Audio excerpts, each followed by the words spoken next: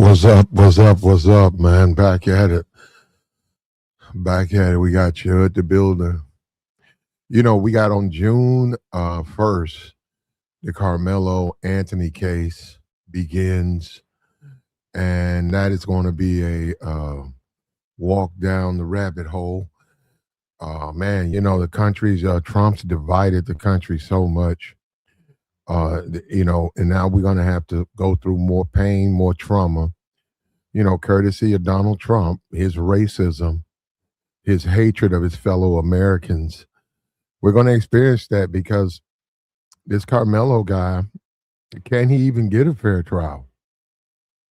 Can he even get a fair trial, man? Because you got ChudTheBuilder. You got a bunch of people who think just like Chud. They think exactly like Chud. They think that they have a right to harm black people. They think it's perfectly okay to get, if a black person challenges you in any shape, any way, any form, you have a God. This is what I'm looking at it now. God-given right, a religious right to harm that black person.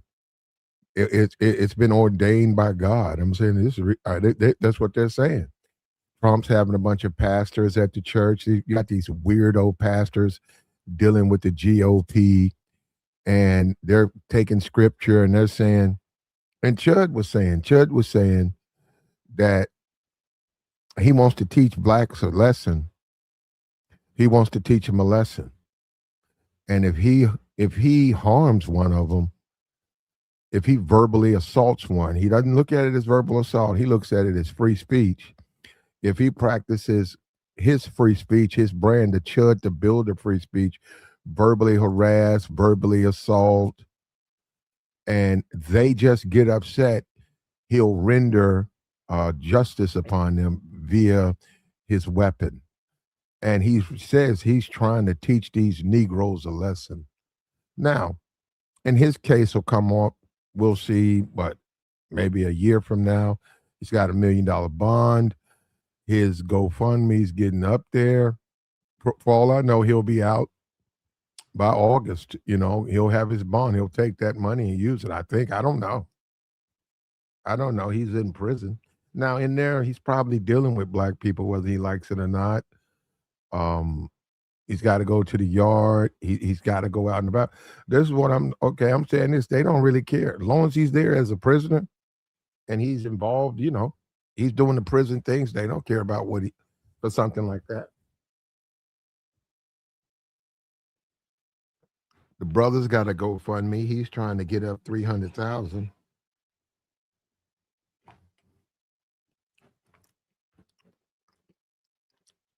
Somebody dug up the history of the victim of ChudTheBuilder. What does that have to do with anything? What does it have to do with anything? The man was trying to defend himself. Individual went for a weapon. He tried to push the weapon out the way. The man then discharged the weapon in the process, shot his own self in the arm, shot the individual in the stomach. He had to have emergency surgery. Fortunately, he survived. Chud was arrested. Chud's been playing victim ever since. His supporters are playing victim, and that's fine. They're going to continue to play the victim. What do they want? I'm saying they want this has free speech, free to harass, and there's all types of laws on the books that address that matter. It's not even a question. It's not a question. You cannot harass people. You cannot verbally assault, racially harass citizens. In fact, if it's proven that those were your intentions, that's more evidence. Chud was all over the internet, telling the world that he's going to teach these Negroes a lesson, telling the world that he's got a bear spray, he's got a weapon on him. And if they chimp out, in other words, if they don't allow him to exhibit his racism, if they don't stand submissive, and it's it's so, and it's so much of a historical psychop, you know what I mean? if the Negroes don't let the white man uh, uh, disrespect them and do that in a way where they know their place. And that was real big. Now we're getting into, the Confederacy, because that was real big in the South. People think a minstrel show was just a show. No, no, it was, you had to have them. You had to have a minstrel show. The minstrel show was a demonstration of white power and black subservience. And so the people would dress up and they would mock the black people. They would make fun of the way they talk. They would make fun of the way they dance. They would make fun of their lifestyle. And they better shut up and take it. The black people could not counter with some racial equivalent. They couldn't. They didn't. They didn't, but they couldn't. And it was teaching inferiority. You taught that to the kids. You taught that to all of them. You taught them growing up, they're inferior to you. Everything about you is inferior to us. And that's what CHUD's doing. It's just a modern day minstrel psyop. He's walking around insulting people, bothering people. And then when a person's normal, natural defense mechanisms come into play, he wants to put a weapon out. He wants to hide and then put it on the stream. And there's another witness. That cameraman was right there. Everything that happens, he has a cameraman right with him. That's a witness right there.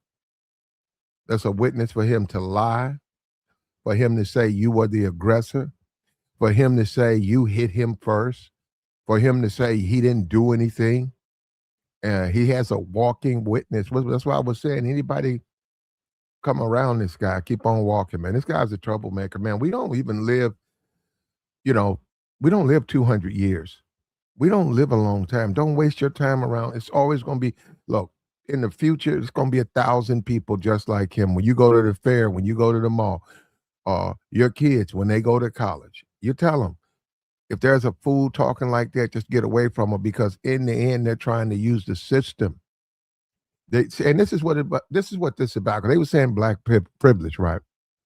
And you know what black privilege is, though? When you really get down to it, black privilege isn't black people getting anything over the white community. Black people is being treated equal, because to the white supremacists, not white people, to the white racists like CHUD, not the white community, to white people, to be put on an even playing field with black people is in itself privilege to the black person. It's like you're elevating the Negro up to my standard.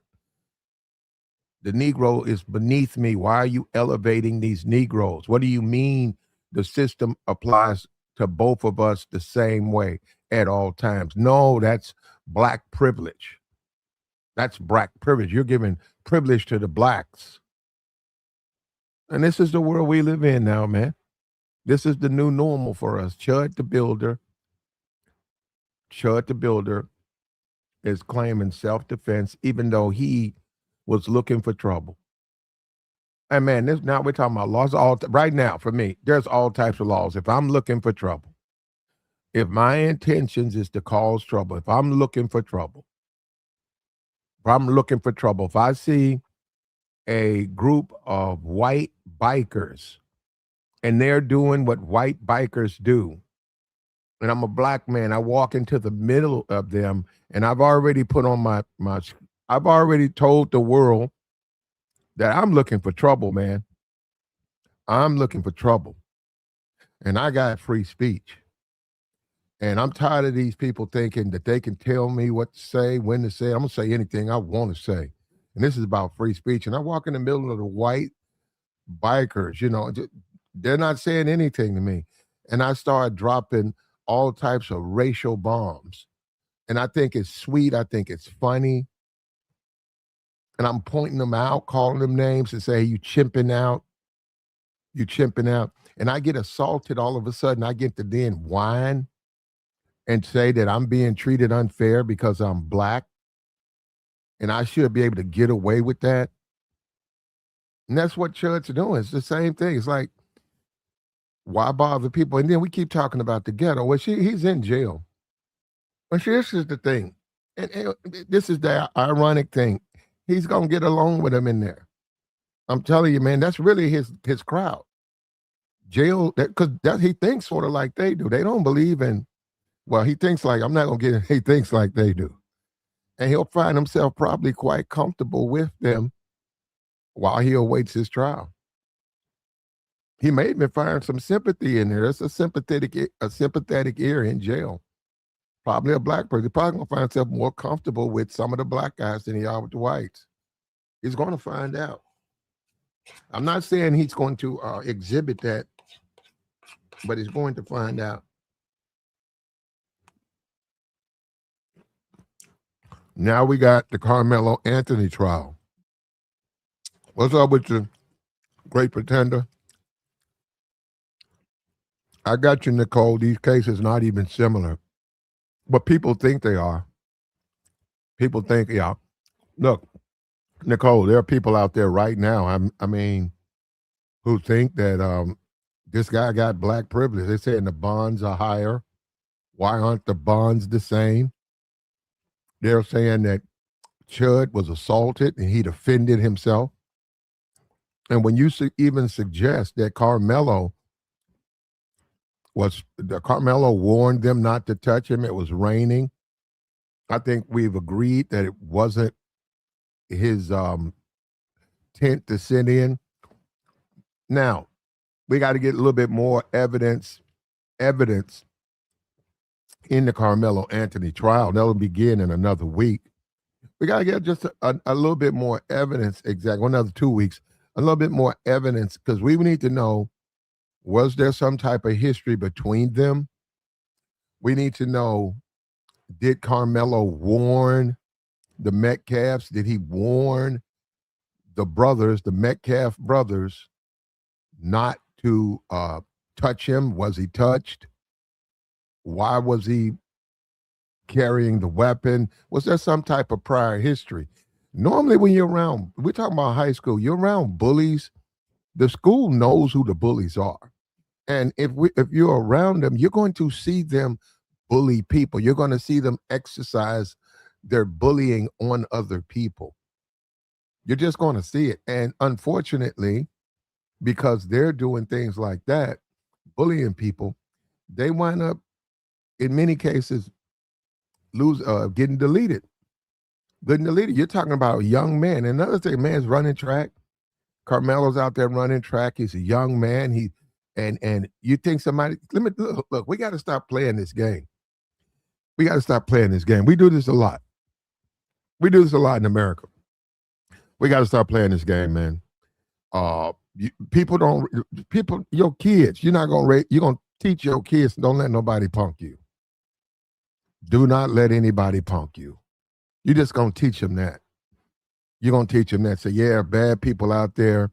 There are people out there who, if they could, they would render harm upon you. Do not let someone punk you.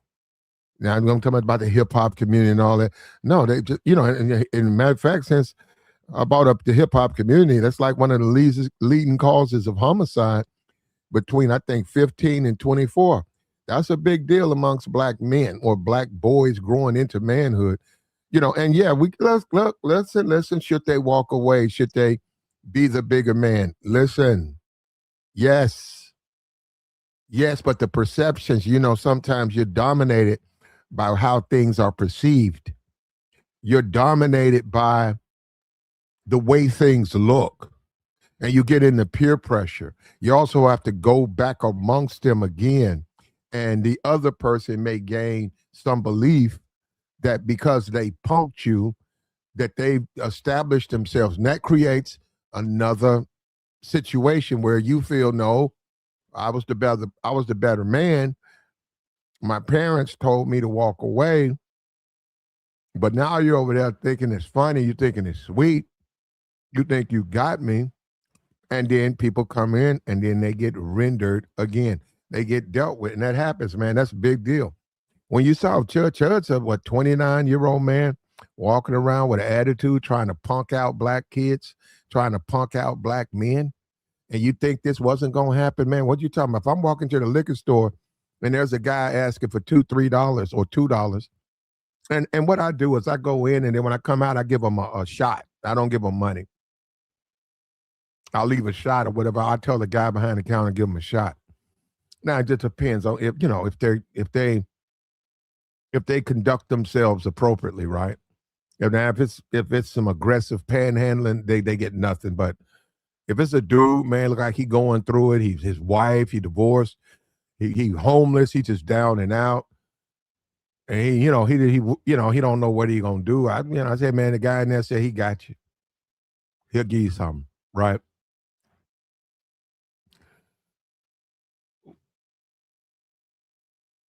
This Carmelo Anthony thing is a young man. And unfortunately, the amount of racism, you could thank Donald Trump for that. You got to bring in Donald Trump. Donald Trump sets the tone for the society. Donald Trump's racism. And watch Donald. Donald's going to chime in on the case. Do you know how inappropriate that is? He hasn't done it. No. I'm saying these cases hadn't started. He hasn't done it. But he's going to be sitting back, streaming, talking about, I'm not even talking about the CHUD. I'm talking about this Carmelo suggesting, because Donald Trump believes there's black privilege. Donald Trump believes black people, the entire concept of treating a black person equal to a white person is proof of black privilege. Black people don't deserve to be treated the same as whites. They do not. You got to understand. This is the way they believe, and they're not making this up. They just believe it. And they've been told. You got these pastors out here who bring up scripture and say America's for white people, and which is the most absurd, which justifies the slaughter of the Indians. America's for white people, the oppression of the blacks, and they don't think that they should be on even playing fields. And they say, well, the Bible tells me so, and all of this stuff. And you got to understand, these people believe that. These people believe that. And you got the ChudTheBuilder now, and they're victims. They're going to play victim. They're going to say, look at CHUD. He's a white man in America. It's so unfair. Look at the system, $1.2 million bond. That black thug, Karmelo Anthony, he took a man's life. He's a thug. Throw the book at him.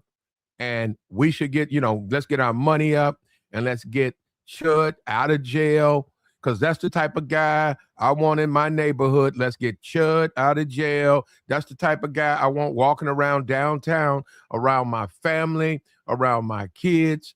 I want CHUD running around with a knife and pepper spray, with a gun and pepper spray.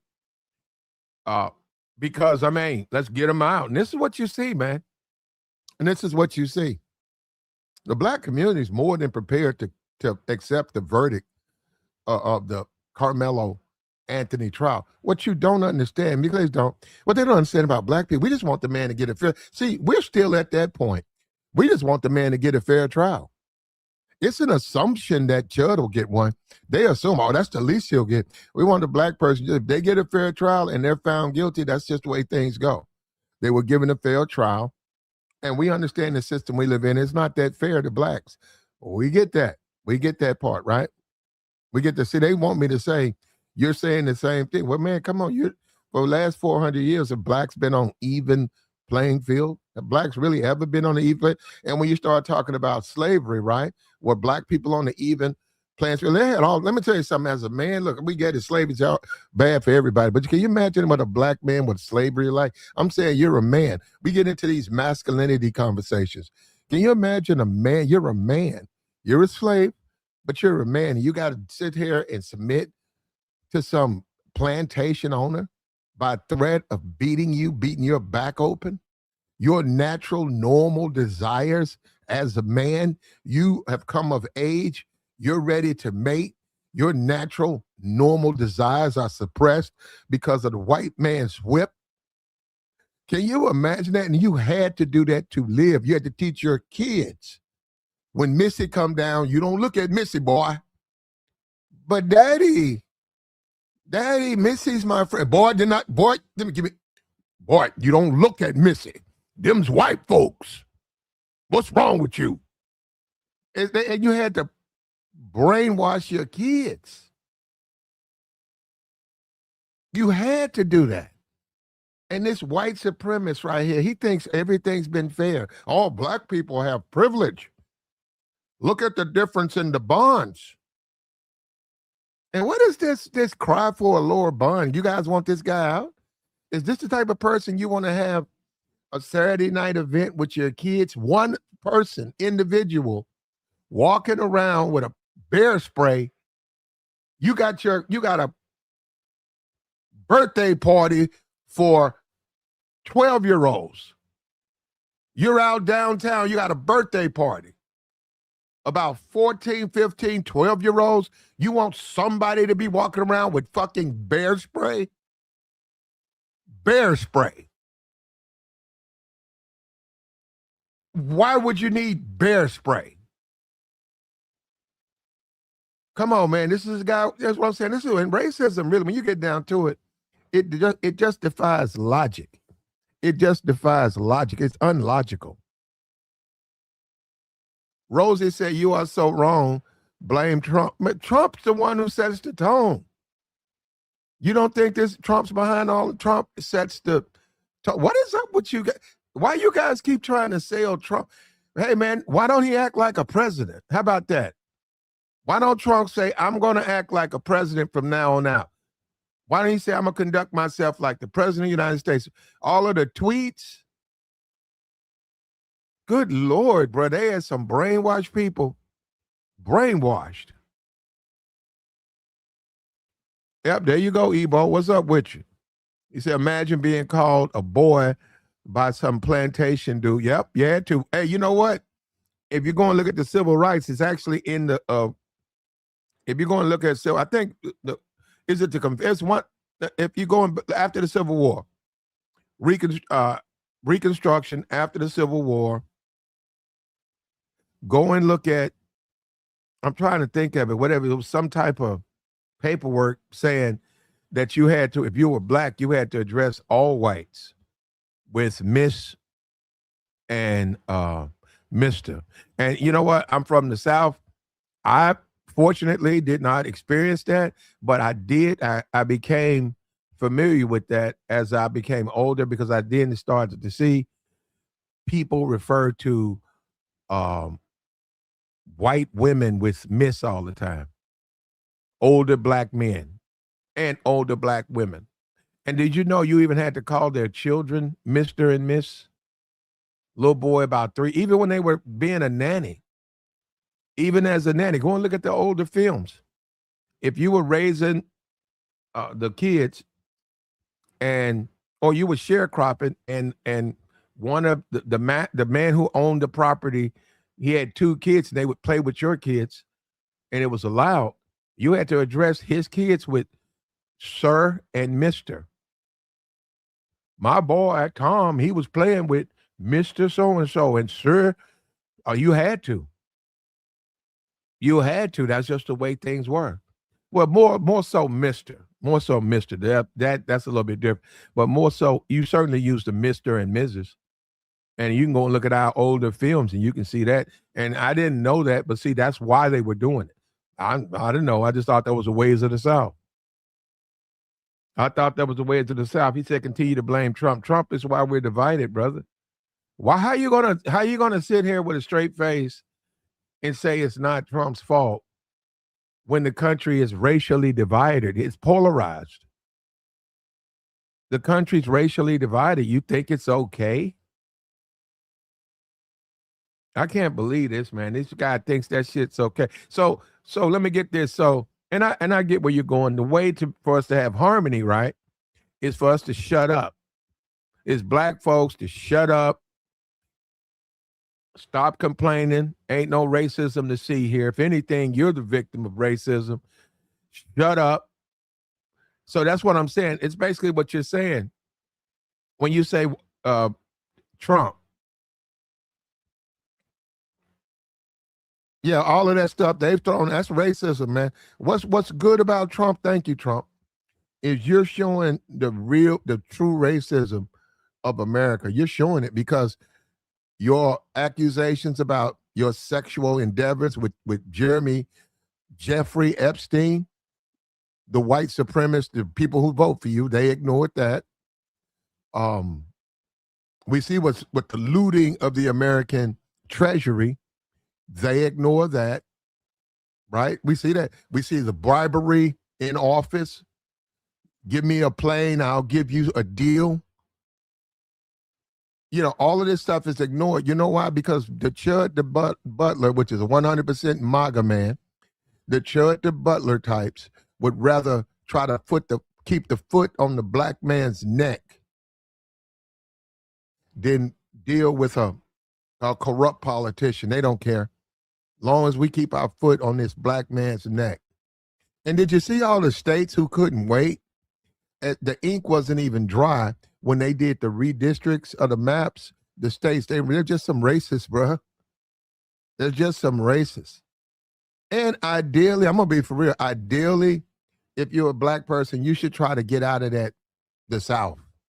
I'm just gonna be for real. Yeah, you can stay here for 20 years. You can fight. Now, you just need to get out of the South because South is gonna cave in. If it wasn't for the blacks, the South wouldn't even be where it is. That's why the Civil War started. They needed the labor. They needed the blacks there. They need the blacks to do the things. They needed the blacks to create the inventions that they could then take from a monetary stand. They could monetize the blacks. How about that? How about that? You had, blacks on the plantation. You monetized. You owned all of those blacks, and anything they did, you owned. And they had to go through you. They had to go through you. If you read, Du Bois in the magazine, there was a plantation owner, and what he would do is he was his slaves could be hired out. So even there's talk, he was getting into how long slavery lasted. So the slaves, they could be hired out, they could be rented out.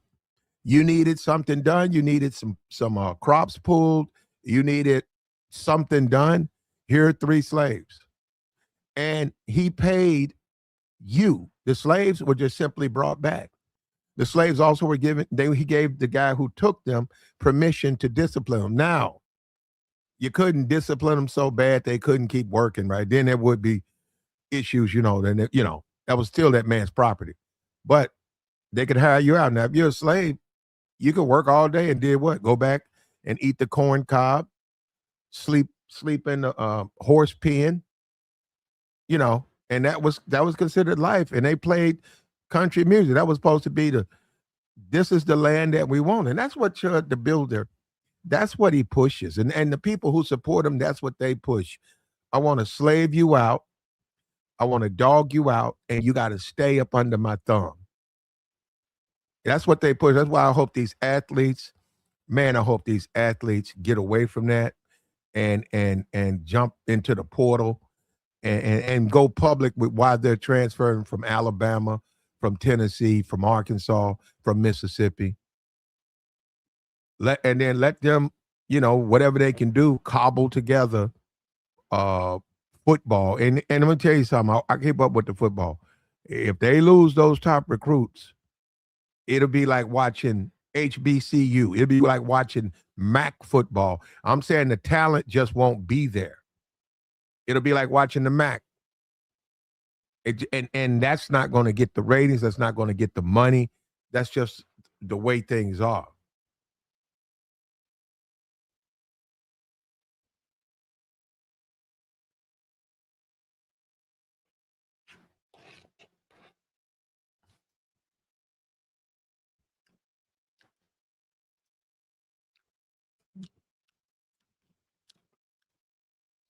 And the reason people think Carmelo is guilty before the trial is because he's black. He's a black dude. He deleted a white dude. He'll have his day in court, but they don't want him to do that.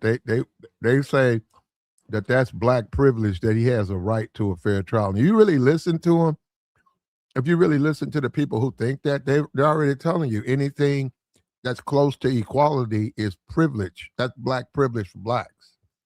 If a black say, I want to buy that house right there, and they say, well, we don't want to sell it to you. Why? It's a white community. but I want that house. If you sell it to them, they say, well, that's black privilege. These Negroes think they can live and act just like white folks. That's black privilege right there. And that's why this CHUD guy, he's being heralded and looked up to, because they don't believe he should be he shouldn't be introduced to the same world that the Negro is introduced to. I saw somebody went and dug up the black man's history. What they got to do with the man assaulting him? What did that do with the man shooting him? You see what I'm saying? And they dance the Negro's history out all the time. Don't we hear that about George Floyd? George Floyd got smothered, and the white supremacist can't wait to talk about his criminal history, as if to say he should be smothered because he broke the law in the past. But see, these are the rules that when you deal with the black person, these how it's done. And Trump makes a big deal about the chick who lost her life, on the Ukrainian, what he said he don't likes. She's an immigrant. She was working at a pizza place. A man who had mental problems, who shouldn't have been on the streets, assaults this woman, and this woman loses her life. I haven't seen one black podcaster. I haven't seen one black person walk around talking about what he did was okay. We want this woman to get her justice. We want this man to be removed from society. Where you see that at? What you see is this movement to keep ChudTheBuilder on the streets. You see the differences? One group of people, we want to see the man punished. Who agrees what that man did? Who? That man, and you know, who agrees? Nobody. If they can present a case, it's clear that Carmelo broke the law, what are you going to say? I'm saying, I know the community. The community is going to say, no, the man broke the law. Period. He's going to be punished now. But this ChudTheBuilder, they know he broke the law, but he's white. So he deserves a chance to, he has a right to be racist. He has a right to stand over black people and harass them. He has a right to be dominant over a group of fellow Americans. He gets to stand up and racially slander you, attack you in front of your children because he's a white man. And what you get in exchange, he'll come over and take pictures with you and your kids, and he'll say, you guys didn't chimp out. You guys are okay. And that's what you get out of it. That's what you get out of him disrespecting you. We always say, well, don't disrespect me. Why don't you keep walking, man? You got some type of problem. Keep walking. I'm out here with my family. I'm not bothering anyone. No, I got to disrespect you first. And then after that, we cool. And this is what the people say. You keep seeing it. I'm looking at this Twitter. There's all types of conversation on Twitter saying that someone said that CHUD had open cases. He was already on bond.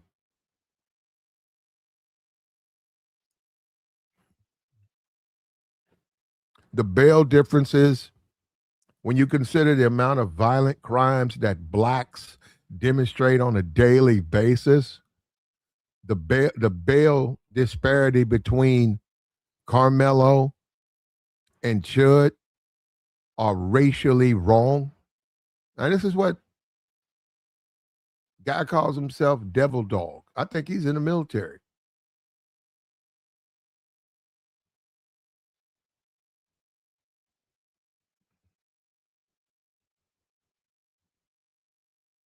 Somebody brought up that white people used to eat black people. There's a book out called The Delectable Negro, and I had forgot about it. They said white people put blacks in 400 years of slavery. They robbed those people, the slaves, of their religion. They consumed those people as a meal. They lynched those people without trial. And to suggest that white people should be treated on an even level as black people is wrong. And that's not what America's about, and that's not what the Bible's about. I don't know what the Bible, I don't know how you can say, that's crazy. That when you bring up the Bible and slavery or Bible, somebody said Bible and white people. Yeah, I mean, that's crazy, man. You can't, I don't even know if you can, I don't know if those are two, can you even do that?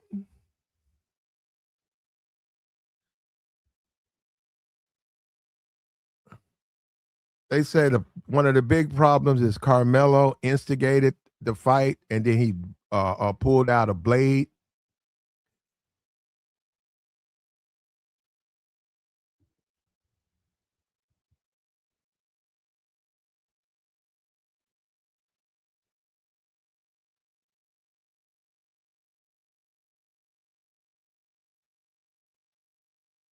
But this is what we live in now, man.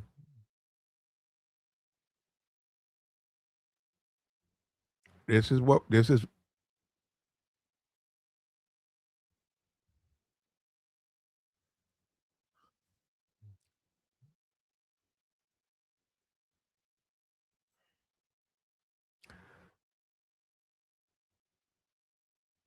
He says, Featherstone says, blacks have the privilege to live amongst whites, the privilege. I can't even read that. Oh, wow. He went in on black people's kids, sharing the same communities, living in there, going to the same schools. The blacks have the privilege. Whites are forced. They're chained to blacks, trying to live a productive life while the Negro, and he uses other words, the Negro is just obsessed with forcing his savage ways and savage lifestyle into the white man's world, dominating us. This is what Featherstone says. So there are people out there who don't want things to be fair. And there are people out there who do think, hey, this Negro lives in a mostly white community. You know, there's a video of CHUD. I didn't play it. The sound didn't come up. I had it, but the sound didn't come. CHUD sitting on he's outside on his truck, and a black guy drove by in a Benz, and Chuck claimed that the black guy didn't earn it, and that's what's wrong with the system. The welfare and the food stamp all go to the black guys, and the black guy has a Mercedes. Now, let me say this: now, he wasn't really, CHUD really wasn't going down this point. But let's talk about that. There are people out here with Lexus and Mercedes who are on public assistance. There are people out there like that. It's called criminals. There are people out there like that. You got women with 2 kids, and the men are criminals. The men are in the streets committing criminal activities, and yeah, that money is a payoff. And yeah, they may go down to the food stamp office because they have 2 kids, and technically they qualify. But I'm telling you, man, come on, when you say that, but you're looking at it the wrong way. You think it's the system that made them rich. You're saying the welfare made them rich. Nope. If they're not married to this dude's a criminal. He's a drug dealer, and he's successful, and he's accumulating all this money, and he bought that car for her, and he pays for all of the luxuries that's in her place, and you know, they send her the food stamp card, and she has to go down there for something. Yeah, she drives down there in a $100,000 Benz, and people who don't know that, she bought that with food stamps. Now she didn't buy it with food stamps, but yeah, and see, this is the problem when you don't want to have a real conversation. I'm saying blacks and whites, when you don't want to have a real conversation, we just want to make up shit. That's why you'll never solve the problem. But yeah, And there's some whites like that. Let me tell you something. You know what? I lost that guy's number. White guy walking into the store. White guy. He had a woman up in his truck. It wasn't no fancy car. But he asked me, hey man, I said, I knew what he was talking about. I said, okay. I saw him. I said, how much? He said, I got $600. I said, what you give me? He said, you give me 4, I'll give you all 7. I said, man, I don't have the space for that much food, man. I said, I just don't need that much. $700 in food, I don't need that much. And it's going to expire. You know, I mean, unless you got a deep freeze or something. But I'm just saying, I said, man, I said, that's the deal. I said, how about I get, anyhow, whatever happened. So I'm coming out and the guy's like, take my number down. And I took his number down. I looked in the car. There was a white woman up there. Like she had a baby with her. He was like, man, every month, man, we can do something. And I said, okay, man. And it sort of got me when I saw the kid, because the guy, this was a white man. Guy's obviously taking this woman's food stamps, or she's, he probably have some type of drugs. She's offering them, and there's a child up there. And it was just sad, man. It was sad to see it. So I don't know why people keep playing this racial shell game where we're going to pin everything. That's what I'm saying. It goes back. When you see these people, these bigots, racists, and they try to pin everything that's wrong on black people. See, that's what I'm saying. They just ignore. You think white people don't commit crimes? And where's our president at? Where's our president to keep our country alive? Does he want things to go bad? Is that what he wants?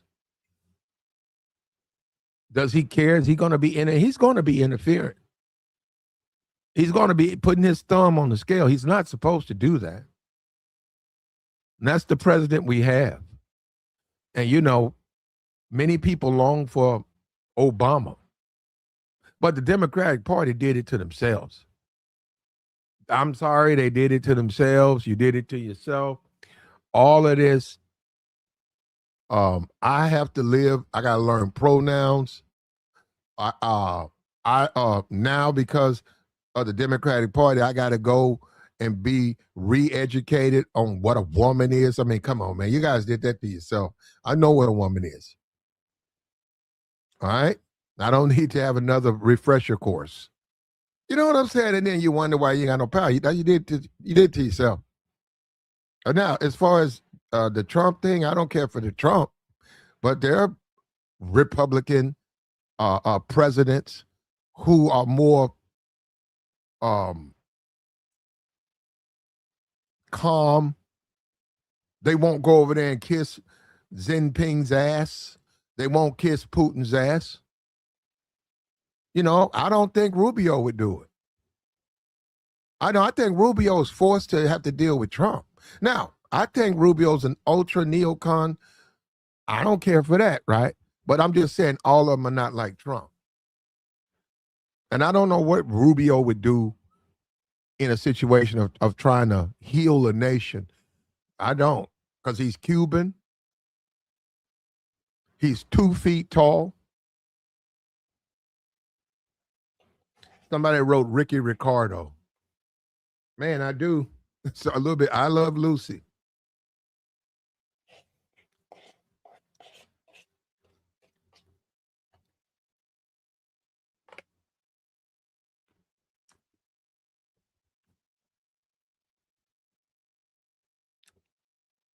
Says,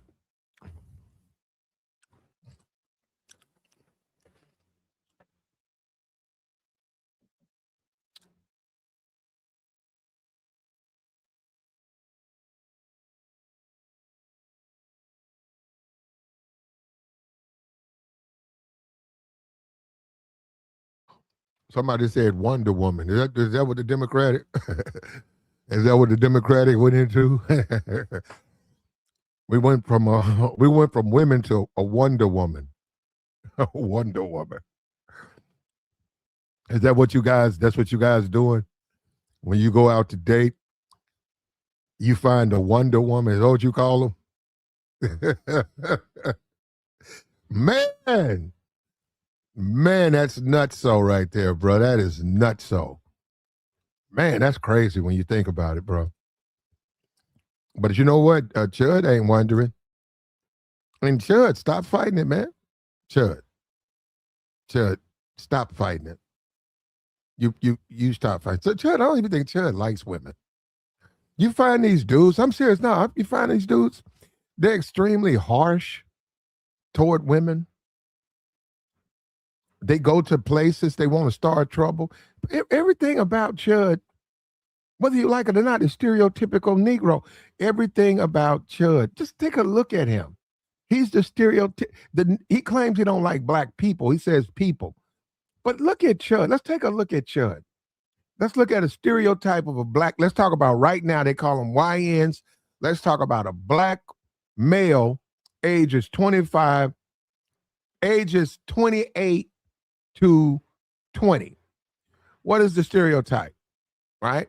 Parties. They don't like them to come to parties because they start trouble. What is Chud doing? What is Chud doing? Instead of trying to enjoy the party, he's out starting trouble. What is Chud doing? Isn't that what he's doing? That's Chud, right? Now, that is a stereotype for young black men, but that's Chud. Criminal history. Chud. Stereotype often associated with young black men. Criminal history. Chud the Builder. That's him. That's him. Baby mama problems. Chud the Builder. Baby daddy. Chud the Builder. Out of work. Chud. This guy's a walking hypocrite. He's everything that he's complaining about. Everything. And I'm telling you, man, he needs to stop playing. I was gonna bring up the pegging, but no, that ain't associated with. That's actually associated with other men. But no, in my opinion, he needs to stop fighting. He's trying to fight. Look, he can be whatever he wants to be. Let me emphasize that this is a free country, and I'm just going by the allegations of pegging. He needs to accept that he's a gay man. Man, stop playing around. And probably his lover is in that jailhouse. Once he gets over this, I don't know what he's trying to do.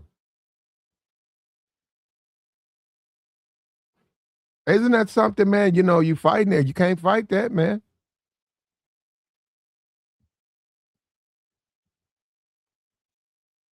I don't know about that, but yep, drug dealer, all this criminal stuff.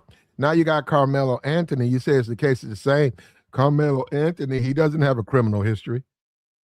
Carmelo Anthony got out the rain. He's a kid. He got into the wrong tent. He's a kid. He's a kid. He got into the wrong tent. We don't know. They're going to present in the court if there's evidence that the Metcalfs were bullies. We don't know. We don't know. Now, if they were bullies, you have to take that into account. And in the defense of the Metcalf, they're kids. So they're kids. If you was to make a case that he overreacted to Carmelo overreacted, for me, I would say, yeah. I think he did overreact.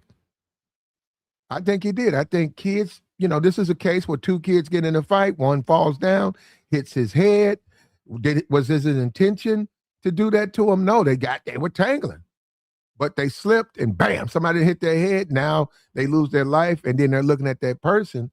That person had no intention of causing that type of damage, but that person was trying to defend themselves. But then again, you also take into account they are kids. Yeah, and the thing about the CHUD thing, when you like to get pegged, you have a hard time in the dating market. No, they don't do that. I'm not even going to repeat that. I'm not even going. Wow. Wow.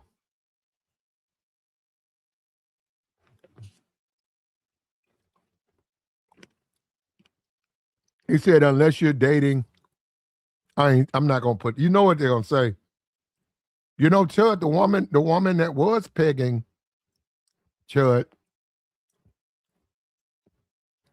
The woman who was checking PUD, it was a black woman. And I don't know, you gotta go talk to somebody who's familiar with that world. I've met a couple of women who do it. They were bisexual women, and they said that their boyfriends are into it. Because I was referring to them, I told them it was gay, and they said, no, it's not. And we had a conversation. This was years ago. But I do know the two that did it, and they upfront about it.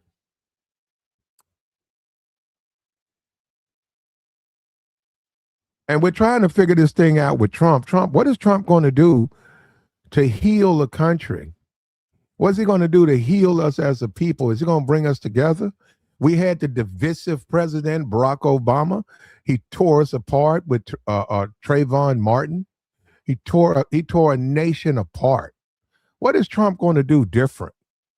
Is he going to repeat the mistakes of Obama, or is he going to learn from Obama's mistakes and then bring us together?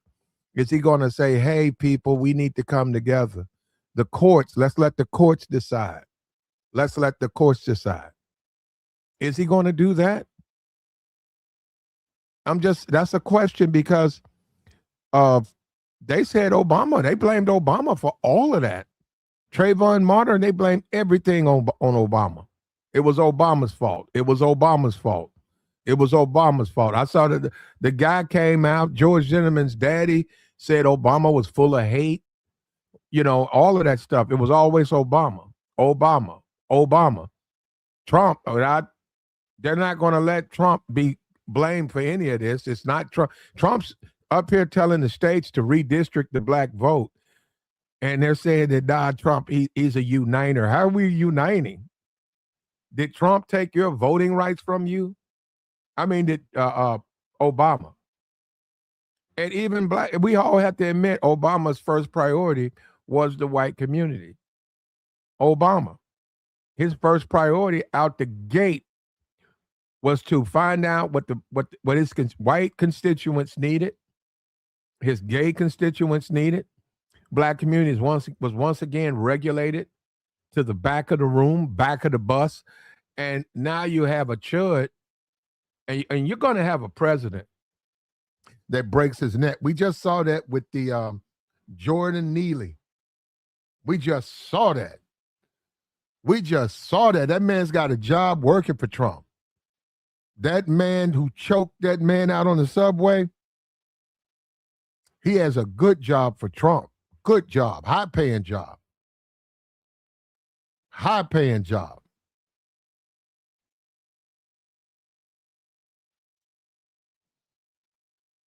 Many people believe the cases are the same.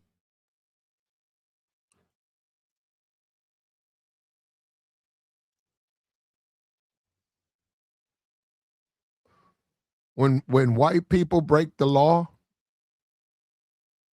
they teach society to turn the other cheek.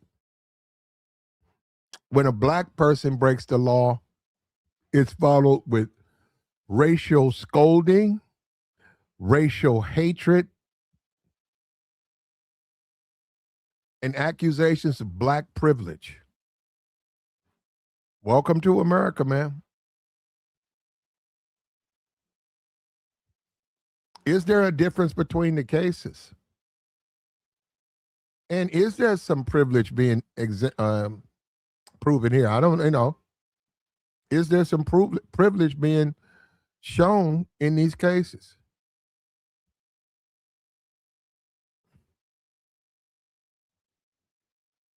So they have video evidence. Isn't it something that a streamer who streams live some kind of way doesn't have a live version of this stream? Don't you guys think that's a bit funny? And you know, he had a cameraman with him. So he's got a guy shooting. He saw it. He was there, but why didn't he post it? He could have made some modifications to the video as far as blurring out certain things, but he didn't do that. He didn't do that at all. Some kind of way, everything else is streamed. Some kind of way, this was not streamed. This was not videotaped or in a way that we can get it out.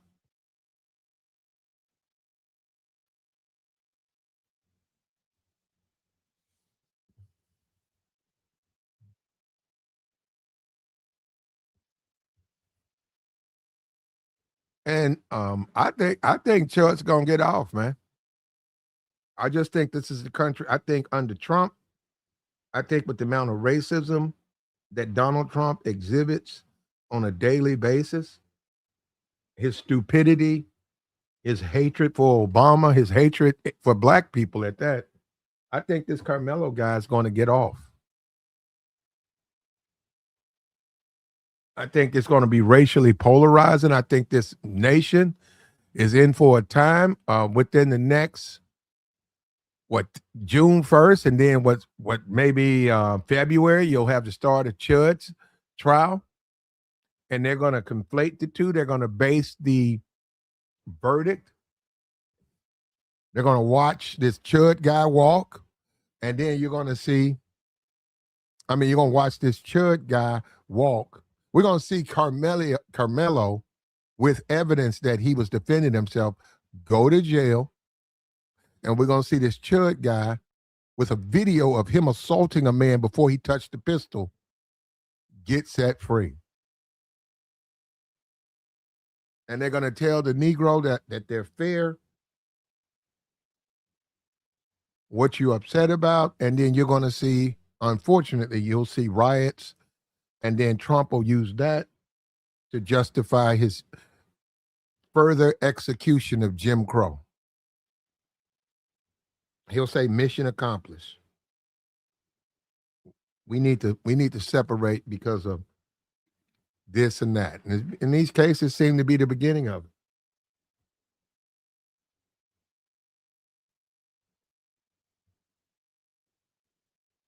And this victimhood in the white community.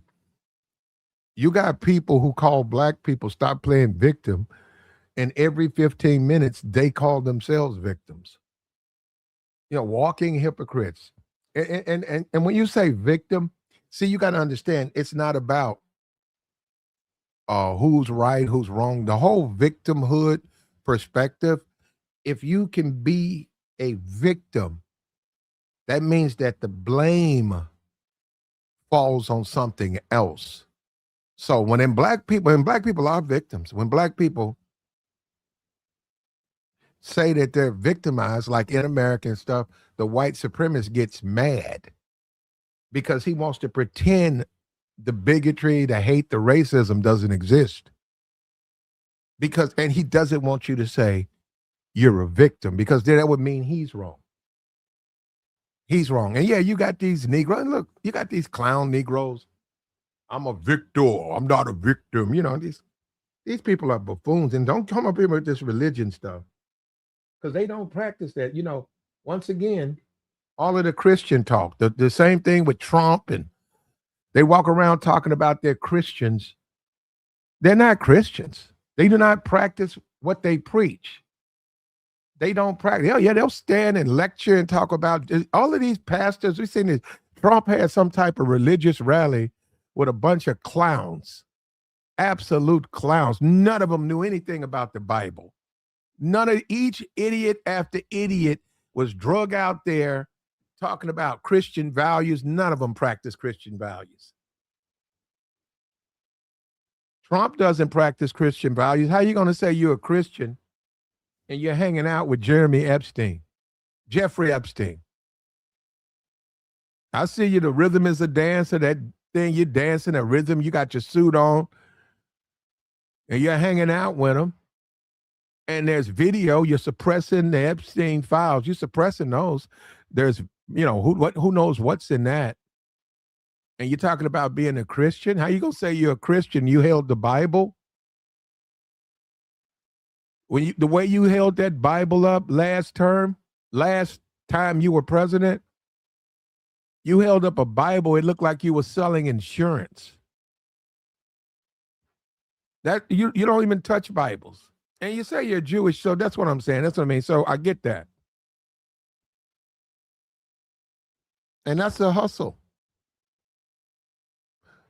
That's a hustle. You're reading the Christian Bible and you're a Jewish person. That's a hustle.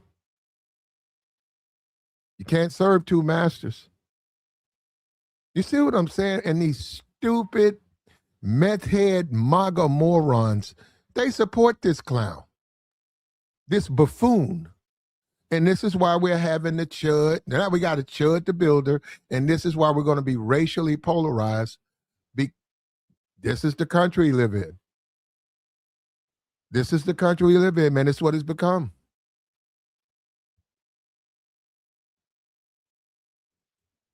This is where we are. Let me drop this join link, man. I'm trying to figure this thing out. Is there a difference? Should they raise the bail? And that's another thing. When you say it's a difference, okay, so you're saying Carmelo's bail should be raised. Okay, and CHUD should remain the same, right? Or you're saying CHUD should be lowered.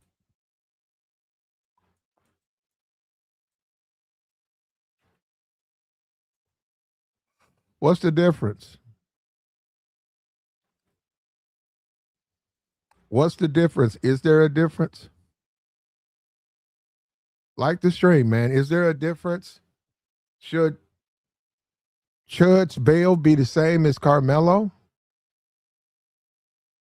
And why is it not? Why is it not? And are you comfortable as a citizen? Are you comfortable with the system and say, well, the system is spoken, I respect the system. So however it goes, are you comfortable with that? Are you comfortable with that? We got the join link posted, man. You know, you can hide in the chat box or you can join, man, and we'll take your thoughts. Are you comfortable with that as an American citizen? And many of the white supremacists, they churn up all of this aggravation on themselves. You guys are saying that Carmelo some kind of way should be treated just like CHUD. Why?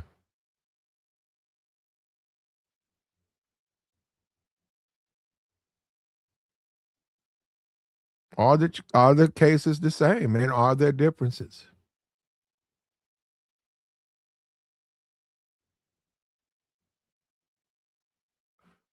That you hate your brother you've never seen, that you have seen, yeah? Christian, Muslims, and Jews, you're not chosen for any. Oh, get out of here. Come on, bro. That's what you're doing? Can't keep up with all that stuff. Sometime a troll will slip by. A troll will slip by into the ways. We get rid of them. This is a case of self-defense, man. And they're going to put on the jury. And that's the thing about America. When you say you're going to put on a jury, when you introduce a jury, it's a composite of American citizens. So within that composition, you do have racism. So they're going to be they're going to be people on the trial that are going to be unfair to Carmelo. They don't care about evidence. They're going to be people on the trial of ChudTheBuilder who don't care about the evidence. They're going to favor CHUD. They're going to want to see him free. And the nobility is free speech. They'll tell you this is why we did it. And when they say, well, what about the Carmelo? They'll say, well, he's violent. He's a young, violent black man, and we've had it with that. Well, what about him saying to himself, forget that. He's a violent. You see what I'm saying? And this is the country we live in. This is what black people have to endure. This comes from, a lot of this comes from the president. A lot of this comes from Donald Trump. A lot of it. A lot of these problems are going to continue.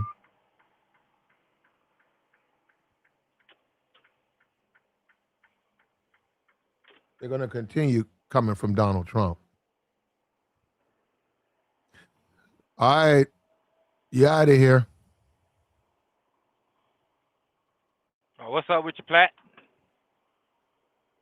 What's up with you, Tabor?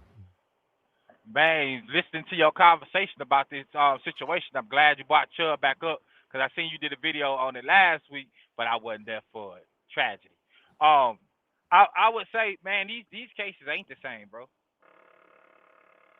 And I'm just talking about just on who's in the case. In America, the dude Chud, the way he been moving around, man, a lot of them been wanting to move around like that. They'll try it. They'll try you at your job. They'll try you at a workplace situation. They'll try you at the store. You know, it'd be, I guess, passive aggressive type situation. You know, Mm-hmm. the stories that be coming out about this dude that I done heard, bro, it's just like he deserves something. But if it wouldn't have played out the way it played out, he wouldn't have been in jail, bro. He would have got out for that day too. If Holman would have kept his cool and did nothing about what he was doing, he'd be out here free. And that's wild. You feel what I'm saying? And What you think about? Go ahead. What you think about the Carmelo Anthony? Now, I was just about to speak on that. I can say it's unfair and he a kid, but they don't care about that. We know they don't. I think he's 17. Yeah, but he was a kid when it happened. He was in high school, right? The track meet. Yeah. Right, kids going at each other plenty of times, and this is just one dude that said something to him, and nobody really know what he said, because we know as kids, or as a kid, I know that I used to say stuff. I used to curse a lot, you know, but I allowed my mom to tell her I didn't curse. So you don't know what homie said to him. He said something enough to him to make him go do what he did, but that's not going to be justified to nobody. They're not about to look into the parent background of the dude who said something to him, and he did something too. As far as what was actual said, they ain't gonna believe homie. He a kid. They gonna try to hang him, just like they so like most of them. What do you think about the country though? If people get on the jury and they give CHUD the benefit of the doubt, they say turn the other cheek. His intentions were honorable, but when it comes to Carmelo, he's a thug. He's part of the problem. We're tired of it. Black fatigue. We've had it. So the evidence don't matter. He took another person's life. I don't care. His rationing. We're tired. So let's throw the book at him. How black people, do you think America's going to be able to survive that? Yeah. That America doesn't work without beat down on blacks. It never have worked. You pick a time in this country where another race wasn't beating up on a black person or trying to keep black people down. And then once, because they are, like, anybody knows that for the most part, some of us, right, we capable, like we able-bodied, like you give us the opportunity, bro, we gonna shine. We gonna stick out. We gonna overwork. We know the saying back in the day where we gotta work like 10 times or 2 times harder than everybody else and get half as much. That's a real thing to this day. But there's people that also have figured it out. Man, I think what Chad doing, he right to do it. And this the reason why. Okay. Let me ask you this: is it good what he's doing? Yep. Oh, come on, man! He's right.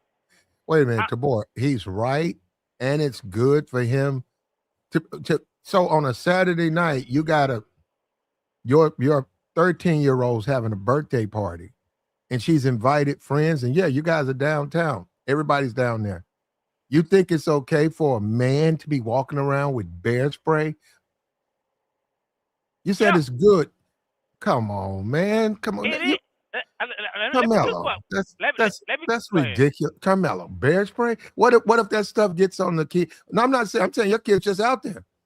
The guy gets into an incident, and he sprays that stuff out into their kids, man. You think that's cool to hit a kid with a dose of bear spray?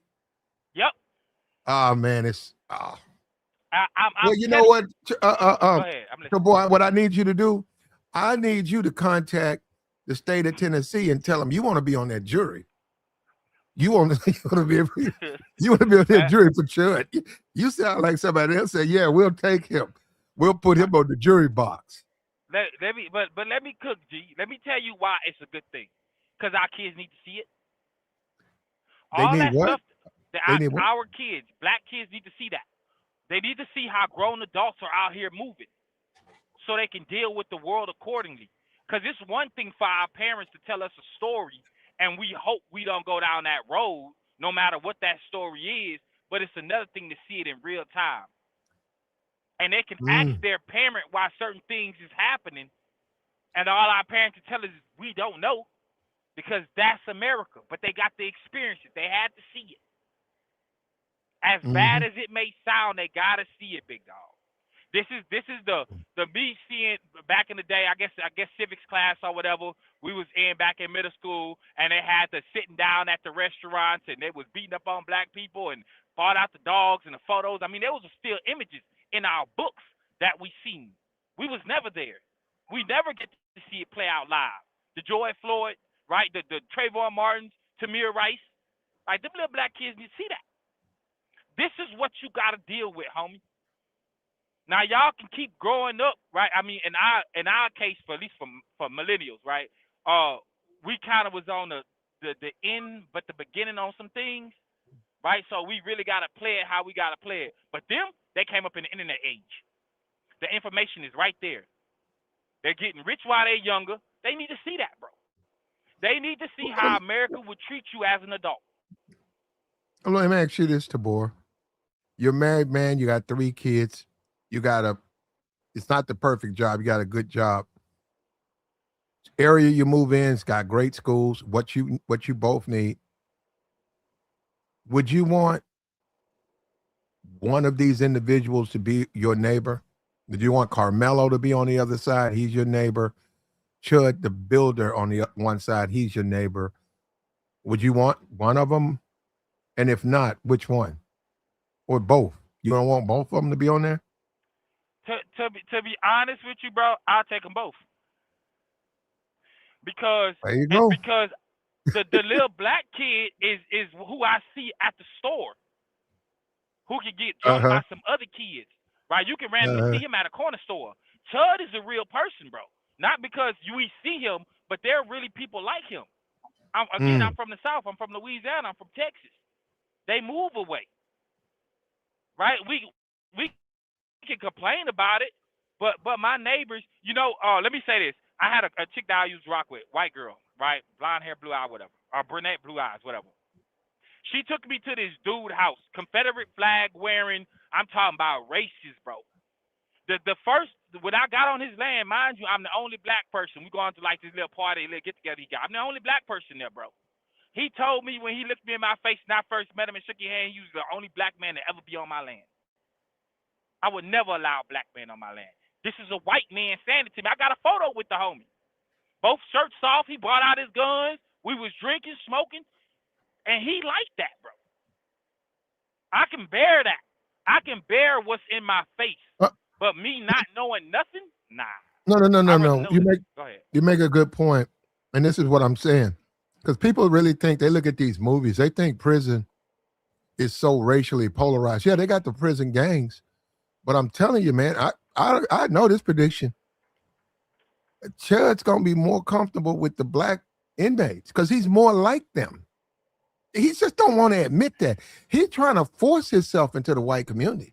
Even the white supremacist community. Pegging, they don't abide by peggers, bro. He's trying. Yeah, they do. No, they don't. White supremacists? No, they don't. They don't believe in that. Oh, black woman? They don't do that. Now, as far as sleeping with black women, yeah, they do, but they don't get pegged by them. And then claim to be white supremacist. Hold up, then claim to be a white supremacist? Nah, they don't. So I'm saying this guy's fooling himself. He's more like the black people that he claims he don't like. Now, maybe if somebody set him up and it was about money, maybe if somebody said, hey, man, I'll give you some money if you do these things with your channel. Don't worry about it. I'll take it. Maybe that's it. Maybe he was broke and he's doing it for that. Because if you look at him, what's the difference between him and the average 20? He he done got him a baby now. He really don't even like women. If you go and look at his videos, he ain't trying to flirt with those women. No women are flirting with him.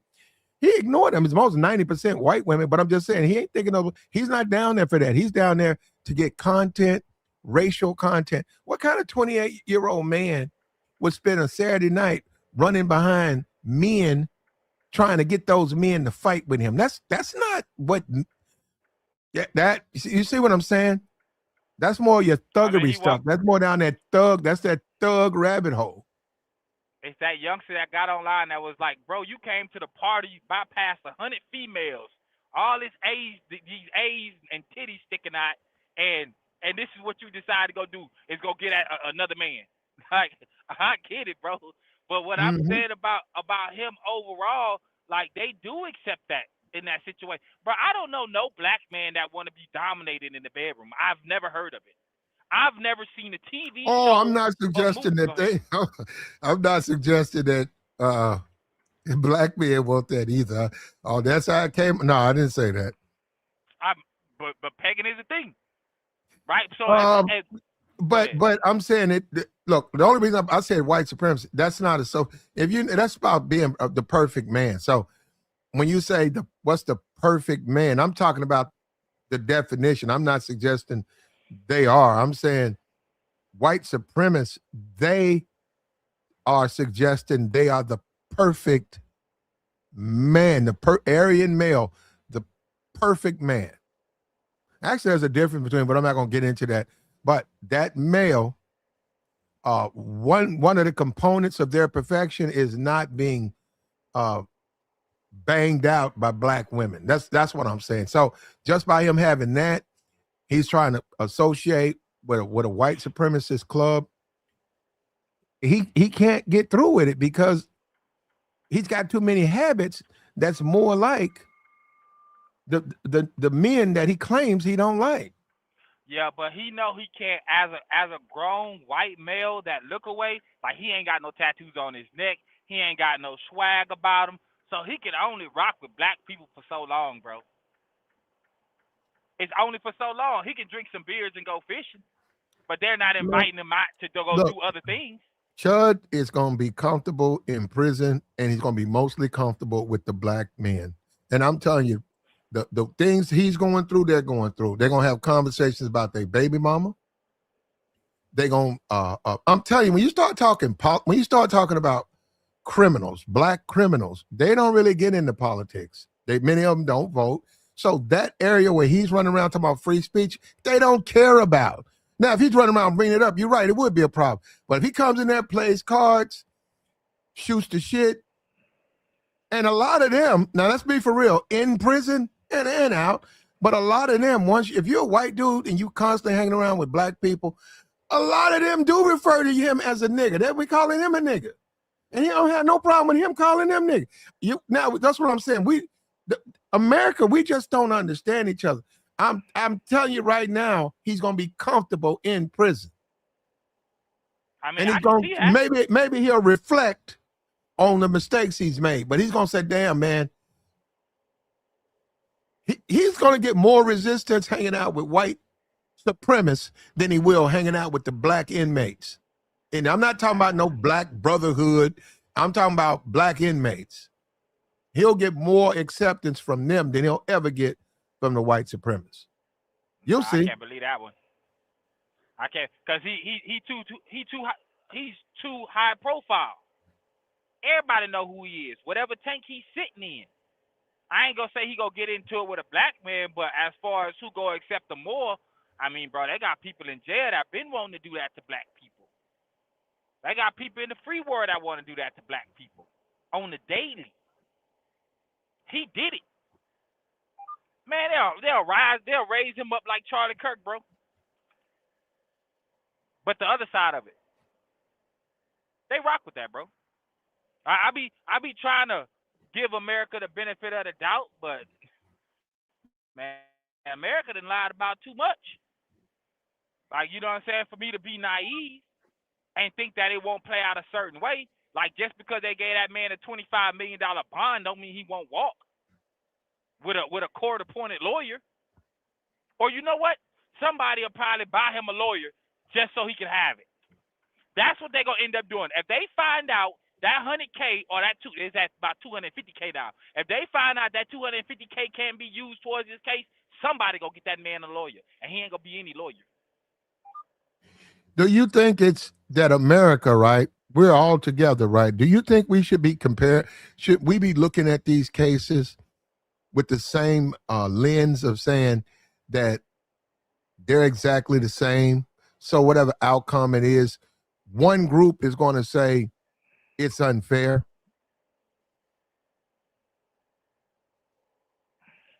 Nah, we can't. I would. You say look at them the same, right? Yeah, I'm saying as a black, as an American citizen, I'm looking at both cases, but I'm looking at a lens of both cases. It's just self-defense case. Oh, a white guy, he's got a self-defense case. Oh, he defended himself against a black guy and he shot him. Black guy, he's 17. He got a self-defense case. He stuck a white guy and took his life, and it's the same thing. Nah, that's what I'm saying. Should we be looking at it like that, or should we look at it like it's a separate case with its own individual characteristics and outcomes? That, and the reason why I'm saying that, because despite the fact if y'all want to walk through with some blinders on, America go be what it is, and we have watched people done worse and get off in front of our eyes. Yeah, but when are we gonna move beyond that, Tabor? We can't. The world don't function without racism. People are not as competitive if it wasn't for racism.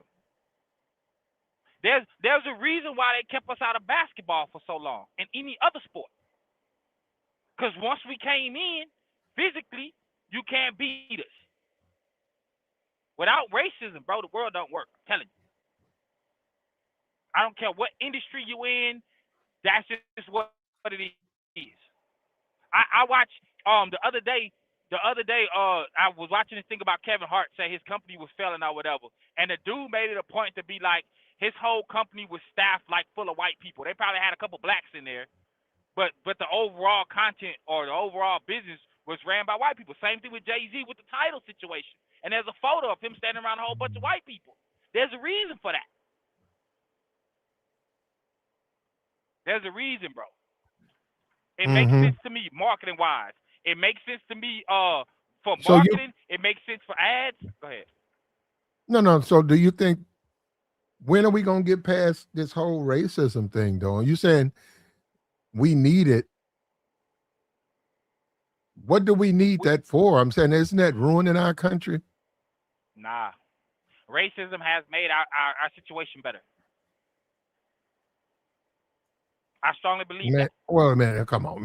Made it better for who? It made it better for black people. Racism? Yep. The black people on American soil, I don't know about everybody else around the world. Because as a black person, compared, like if I was in Africa or compared to here, I would rather be here. And I know some Africans that would rather be here. I was just chilling with an African. No, I know that, but you're right. Africans would rather be here. A lot of people would rather be here, but I don't think they're coming here to experience racism. They come here to get some money. So they're willing to endure the racism? That's what I was just about to say.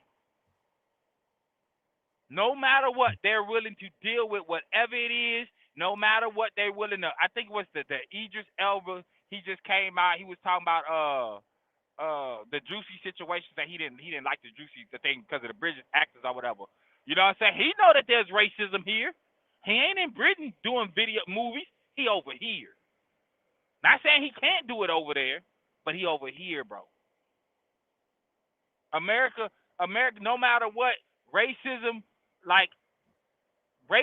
it goes on everywhere, but here in America is unique because for the most part, without blacks, America doesn't work either. What we do for the culture for America, it just doesn't work. I mean, it works. And people don't like that. That's why most people want to be black. Go ahead. Would you be willing to do this? I'm serious, Tabor, if you could.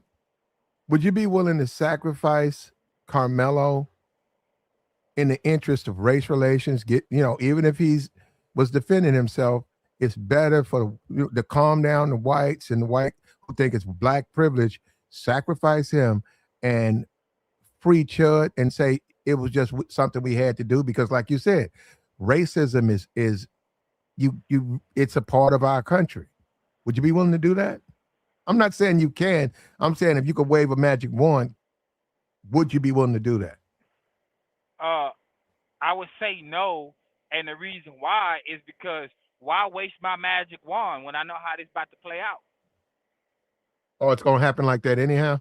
Anyhow, Chud go get a slap on the wrist for doing what he doing. May get a year, maybe 2, whatever. He gonna serve 12 months out of 36. But homie ain't coming home till he's 40. The little black dude, he ain't coming home till he's 40. So that's okay with you? You think black people should live under unfair standards? No, I'm following you. You're saying for the greater good, some people gonna have to suffer. So he's got to suffer, but overall, it's for us collectively to go ahead and sacrifice him. Forget what happened. Just go ahead, throw him into the wood pile because it's just best. This is what you're saying. Nah, that's what it's gonna get done. That is our history. That right there was why history matters. You borging out. Government, I don't care for it. I was saying what you got to repeat. You got to repeat it. You were borging out. Okay.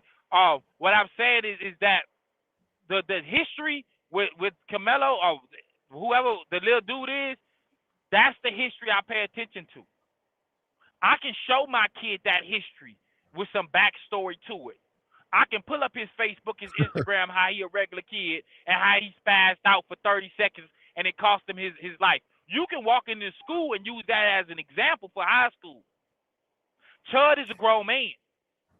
If other grown men don't see that, right, and think that, yeah, you know what, people don't deserve that. As a grown man, you can't even be mad that your kid be at school either getting bullied or bullying, because that's all he doing.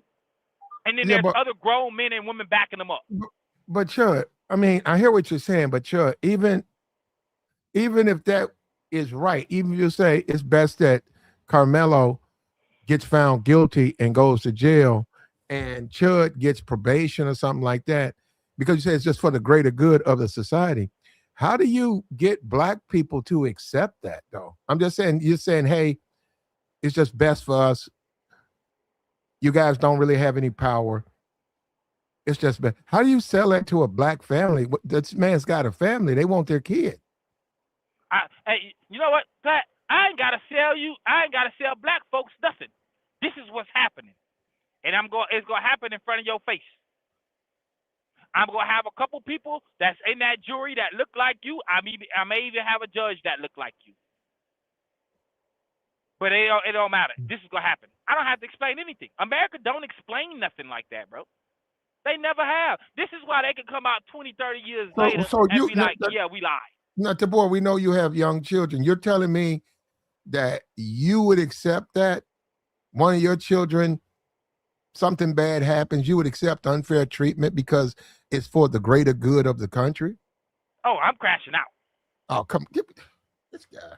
I'm telling you, I'm going to crash out. But you're not practicing what you're preaching, Tabor. Because we talking about my kid. But Tabor, but Carmelo's somebody's kid. He ain't my kid. So you're willing to sacrifice him? It ain't about sacrifices. What's going to happen? I got to be realistic. For me personally, I got to be realistic. Me personally, for my kid, I'm crashing out. But you're not showing any empathy for Carmelo's family. You're acting like, well, we got to do it for the greater good because it's your kid. But do I practice what I preach with my kid? Hell no. Boy, how can we make it a society like that? Because for the most part, bro, people don't care about kids like that. They don't. And despite where he came from, and they'll say he came from a good neighborhood or came up in a good school, whatever they were saying, I heard some good things, positive things about the little black dude. You hear what I'm saying? And no matter what, that didn't stop him from being goofy. They was able to raise that money, right? He was able to be, I mean, extracurricular. If I ain't mistaken, he had both parents in his life. It sounded like he was winning, but he wanted to be a thug. Big dog, that ain't the move. I can't tell you ain't never. Who wanted to be a thug? Chud? Nah, I'm talking about Anthony, the little black dude. Whoa. He wanted to be a thug? What did he do to the kid? They put their hands on him. He warned them, don't touch him. You talking about the Anthony kid, right? The black kid. The black kid said, don't touch me. He's 17. Tabor. He's a 17-year-old boy. He's subject to error and mistake in how he processes information. He channeled out, do not touch me. Now, I don't know. This is rumor. I don't know. There's rumors that the Metcalfs were bullies. So that means he probably witnessed it. So, and who walks around with a blade in their book bag if they just out with a blade? No, obviously he knew that those kids were a problem and he tried to defend himself. Now, he is 17. Now, Tabor, listen, Tabor, I'm willing to let the case be heard in court, and I'm willing to accept what a jury says. I just hope he gets a fair trial. I hope he does. But beyond that, either way, if they say guilty and the evidence is presented that he broke the law, I'm willing to accept that. You talking about Anthony? Anthony, yes. Okay. Now, on the CHUD thing, if they said we're going to ignore the video of him starting the fight, we're going to ignore the video of him grabbing a pistol before the guy came at him and the guy was coming to stop him from shooting him, and we find him not guilty, you're right. Now, I agree. This is a welcome to America. You're right. If it goes that way, but it might. I'm not going to say it couldn't. It might. CHUD will probably beat the case, and Carmelo will probably get 40 years. Hard labor. Hard labor, bro. Like that. See, when it comes to the both of these cases, man, like being that I done dealt with the court and I'm looking at these people in the court, and you can see what it is, and like you said, the other team was bullies, right? I dealt with high school before, right? I mean, we talking 2000, 2004, whatever, around that time. Man, we were doing things like that, but I knew dudes skinnier than me that didn't walk around with no blades on them. Maybe they had something, but I never knew about it. But it never got that bad to where you felt like you just got to go in on somebody. Because no matter what, even though you saying it was self-defense or whatever, it's just like, bro, with a knife in high school? Nah, okay. Homie thought he was going to do something, get off, beat the case real quick, have some clout. So? Oh, come on, man. You think he thought he was going to do? Hold up. You think he thought he was going to be able to beat? You think he's even thinking like that? A 17-year-old boy is thinking about, I'm going to beat the case. Yeah. Okay. He wouldn't have done it if he didn't think he was going to beat the case or get some bare minimum time. You can say that about every criminal. You can say that about every criminal alive, that they expect to beat the case, beat the charges. Nah, man. You really can't. Because the dude was saying self-defense, but if he had a knife, it ain't really self-defense, right? I mean, that's like if he had a knife, he had a gun. Because there's levels to it. If it's fist, you got to fight with fist. If it's a knife, it's a knife. It's something like that, man. Somebody in the chat tell me I'm tripping. You can't go to a fight with a knife and the person with the gun shoot you, right? And you claim it's self-defense. You are tripping. You don't even understand. 5 yards away. You don't even know the story, but you're making silly comments. It was 2-on-1. They both outweighed him by 100 pounds. Okay. So yeah, a knife is a very good option to respond when you're defending yourself. Yeah, and we gotta watch these. Yeah, let's try to watch.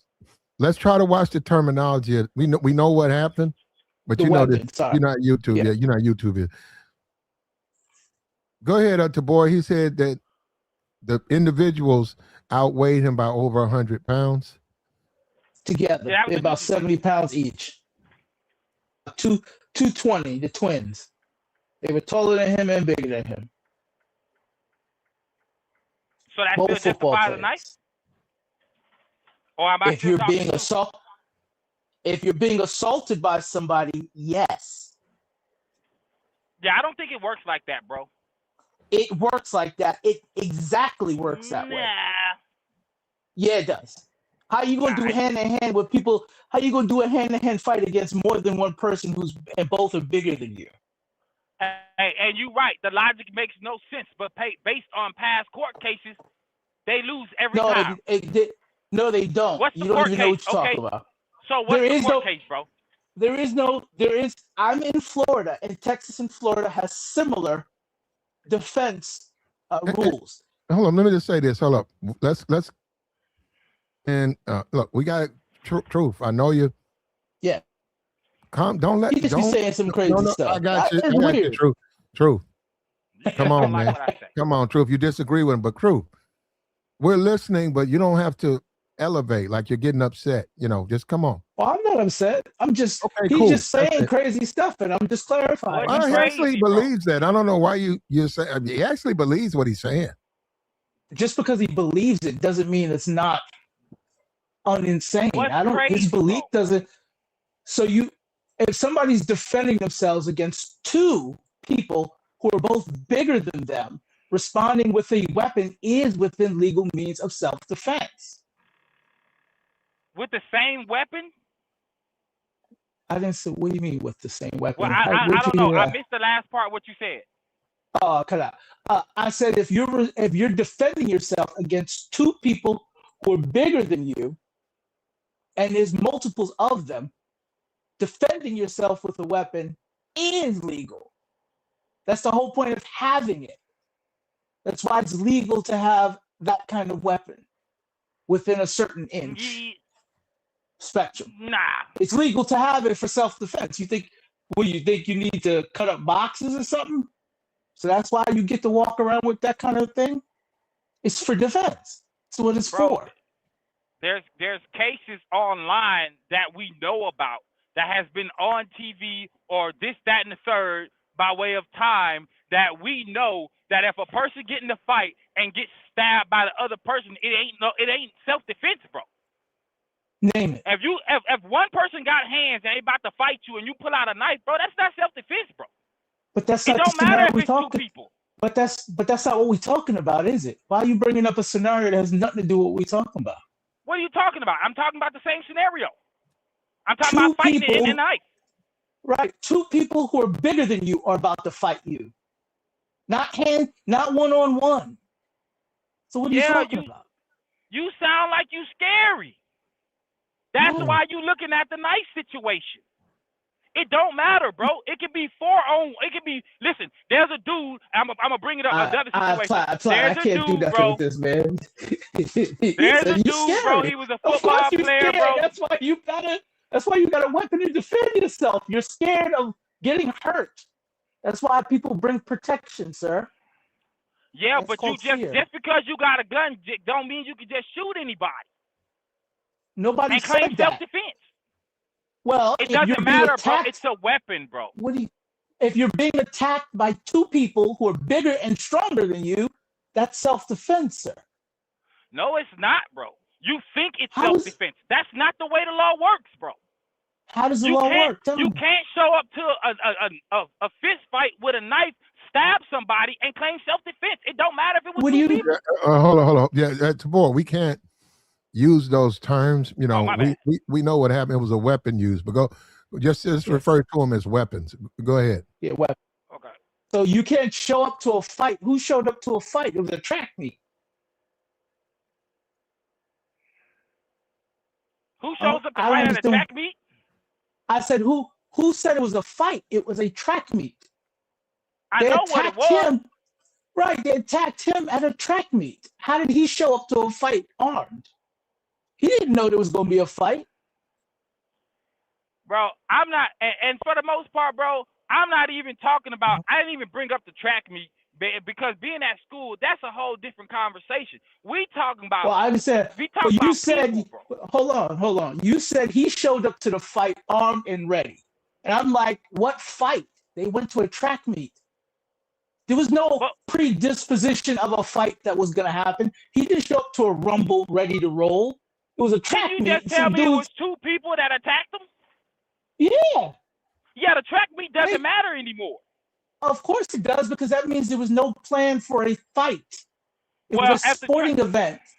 He got attacked at a sporting event. That's like you getting attacked at the supermarket. Aren't you supposed to be able to defend yourself if somebody attacked you at the supermarket? Or are you going to say you showed up to a fight at the supermarket and you shouldn't be able to defend yourself?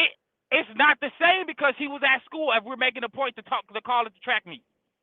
To talk about the track meet, you got to bring up because you can't bring weapons to school, bro. Right, but that's a different rule. He violated that rule. What does that have to do with him? What does that have to do with him defending himself? I don't understand. Bro, and I see how you don't understand. He brought a knife to school. He's already in the wrong. He's on school grounds.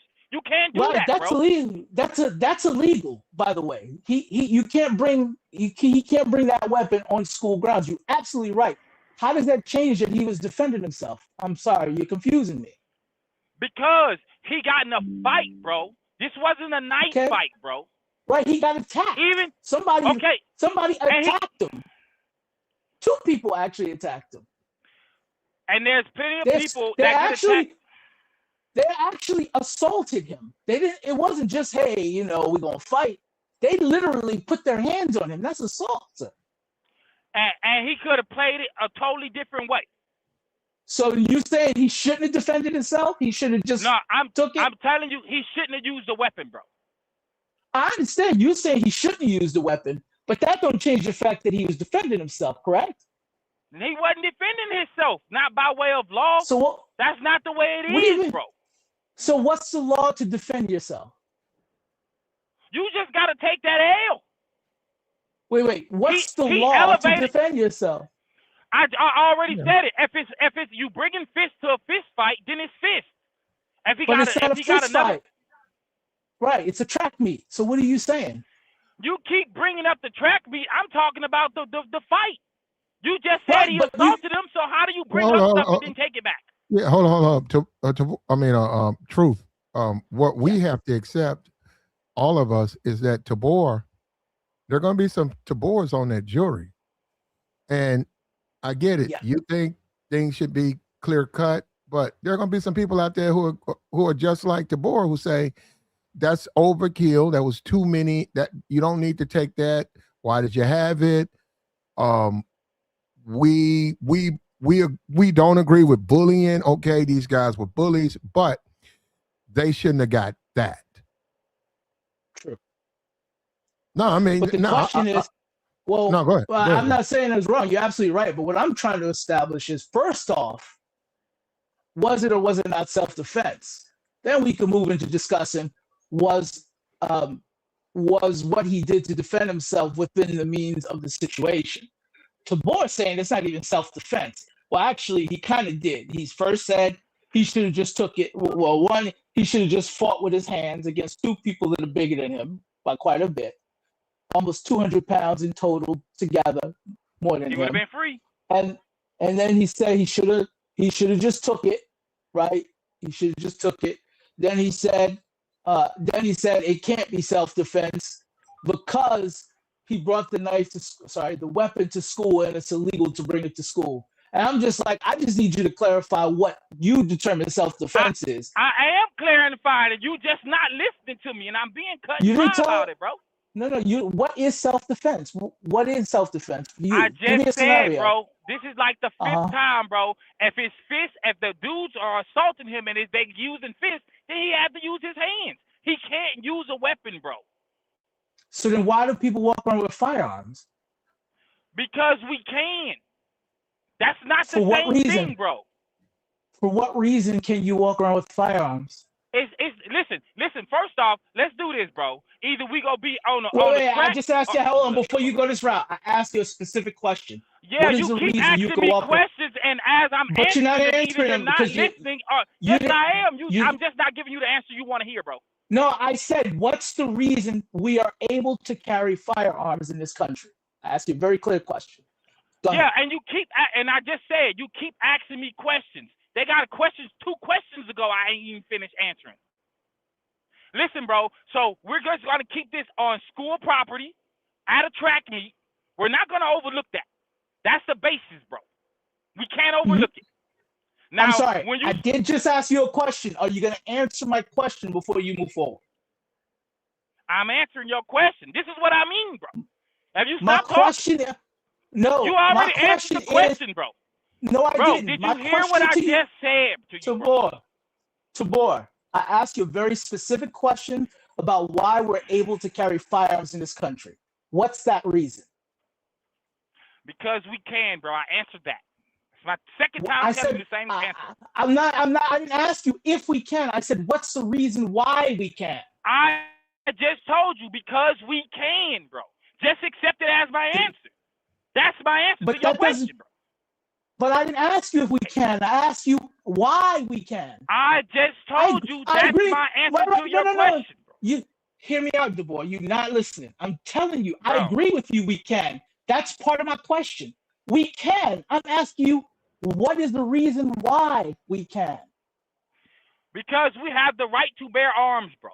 The answer gonna be the same, bro. Right. Because right to bear arms, to defend ourselves, thing, bro. Have you ever been in trouble, bro? Have you ever been in trouble, bro? Okay, what kind of trouble have you been in, bro?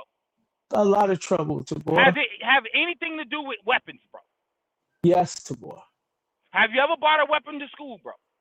No, Tabor. Did you get in trouble for it? I never brought a weapon to school. Okay, why would I get in trouble for it? So there's that. So let me tell you about me from elementary to middle school. I used to bring weapons to school, bro. I have more experience with you in this realm. Let's just not go there. Go where? Let's just not go there. Let's just not go to defending in this way. I have more experience than you in this realm. Don't go there. Okay. Well, if you do, bro, then you can see what I'm saying about the situation. But right. That's why I'm questioning you. You can't see it. That's right. But I have been, and I know why we carry firearms. We carry firearms so that we can defend ourselves. So now you're going back to what you're saying. If you get into a fight with a bunch of people and they're stronger and bigger than you, we're talking two people, not a bunch of people. Right. Well, 2 people, you're right. You don't have the right to defend yourself because... That's not what I said. But you said if you have a weapon, weapons are for defending yourself, correct? That's why they would be legal. Okay, there's a weapon. Right. So for you to legally carry a weapon or even to be able to buy a weapon legally, because it was illegal for him to bring that weapon to school. So that's first and foremost. I do agree with you. All I'm saying is it's legal to purchase that weapon because it falls within the realms of using it to defend yourself, right? Yeah. So if you can buy it in order to defend yourself, right? That's the way the law works, bro. And you use it to defend yourself, how are you not defending yourself? Bro, what you say makes logical sense.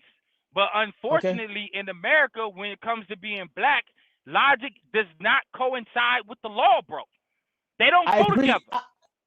I agree with you on that, but I'm just speaking logically about what you're saying because you're not an expert in the law. You don't even know what it says. So I can't argue. I don't need to know what it say. I've been in trouble enough to know that if I get in a fight and I hit somebody with something, it's a weapon, bro. It's a deadly weapon, bro. Yeah. It doesn't matter what it is, bro. Yeah, especially if you cause harm to them, it could be a deadly weapon. Sure. Yeah. Does that mean you weren't defending yourself? Listen, I'm telling you, that's not the way it works, bro. I'm not saying if it's ways to work. I'm asking you based on what you said is all I'm doing. You said he wasn't. Not defending you're right. himself, You said it wasn't defending himself, but everything you describe about defending yourself is what he was doing. So I'm just trying to get understanding why you think that, even though you think defending yourself is exactly what he did. Listen, I can agree of what self-defense is, but I can also agree that what he did is not self-defense, bro. He was a scary dude. What are you talking about? Why wasn't it self-defense? He was scary, or because something else? Tell me why it wasn't self. The reason why it wasn't self-defense is because he wasn't supposed to have a weapon where he was, bro. So he already in the wrong. So him having the right to defend himself depends on where he is. Like, help me understand. Yes, bro. Yes, bro. So if you're at school and you get jumped by a bunch of people at school, you don't have. That's not defending yourself if you fight back. If you fight back, but if you ain't pulling out a weapon, that's two different things. Right. So you get jumped at school and they kick you down on the ground, you pick up a rock and you throw it at one of them and hit him in the head. And he conks out, concussion, and the rest of them run away. Does that mean you in the wrong? Right. So that means you're in the wrong? Yes, you are, bro. That's law, bro. Okay. The law says you can't use a weapon to defend yourself? Which law is this? That's not, bro. Come on, bro. You not even. See, this is what I mean. I'm explaining it to you directly, and you telling me overall. I didn't say overall. If it's fist, it's fist. If it's a weapon, it's a weapon. Yeah. Truth teller, if you out and about and you got your family with you, and I try to mug you, and in the process, I don't have a weapon. You don't have a weapon, but we engage, and in the process, we fall. My head smacks against the pavement, and I bleed out.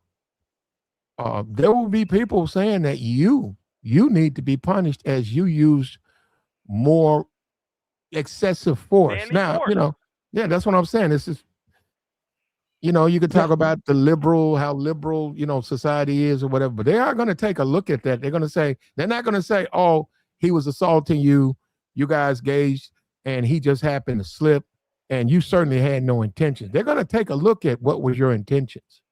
I'm not saying you're going to go on a 6-month trial. I'm saying they're going to want to know what happened. There's a situation where they were talking about. I see it a while back, maybe like a week ago. They're talking about how a person can enter your house, try to rob your house, and if you shoot him, there's a dude that it happened to. The dude broke into a house, he got shot, and he's suing the homeowner. Bro, shouldn't it be self-defense in your house? Something you pay for? So what makes you think a school is going to be any different? It's not self-defense if they were trying to steal something and you plug them to stop them from stealing. That's not self-defense. We're not talking about stealing. We're talking about somebody breaking into your house while you're home. Right, but I know about that story. What happened was the guy tried to run away and he still plugged him. So that's different. He broke. See? The whole point is the law is just messed up, bro. Like it is not based on logic. It's not. It's how they use the law. Yeah, we should fix it. But no, truth. Yeah. Just in general, do you think? Because Tabor was saying, that this Carmelo guy, it's irrelevant that he doesn't get that if he gets a fair trial, it's just the way things are, and we just have to accept it. Do you think that as a people, right, is it unwritten that this black guy, right, he's a sacrificial lamb in order as a olive branch of peace amongst the races? Hey, shut up about this guy, and we're going to throw him under the bus so that the community will then look at us and say these Negroes are not as bad as we think they are, and give them this little one up, let them have the CHUD, as long as CHUD stop doing what he's doing, and sacrifice this Karmelo Anthony kid. Now, he was saying that that's just the way things are, and we should accept it. Do you agree with that? Oh, no. I honestly, personally, I think Carmelo Anthony's going to get off, but that's different. But no, why would you accept evil just cause? It's ridiculous. Yeah, you're right, but we do go through it every day. Right, but that doesn't mean we should accept it. What are we doing now? Go through it. What You do don't you think mean? we just accepting certain things now? I mean, there's different ways of not accepting it. Speaking up, making sure you understand stuff, using it if it does go down, using it to help other people in the future, using it politically, using it socially, using it culturally. I mean, there's a bunch of ways things can be used to benefit the masses. Okay, You can't let's just roll accept with that. that it is what it is. You know. Okay, let's roll with that. So why in Florida nobody did nothing when the Trayvon Martin situation happened? You know, all the black people in Florida. Wait a minute. Now they did. That's not true. What they do? did. No. Well, they let the law, the courts. We're not vigilantes. We have to let the courts come to those, make those, look at the evidence and then render a decision.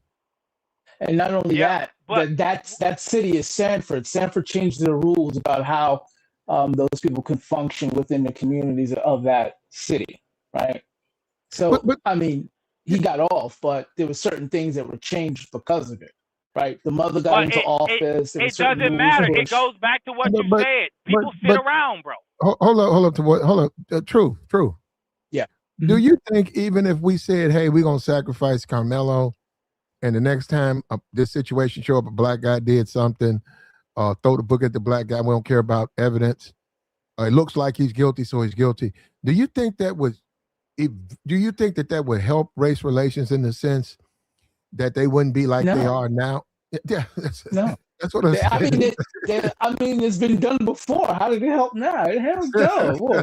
They're still going to say blacks are getting special treatment, and the law is letting them get away with stuff no matter what.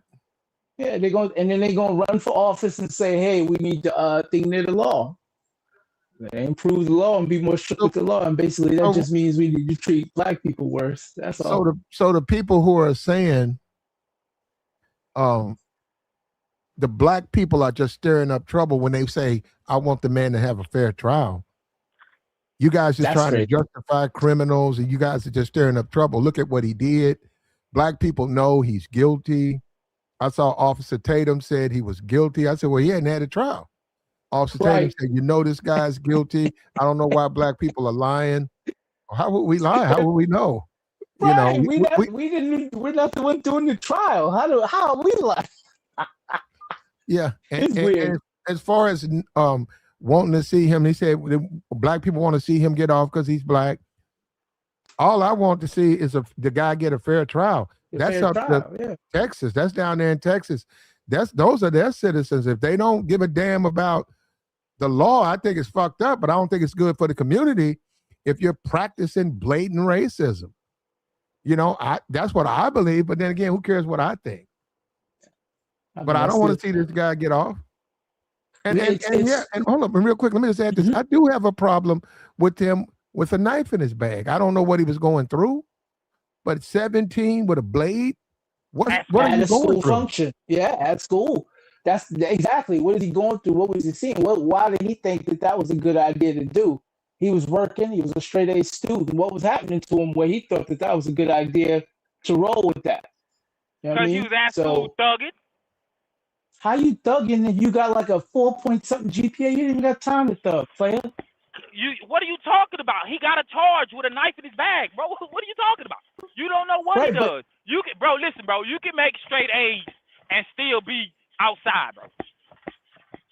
He had like 2 jobs. What do you mean he still be outside? Doing what? Working? I don't know why he got a knife in his bag. I mean, why he got a weapon in his bag? That's what we just asked. You got to be a thug to have to have that kind of weapon. They sell them at Walmart. So what would you be? What would you be? So that means a lot of people walking around being thugs because they got that kind of weapon in their cars and in their pockets. At school, bro? No, bro. I'm talking about at school, bro.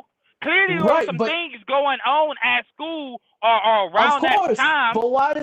But why would you conclude that he's a thug? What if somebody was bullying him? Because he's black, maybe? He got the charge. He got caught. Right, but how does that make him a thug? Hear yourself. You called him a thug just because he has a weapon, but you don't know why he got the weapon. Why would you conclude he's a thug? He at school. I keep telling you Okay. the same thing, bro. He at school, bro. If you gotta go to school with a weapon like that, bro, clearly you're into some things that you probably shouldn't be into. It doesn't matter that you got a 4.0. You might be bullied, or somebody might have threatened you. So he's still a thug, and somebody threatened him, and he wanted to protect himself. And he brought a knife to school? Absolutely. He wanted to protect himself. He brought a knife to school, bro.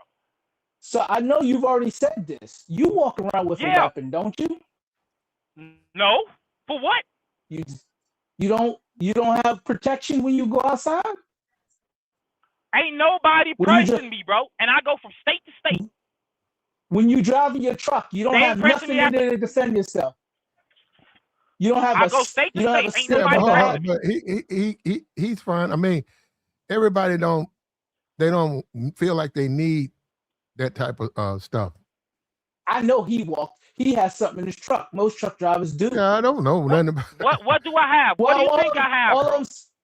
All I'm saying is that you have a way of protecting yourself when you're traveling across these state lines, correct? Mace, I don't, bro. Something. I said let me tell you. Let me tell you why. Let me tell you something, bro. And let me tell you why. Because every company I tend to go to, they always ask me if I have any weapons, right? And I know what they ask me. No, I don't carry, right? Because for the most part, I look away. And based on how I look, I can be singled out. I'm fine with just these hands, bro.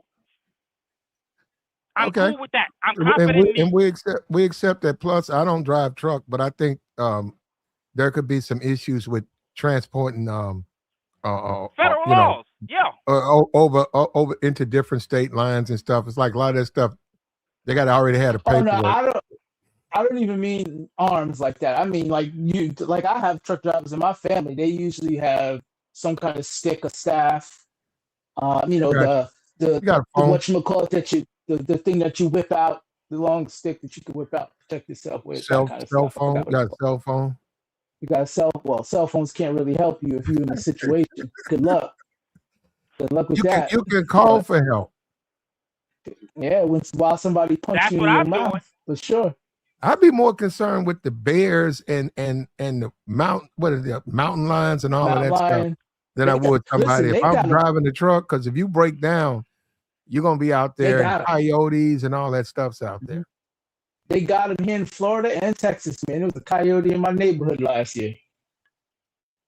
I'd be more concerned with that. There was black bears walking around the parking lot of my job, and my job is not even in the wilderness area. It was a black man sniffing cars and walking through the parking lot like he belonged there. So yeah, I mean, look, for everybody, it's not the same. But I'm saying is you can make a case it was excessive. We'll see if they make that case in the Carmelo Anthony trial. We'll see. But this thing that he should let people bully him. And this is what a racist, this is why we keep having this problem. The people who support Metcalf, and look, rest in peace to the dude. I don't know him. I certainly don't want to see anybody lose their life. But if you out here grabbing people, these things can happen to you. If you out here putting your hands on people, bad things can happen to you. But if you say he overreacted and he did too much, I'm not saying I'm right. I'm saying I can hear a person saying that as opposed to Carmelo was just wrong. It was like, well, maybe he wasn't wrong. Maybe he's more to boy sort of right. Maybe I'm talking about just in general. Maybe he's more of a man than a lot of people. Maybe you would let somebody put their hands on you and it wouldn't matter to you. But obviously it matters to this kid. It mattered to him. And we don't know if this guy been getting bullied. Yeah, that stuff builds up, man. And also at 17, you around your peers, you don't want to look like no punk, man. They'll tell you that, man, don't let nobody punk you out here, man. Fuck getting suspended. Let me say something, because he just said dude had a 4.0. I don't know if that's true, but I already know they was clowning him. Even his partner. It was like 3.8 or something like that. Even his partner was clowning him. What? They were clowning him. Man, well, no, he was a football player. He was on the football team and the track team, and he had two jobs. That thug thing that you threw out there don't even make no sense. No, you said he was being clowned. Yeah, man, come on, man. You talk about it. Tabor, black people are smart. I didn't say they wasn't. Yes, you are. Why would you get clowned if you got a 4.0? Because that's what niggas do at school. No. That's what happened at his school. Yeah, they do, bro. Yeah, they do, bro. 4.0, you 4.0 and they clowning? What they gonna say? Nah. Hey, bro, yeah. I've never seen that before. Just to clown somebody because they get good grades? Nah. Man, I don't know what y'all talking that's about. TV I know. That's TV stuff. That ain't really happening. Oh, you got straight A's. I'm go pick. Now you might get picked on if you dress a certain way. No, true, if you look a certain way. Bro. No, you know when they pick. Realistic. You know when they pick on you, Tabor. When you're done. They picked on me. No, I'm saying when they pick on you. You know what I'm saying is in general. You know, with the black community in my community, they picked on you if you got the Fs. If you was flunking out. Now they way more than the people who were smart were just smart people. Man, we used to talk trash about dudes passing tests and things, bro. We used to talk trash about people studying. I ain't never heard going out Friday? I never heard that either. Smart guy. I never heard a smart guy for doing the work. No. And Tabor, I don't know what you mean by niggers, right? But okay, I'm gonna be for real. They didn't really associate with those people. Who don't? I never seen a 4.0 student hanging out with, as you refer to, niggers. See, listen, Black. I went to Springwoods High School, Spring Branch, Houston, Texas. I'm telling you, bro, I hung out with cheerleaders, dance team members, football players, volleyball players, everybody was, even soccer players, bro. They have 4.0 chicks and dudes that we used to just talk crazy to. And I was probably in the middle. You know what? I felt my 10th grade year. Man, my talk about game was just crazy. It's been crazy since middle school. Since elementary. But yes, it does happen, bro. They do clown the 4.0s, bro. That's why, bro, he had a knife in the bag for a reason, bro. Well, he ain't got no criminal history. So what he got it for? He ain't outside thugging. So what he got it for? That's what I keep trying to tell you. You want to act like you're not supposed to defend yourself, even though you're cool with having weapons made legal to defend yourself. It's weird that you say this stuff and conflict with your own logic. I didn't make the law, bro. I'm just aware of it. I'm aware of the law. I've been pulled over. I've been told some things. I got deadly assault on my record. Any weapon in a fight, you in trouble, bro. Hold up, Tabor. Just hold up. Hold your horses. I'm going to ask True. Tabor said he had no problem with Carmelo Anthony being sacrificed in the system. But he said, and I said, what about your kid? He said he's going to crash out. Is there some hypocrisy in that or what? Yeah, some. It's completely, he's in conflict with himself. He doesn't realize. That don't even make sense. How am I in conflict with myself? Because I got a kid, bro. You can't tell me I got to care about somebody else's kid like I care about my kid. No, we're saying and then tell me I'm in conflict. What rules, you would want the rules to apply, the same rules you would want for your kid, you would want them to apply to everybody else's kid. You don't necessarily care about what happens to the other kid. You just want to say, hey, if my kid should have it, it should be fair for everybody. I just want my kid to be fair for my kid, right? I said nothing like that. I'm talking about crashing out for my kid, bro. But you telling me I'm in conflict for myself. You must not have kids, bro. But how you gonna crash out for your kid if you know your kid is wrong based on your own logic? That means you wrong. Because I can. No, I know you can. It's my kid. I understand, but that means you're wrong. See, and you can tell me I'm wrong, but in my head, I'm right. It's my kid. No. You understand? Your logic says you're wrong. That's what I'm saying. Your own actions, your own logic, what you explained about this Carmelo Anthony kid, everything you said about him, if your kid was in the same situation, your response would be completely opposite. Which means you're in conflict. I know. but that means you don't follow your own rules, right? Why wouldn't I? Thank you. So that means you are in conflict with yourself. That's the way You're you want to fighting. see it. You're fighting your own logic. How? Oh God, I can't. I think you met your match, Truth. I think you're right. I can't go. I can't do nothing. I hear him. I ain't fighting. Listen, bro, I'm not fighting my own logic, right? Because whatever's gonna happen to homie at school, right? I'm cool. I can say I'm cool enough. My daughter have told me every time she's been bullied on, been picked on at school, and I tell her what to do every time. It don't be no problems after that. Somebody touch you, you just put your hands on them, because that's what black people understand. They don't get it until they punched in the mouth. That's when they get it. Listen, bro, my kid, my daughter. Go ahead. Tabor, also wait till they start talking. What do you mean? when you go for the mouth, let them start talking, because then you can get that tongue too. You can get that they bite the tongue. That's how you get it. My uncle taught me that. My uncle taught me that when I was young. He's like, make sure their mouth moving before you hit. Mom is why? He's like, you get that tongue. I was like, oh, and he was right. He was right. It worked. It worked. You won't even have to fight no more after that. After that happened, it's game over. Oh, let me when talk on this super chat right here. Keith and Bernie, the unbeaten, $5 holler. We appreciate it. Keith says, praise God that Charlie Kirk can no longer talk out the side of his neck. Okay. I don't know. You mean at the side of his neck? And that God, and thank God for the arrest of ChudTheBuilder. Hope for a guilty verdict. Yeah. Yeah. Well, we hope the law, I hope that we can just look at a case, man, and let the case be settled. Now you got jurors out here, right? How are they going to see things, man? I mean, this guy's 17 years old. I get what Tabor is saying. I do get what people saying. Forget him. Let America consume him. Let sacrifice him because of the greater good. It'll calm the white community down, and we need to come together.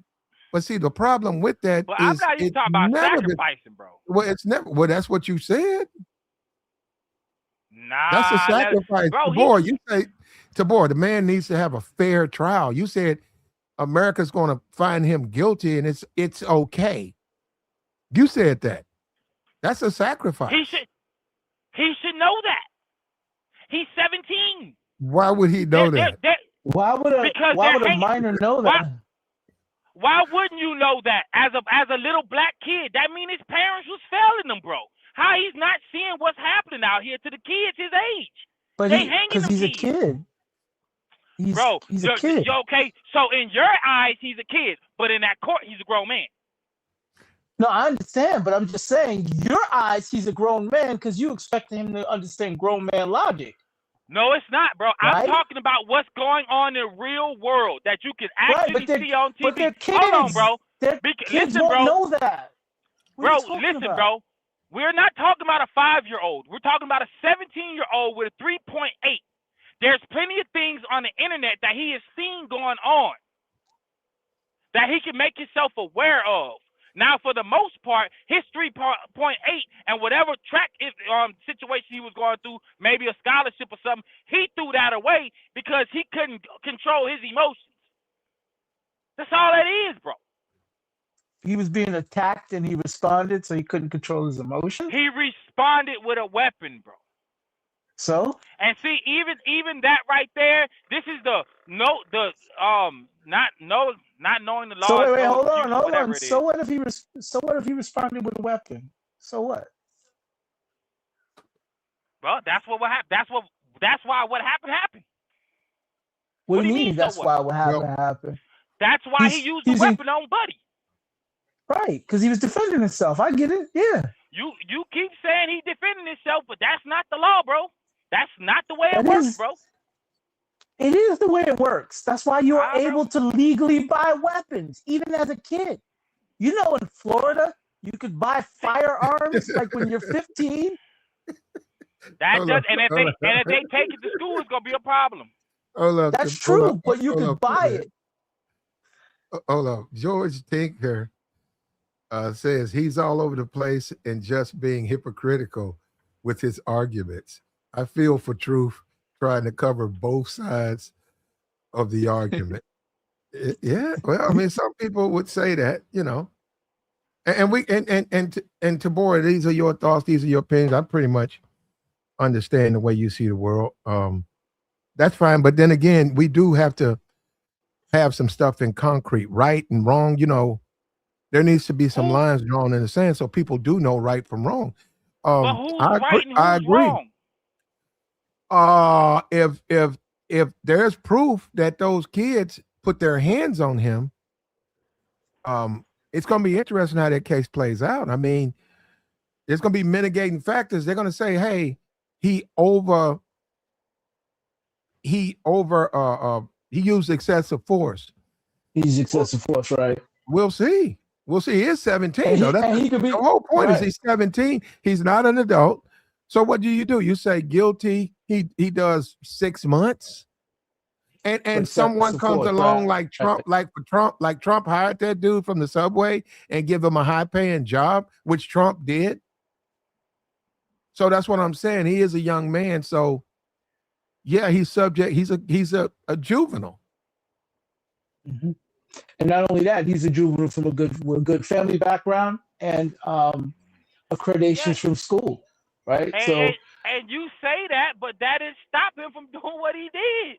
So what does any him of that being from a good family have to do with anything? What does that have to do with him doing what he did? We're just talking about what they're going to look at, right? They're going to look at his actions. They're going to look at they're going to see what kind of person he is. Because remember, you already concluded he's a thug.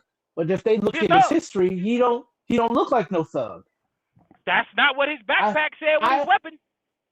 I ain't never seen a thug with a almost a 4.0 GPA playing 2 sports with 2 jobs. That don't sound like a thug to me. Did it sound like you wasn't doing too much when you was in high school? Because there was dudes that was doing that, bro. So you just tell me owning a weapon makes you a thug? Hey, bro, I didn't make the law. I just know what it is. What part of the law says owning a weapon makes you a thug? What law is that? It's how he did it. It ain't the fact that he owned the weapon, bro. What's your definition of a thug, B? What are you saying? You tripping, man. There you go. We couldn't hear you. Sound awful. There you go. There you go. There you go. That's how you do it. Tabor said, "I got you." There you go. And those are no, hold up, Tabor. I think you're ahead right now. But when all is said and done, can we even survive this as a country? At this point where we are, we're gonna have the stimulation of a racial trial that starts in June. This racial trial, and are they gonna be going for excessive force, or is he gonna be labeled a criminal? And his intention was to cause this harm? Or will we find out in the courts that he has a interplay or interaction with these people before? If we find out in the court the father and the son say that they're bullies and they're known to bully other people, and Tabor knew about it, it had happened before, how we're going to be able to survive this, man? How? And then stay together. And then as soon as that's done, here comes the ChudTheBuilder trial. And allegations of, and this is the thing, just say Carmelo is found not guilty, self-defense. Immediately the community is going to say ChudTheBuilder was defending himself. So if you find him guilty, black privilege, it's a white man has no chance in America. Isn't that what they're going to say? That's exactly what they're going to say. I mean, they saying that now. Yeah, you're right. They be saying they don't have no chance. Like, have you looked at the history of this country? Where do you get that from? But they say what they want to say. Nah, man, I know America go get through it, like because I know what we'd already been through.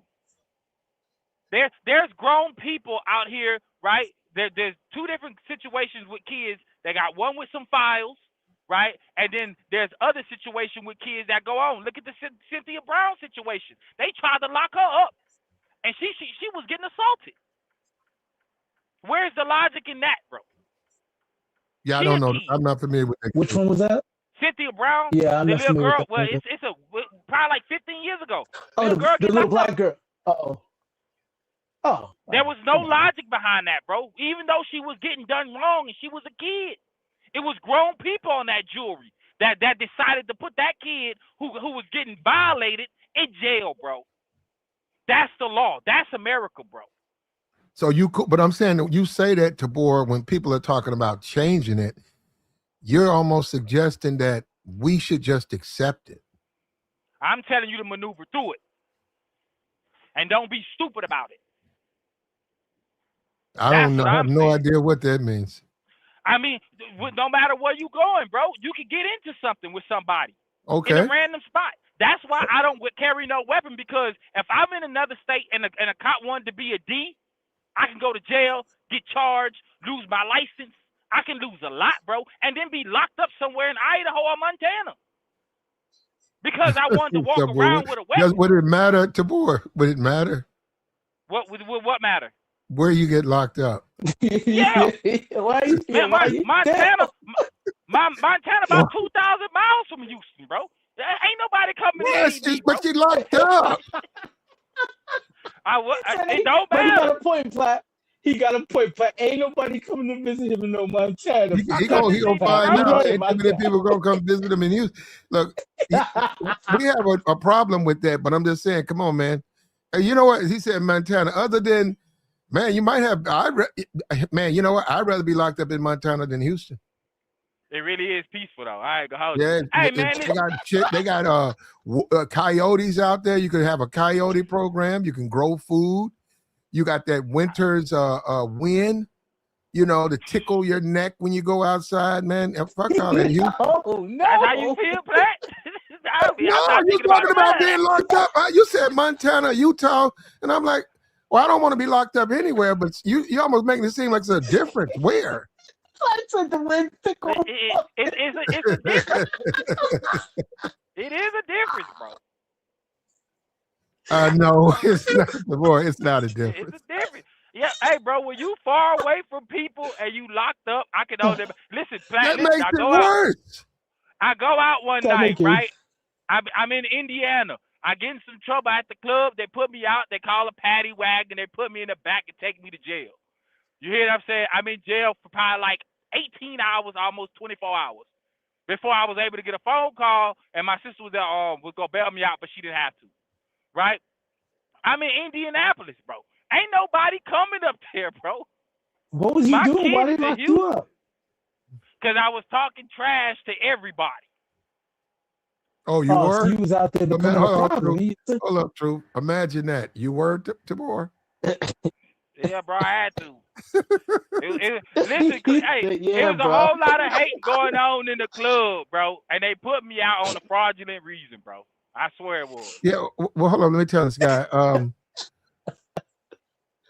Mr. Stretch, you're more than welcome, but we only have a StreamYards link. I'm working on it. I didn't get a 4.0 in school, and I do think there's an option to call, but I haven't found it on StreamYards. They done made so many changes. Don't tell me what. My StreamYards is right under 2023. It's 2023 proficient. It's not 2026 proficient. They got 1,000 new things on it. I know because I click them off to get on here. They let you know, hey, we do this, we do that, we do this now, we do that. I just said, I just want to go live, man. All that extra shit. Bless it. I checked on it. You know what, this stuff, man, that's why I got out of video games, man. When I had to damn near go to college to play them, I said, I'm done with that, man. I just want to open it up, throw it in, and play it. They give you an instruction manual yay thick.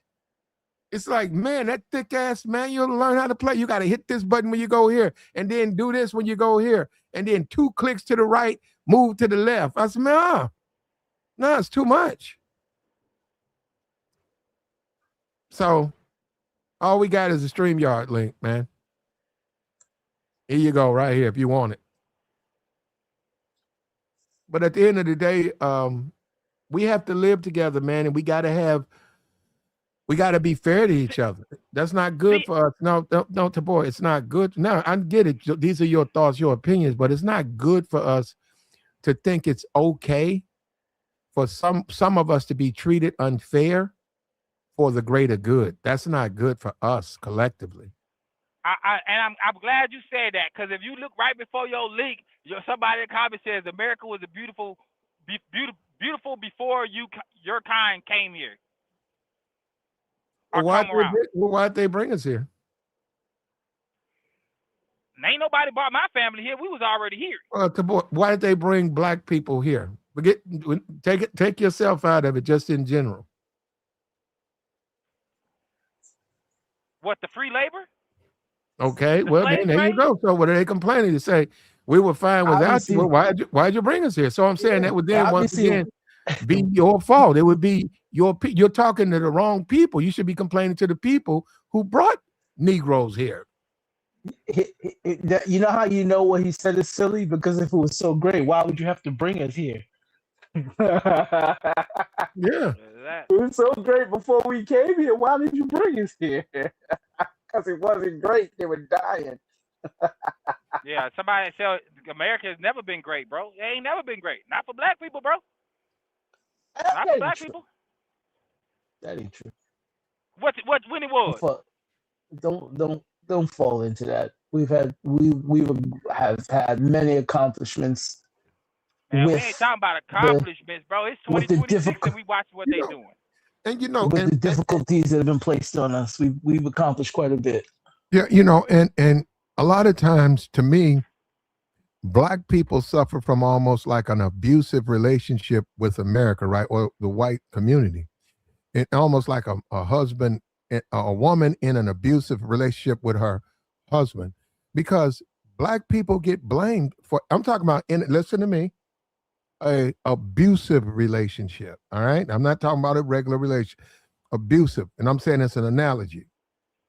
Black people get blamed for all the things, and you don't have a job. They blame the man in an abusive relationship, blames the woman. Wait, you don't have a job. It was perfect here before I met you. Well, why are you fucking with her? It was you the problem with everything with me. Well, why don't you leave her?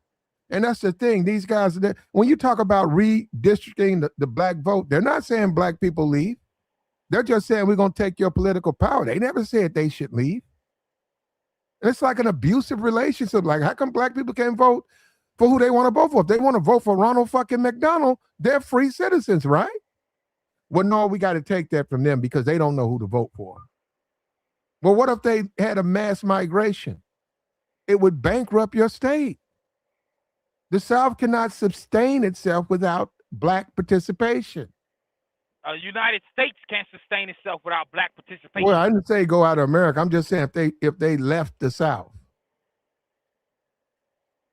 And something needs to be said to all these billionaires and millionaires. Why don't you buy some Greyhounds and start trucking the poor blacks to other states, to blue states? Just truck them out of there. And then see what happens. You see if the South will be what they think it is. Because they don't have any voting rights. Take them out. And let them have the South. Let them have Mississippi and Tennessee and Arkansas. And I'm telling you this. I stand on it. If those recruits stop going to those colleges, those top recruits, they won't win a game. That means TV money, all that money will not come, and they need that. They need that. It's up to black people. And that's the thing about it. As long as they can keep you deluded, as long as they can keep you under their thumb, it's just like slavery, right? As long as you stay on the plantation, they're going to benefit. But if you try to leave, now we know there's problems with that. But guess what? When the white man wake up, look outside, he don't have no slaves. He's got to pick his own cotton. How does he like that? Guess what? He's going to change when he gets them some more. He'll say, maybe I was treating those wrong. But so black people won't have to do something about this redistricting, man. They're going to have to do something about this redistricting. They can't take that. They can't walk around with a poster board. They got to do more. They got to leave. They got to move. All these billionaires, you got Jay-Z, you got Rihanna, you got Beyonce. Spend some of that money. Truck these blacks out of here to these other states, and then see what happens. See what happens. Ain't no. And I said the poor blacks, because the wealthy blacks are going to leave. It's just a matter of time. They're not going to tolerate no disrespect. They don't let nobody come at them like that. They're going to leave. The poor ones don't have the resources to leave. Now, the thugs, leave the thugs, okay? The thugs get to stay. Enjoy. Because that's what you say all black people are. Okay, now you got nothing but thugs in Mississippi, all the criminals. The black people who work, pay taxes, go to church, they've left. Now, let's say you get a day's work out of a thug. You think about Carmelo, you better get that, you better clean out that docket. You better go clean the docket out. There's gonna be a lot of go and get him to work. Go and get him to work. You know they'll try because they used to do it. Okay, there you go. He's gonna work. We got a lot of things to take care of. And then they go work out too well for him. Yeah, but at the same time, bro, ain't no state in America safe for nobody black. Overall, it's gonna be the same. It's not about safe, sir. It's about causing mayhem to the people that you want to have mayhem caused to. Yeah, but who wouldn't want to go somewhere where they're safer? What's the point of moving if you ain't safer? Of course, but the whole point of moving isn't to be safer. The whole point of moving is teaching somebody, a specific people, a specific group, a lesson. Man, to do what they did with the voting, bro, that just means the people who live in those areas wasn't paying attention like most black people don't be doing. Well, you know what, No, it has nothing to do with that. That's the first time. No, boy, this is one of your answers, both right and wrong. You're right and wrong on that. Why you say that? I agree with you, Truth. No, I see where you're going, but I do agree. We don't, black people don't vote the way they should vote. They don't care. No, and by not caring, well, this is what's going to happen. You don't care, right? This is what you're going to get. There ain't no 90% turnout rate for the black community. It's within the same parameters as all the other groups. And Latinos, they're getting more and more power. More and more power. Yep. And I'm not saying the reason why they get a higher rate. I'm not saying they vote at a higher rate, but they do pay more attention. And I think, we're just not comfortable, man. We're comfortable. We're going to tear up our nightclubs. We're going to sag. We're going to wear a chain. You know, we're too comfortable. To be the way we are in America, black people are way too comfortable. It's not comfortability, Platt. It's basically because you're so if you're an elected official, right, you want to go somewhere where you can get elected. You would want to, it would more than likely be an area with enough black people that, you know, would side with you if you wanted to help them. Problem, most of those areas are the most wealth stricken, right? And for you to be able to make any means of change in those areas, there's some astronomical obstacles you'll have to face, right? It's not enough just getting into office, because we've seen tons of politicians of our type get in there and not do nothing for us, but them come out rich, because it's easy to do that. The way it's built is you'll take over in your political career, you'll oversee a district that's poor. In order for you to make it not poor, there has to be some extraordinary circumstances that you have to put into effect to make that happen, which means you're going to need support from other groups of people and other areas of the state. Well, the reason why you became an elected official of these specific areas, because you know it's hard for you to get elected in some of those other areas for certain reasons. So you're kind of already boxed in when you get into office for these particular areas to begin with. And then you start talking about benefiting black people, then we already know what that looked like. You go to any governor of any state, they're going to start talking about the other districts besides yours. We don't control an entire state's district, all the districts in any one state. So all they're going to do is say, well, there's more of them than y'all, so Why should we benefit y'all at all? And it's just a vicious cycle. That's how it works. That's how they keep the pedals As moving. it should. Oh no, it's Get not you that some it should. It's even if you have money, it won't change nothing, because then you'll be put into a situation where you move to a better neighborhood, which is more mixed or more to those groups of people, and you'll be in the same situation as if your area was redistricted. You'll be in a mostly white area, and they're not going to necessarily agree with most of what you agree with, so you'll be the fish out of water. You just redistrict yourself. Surprise. I mean, you know, it's just people don't really understand the political game, which makes it hard. They just think they can vote or get money, and it's all gravy. It's way more complicated than that. But there are things that can be done. We just got to make sure we put our brains together and do it. Look, I noticed something in the chat, right? Will Howard said Carmelo was being bullied by those twins, and they paid the price for being a bully. But then immediately she says, or whoever this is, they say, you're dead wrong for that comment. Carmelo was the bully. Stabbing, well, you know, hitting somebody with a weapon for bullying. So you're okay with school shootings. What's wrong with you? And see, that's what I'm saying. Now, you're going to have to get a jury from that. So I'm saying, you see how the difference it is in the citizens? You're going to have to compile a jury, and you want to get a fair trial. And one person is saying he was right. The other person is saying he was wrong. You have a racial component. This trial, forget that ChudTheBuilder. I mean, it'll be dealt with. This trial is going to tear us apart, Truth. It's going to rip us. I don't think so, Pleb. So what happens is, right, there are extremists on both sides. In the case of those folks, they do have extremists, right?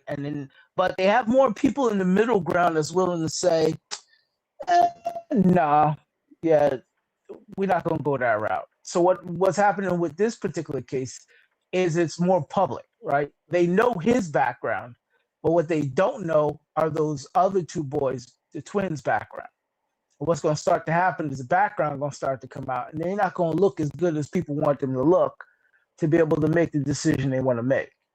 So what's going to happen is the jury's, you're going to hear the news go quiet. You won't hear much about it.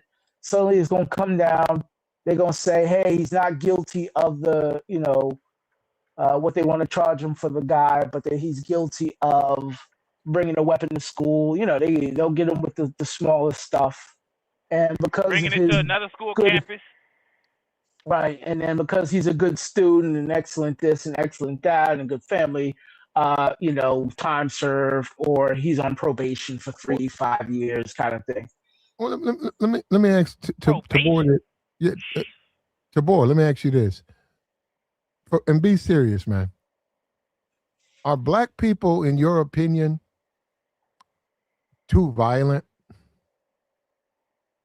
Hold up, no. Let me give you an example. I.e., someone gets they bring them the wrong food. They can't return something at Walmart. Like we see this situation, a man puts his hands on him. Do you think black people are too violent? No, I think within a situation they get overly emotional. Okay, so they're too emotional. They go too far. They just go too far. Yeah, like it's so it's they are. Go ahead. No, they're too emotional. They're overly emotional. Overly emotional. So like if you pull them over to give them a ticket, they're speeding. Instead of them accepting the ticket, it comes with a whole lot of chatter. Back and forth, and now we searching the car, and now we going in your pockets. Like it ain't that serious. That'd be cool. It's like being in the club. Somebody step on your shoes, despite the fact it's 1,000 people in this club. Somebody's shoes go get stepped on, and nigga just can't act like he can't wipe it off. Well, I think we're too emotional. I mean, I think we're too violent. I do. I think we go to violence way too quick. I disagree. I wouldn't say that we're too violent. I mean, I honestly think everybody else is more violent. Hold up. Truth. I'm not saying walk outside and you have that in you. I'm saying when you are offenses happen to you, when you feel like you've been wrong, I think that our response at times, especially amongst each other, is way too violent. Now, that's just my opinion. Go ahead, brother. You were saying that you disagree. Go ahead, Drew. I can see where you're coming from with that, but you know, you would be measuring that against what you think you should treat your fellow, how you should treat your fellow brethren, right? In determining if it's way too violent or not. It might just be right. It may not just be right. It all depends on what the circumstances were in that particular situation. As Black people in this country, there's been a time where we couldn't respond no matter what was being done to us. And in some cases, even if we respond normally, it's seen as too extreme, right? So, okay. I think there's a certain amount. What judgment are you placing on that? I think there's a certain amount of embarrassment for us to acknowledge that, and I think that it's been romanticized by the hip hop community, and I know it's exaggerated too by them. But when you go and look at these stats, man, from like 15 to 25, the homicide rate is absurd with Black males. It's absurd. What's the rate? I didn't see it. I had to go find this thing, but it's way too high. It's too high, given within the other that particular age groups. When you deal with the other races who are going through that same maturity, it's the homicide rate amongst the Black males is through the roof. Now it goes down. I'm just saying from that period of time. I think we are too. Look, I don't even know how to even suggest to solve it. Yeah, you don't let nobody punk you. I'm sorry. You don't. We don't believe in that. Somebody fuck with you, you fuck with them back. But it's not working out in our favor. That's all. Now this Karmelo Anthony guy, great kid in college. I don't know his business. I'm not saying that he ever. Maybe he was afraid. Like Tabor said, it's okay to be scary though. If you 17, you can be scary. You can be scary as a grown man. Just be scared. It's all right. I'm just saying, bro. People be scared all the time, bro. I don't know, man, but I don't know. Maybe it's I don't know. I mean, you know, you can be scared, and you know, fear drives you because it's a lot of the law as far as how you respond is based on how much fear that you have. Like, right, women jogging in parks saying, you know, there's a Black dude coming at me. I'm scared for my life, and y'all know what happens. Even though the dude ain't say a word to her, her fear justified her doing what she did, and she won't go to jail for doing it, even though she was dead wrong. But you know, this guy Chris Hansen says people who celebrate Chirac, and people who like King Von are totally who I trust with takes on justice. But his mother though, man, King Von's mama take her much. She's straight, bro. Man, I ain't gonna hold you. I see them. Yeah. Listen, bro, just a couple weeks. Yeah, she gonna get the niggas jumping when she show up, bro. Yeah. Yeah, that comment out of left field, huh? Yeah, shorty bad though. King Mom, I ain't gonna hold you. We got a few of their mamas out here that look good. But go ahead. Something no, you can go, Truth. I was just gonna say he don't know that Chirac, the majority of the population that isn't Black people. You know, less than 800,000 Black people live in the city of Chicago, and Chicago got like almost 5 or 6 million people. I'm sorry, I think it's like 4 or 5 million people. Mm-hmm. So you know, Chirac ain't the people in Chirac ain't who you really think it is. At all. They have 1 million Black people that live there. And there's a whole lot of things going on that don't involve Black people that's illegal. You know what the Black experience, and it's unfortunate. I don't know if it's fortunate or unfortunate. I don't have a problem with it. I grew up pretty poor. But Black people really need to experience America from a perspective of have as opposed to have not. Because when you get away from a lot of those people, I'm not saying poor people at all. Nope, nope. White people with money can be very violent. When you get away from people who are like that, how about that? Violent people, white, Black, Latino. When you go amongst good people, your experience in this country is wonderful. I saw Colombia. Guy was at a restaurant. Some guy came in, thugged out, blew his head off, right? In Colombia, 2 Colombians. And that's what I mean. You can go to Colombia and you can be around good people in Colombia and explore the country and enjoy yourself. Or you can be in that restaurant and witness something like that. And then you would say, well, what's the real Colombia? It's the same thing in America. What's the real America? And the politicians and all the media gonna make Carmelo be some type of example of young Black men. And I'm not trying to defend this CHUD guy, but unfortunately for the white community, he's going to be portrayed as an example of white men. And I think that both groups are going to have to make a decision. I mean, which one do you want to support? Do you want to defend this CHUD guy? Does he represent you? You want your kids to be like him? Is that the type of guy you want to work next to? With his pursuit, do you think America needs him? He says it's a free speech pursuit. Would you not tell him, hey man, you think we need you to go out here and do what you're doing to establish free speech? Why don't you let that go? Hey, you work right here, man. You work right here at the warehouse with me. Why don't you just worry about getting them damn milk crates in the back? All this free speech pursuit. You don't need to do that. And we're lost, man. We're lost. And this trial, this is going to tear Donald Trump. You want to be like Obama? This trial with Carmelo, you finna get your opportunity now. You got Twitter fingers, and you're going to be required to be quiet this whole trial. Or, Mr. President, and this is Carmelo, if you influence anything about this trial, he can appeal. He said, how can I get a fair trial? How can I get a fair trial with the president tweeting about my trial? That's appeal. That's in the Constitution. So Trump, if you put your opinions out publicly, this man will be off. That's a mistrial. The lawyer get in and say, how can I defend my client with the goddamn president offering his opinion about this man's trial? He don't know all the evidence. He's influencing the jury. I mean, he can apply for a what you call that, but that don't mean they go grant it. I think somebody did it already. No.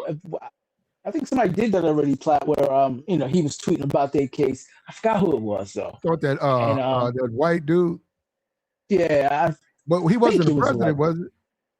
Well, no, he was saying that the president's tweets, thing there his case. I don't know what happened with it though, but I think somebody was trying to, put in a thing there for whatever the case was. With the Kyle Rittenhouse? No, it wasn't Kyle. It was recently. It was I think it was like this year, last year. Did he get off? Like 2020. I don't know what happened with it, but I know they was trying to make a thing there. Just like what Platt was saying in that regard. Trump was tweeting about their stuff, so they're gonna try to get a mistrial or something. I don't know how that panned out though. But hold on, but it's true, it can happen. We're joined by JR. What's OG JR? Nah, man, I'm just listening, man. Oh, okay. I'm listening. When you said, Black people gonna have a chain, I was like, damn, we can't rock chains, Black. God, you mean I got one on out. You know what I'm saying? When I step out with my old lady, I put my little chain on. I didn't say damn, man. You can't come I guess out I'm right having no to more. tuck mine in then. You know what? I look at that as, so I'm serious. When I see Black people with chains, I'm serious. Me, I don't know about the world. When I see a Black man and he got on big gold chain, I think he's trying to show the white community he got money. We know clearly he's trying to show it to Black community. But I'm saying the reason he's wearing it, it's like a Black man damn near got to have a MasterCard taped to his forehead because there will be assumptions that he's a troublemaker and he's a bad guy. But if he can say, hey, I got money, then maybe they won't assume these bad things about me. You know, my partner told me when he shopped, he would take the money out of his wallet and walk into the business with a fistful of money to try to keep security from following him all the damn time. And I said, well, I ain't never done that. But he said, it works, man. He said, when they see me with a knot of money, I'll walk around, I'll look, they ain't following me. Now, I don't know if he probably was still stealing, but, you know, he's just telling me that that's one way that He's still stealing, huh? Well, he didn't tell me that. He just said that's how he kept security at bay. And I said, look at the black man. The black man got to have all of these extras just to be an American citizen. They just can't be a free, voting, free citizen. They got to have extra shit. I got to have my wallet. So I got to have my American Express taped to my forehead. Yeah, that's better than a MasterCard. Okay, it is. I would say, bro. I would say when it comes to stuff like that, people gonna hate anyway. You might as well get your shine on. Get your shine on, man. Shine hard, stun hard. This the Floyd argument. Stun hard, man. And even if you got money, right? You got money or no money. I mean, it ain't gonna matter. They gonna treat you how they treat you. And they be following my ass. I don't know. Is it me? They be following my ass. I be like, damn. I mean, well, you said you was an accessory to a crime. That's what you told me. No, I ain't done nothing. Look, check it out. I go shopping, and here comes security. So I go 2 lanes over. No, that's not what I'm looking for, but deliberately go 2 lanes over. And here come, you know, they got security, people like shopping. I remember this dude in Walmart, this Latino dude. I'm over there. I'm like, this dude sort of posted up close to me. And I said, well, this dude come over here. So I moved over to like the grapes and cucumbers. And I did that on purpose. And here he come. And I said, man, this dude watching me. And I said, why are you watching me? So I moved over again to like some peaches. And here he comes. I said, man, you know what? Why are you following me? I didn't say that to him. I was like, damn, man, I look like a suspect. I can't even shop. And he followed me around. And finally, I kept taking him in a zigzag. I kept going here, going there, going here, going there on purpose to see. Here he come. And then finally, he just said, fuck this. I said, thank you, man. Now leave me alone. And I don't know, man. They be following my ass, though. The only time that happened to me was probably like about 4 years ago as a grown man. And it was $700 basket. After I paid for it and the people watched me, they proceeded to ask me for my receipt. And then security came and said, well, I self-scanned it. We got to go through everything. I said, F all that. I'm going to go to customer service, go get all my money back. And you go watch them scan it back and give me my money back. Let's do that. Yeah, you did a good move right there. Yeah, we not playing them games. You can have this back, big dog. You can have that sandwich back, whatever I bought. Right? If you mess up my food, I'm about to spaz out. Send it all back. I'm going to spaz out. Go ahead. You can take it back. Let me get a refund, big dog. Don't worry about it. You ain't got to change nothing. You ain't got to change my bun or my bread. I mean, or my patty. Yeah. Go ahead and give me a refund. I ain't going to play I'm going to walk off. Yeah, man, that's, you know. Yeah, man, that's something. So I'm a black, all black men, though. The black experience. And many of people won't agree. They'll think that everything's so fair and we're overreacting and we see race when there is no race. I get that. But the black experience in America is something else, man. And it really is. Yeah. And I'd be like, because I don't like it now. Because I say, hey, man, I don't say this to them, but I tell people all the time. I said, well, man, my stealing day is over. And it's not on no. It's not on some morality shit. It's not on some my morals. No, it's about I can't outrun y'all motherfuckers. So no, what the fuck I look like stealing? You catch me. So you too old to steal plat. You ain't Yeah, got it in you no more. yeah, man, get no. Yeah, they gonna catch me. They'll catch up. Man. I ain't got it in me no more, man. Yeah, I ain't fast enough, man. But Goddamn, I can't get them prime ribs like I used to. Man. I'm shutting it down. well, you know, if I'm still in prime ribs, you know they gonna catch me. Yeah, they ain't gonna catch you. That nigga says prime ribs. You know what, bro? You deserve to be caught. Have you in there stealing packs of meat? Yo, I ain't gonna lie. Especially with that cheaper stuff that you can take it. It'd be worth more. Y'all ever see them tomahawk steaks? Them tomahawk steaks that be in there? Yeah. Be like $80 to $100 for one steak, man. I'd be like, man, what would happen if I just tried to run out the front door with this? What would I think? I wouldn't steal them, but they are good though if you can get them. I don't know about stealing them though. If I wanted those though, truth, I would ask the community. I'd find somebody with a food stamp card. Facts. Facts. I wanted to say that. Okay. How we find out? Rack up. Yep. I wouldn't. But usually I'm stealing. I wouldn't do that. And I wouldn't want them if they were stolen either. If they were stolen, I wouldn't want them because that means they're being pressed into somebody's body. Like I don't want that. I meant running, trying to run out the front door with both of them in your hands. I wouldn't talk about. Really, I know a dude did 6 months for peanut butter. Jelly. His kids, he was broke. He had 3 kids. His wife wasn't working. He was broke. He said they had about another 5 days to go. And he said one morning he woke up and they was up, kids were up, and he sat in front of them peanut butter sandwiches. And he said his kids started crying. They started crying. They was peanut buttered out. They was peanut buttered out. I think they went to the casino and blew all their money. So they felt that they could feed the kids peanut butter sandwiches for like 2 weeks. So after about the first week, the kids couldn't take that peanut butter and bread no more. That's rough. So they started peanut butter with no jelly plot? No jelly at all? There you go. Hold up. There you go. You brought it up. You said that was the key thing, jelly. So he went to the store. He said it was broke. He said he saw a jar of jelly. It was about $2.39 or something like that. He said, I'm going to steal it. So they was watching him. They saw him put it in his pocket, and he made a run for the door, and they caught him.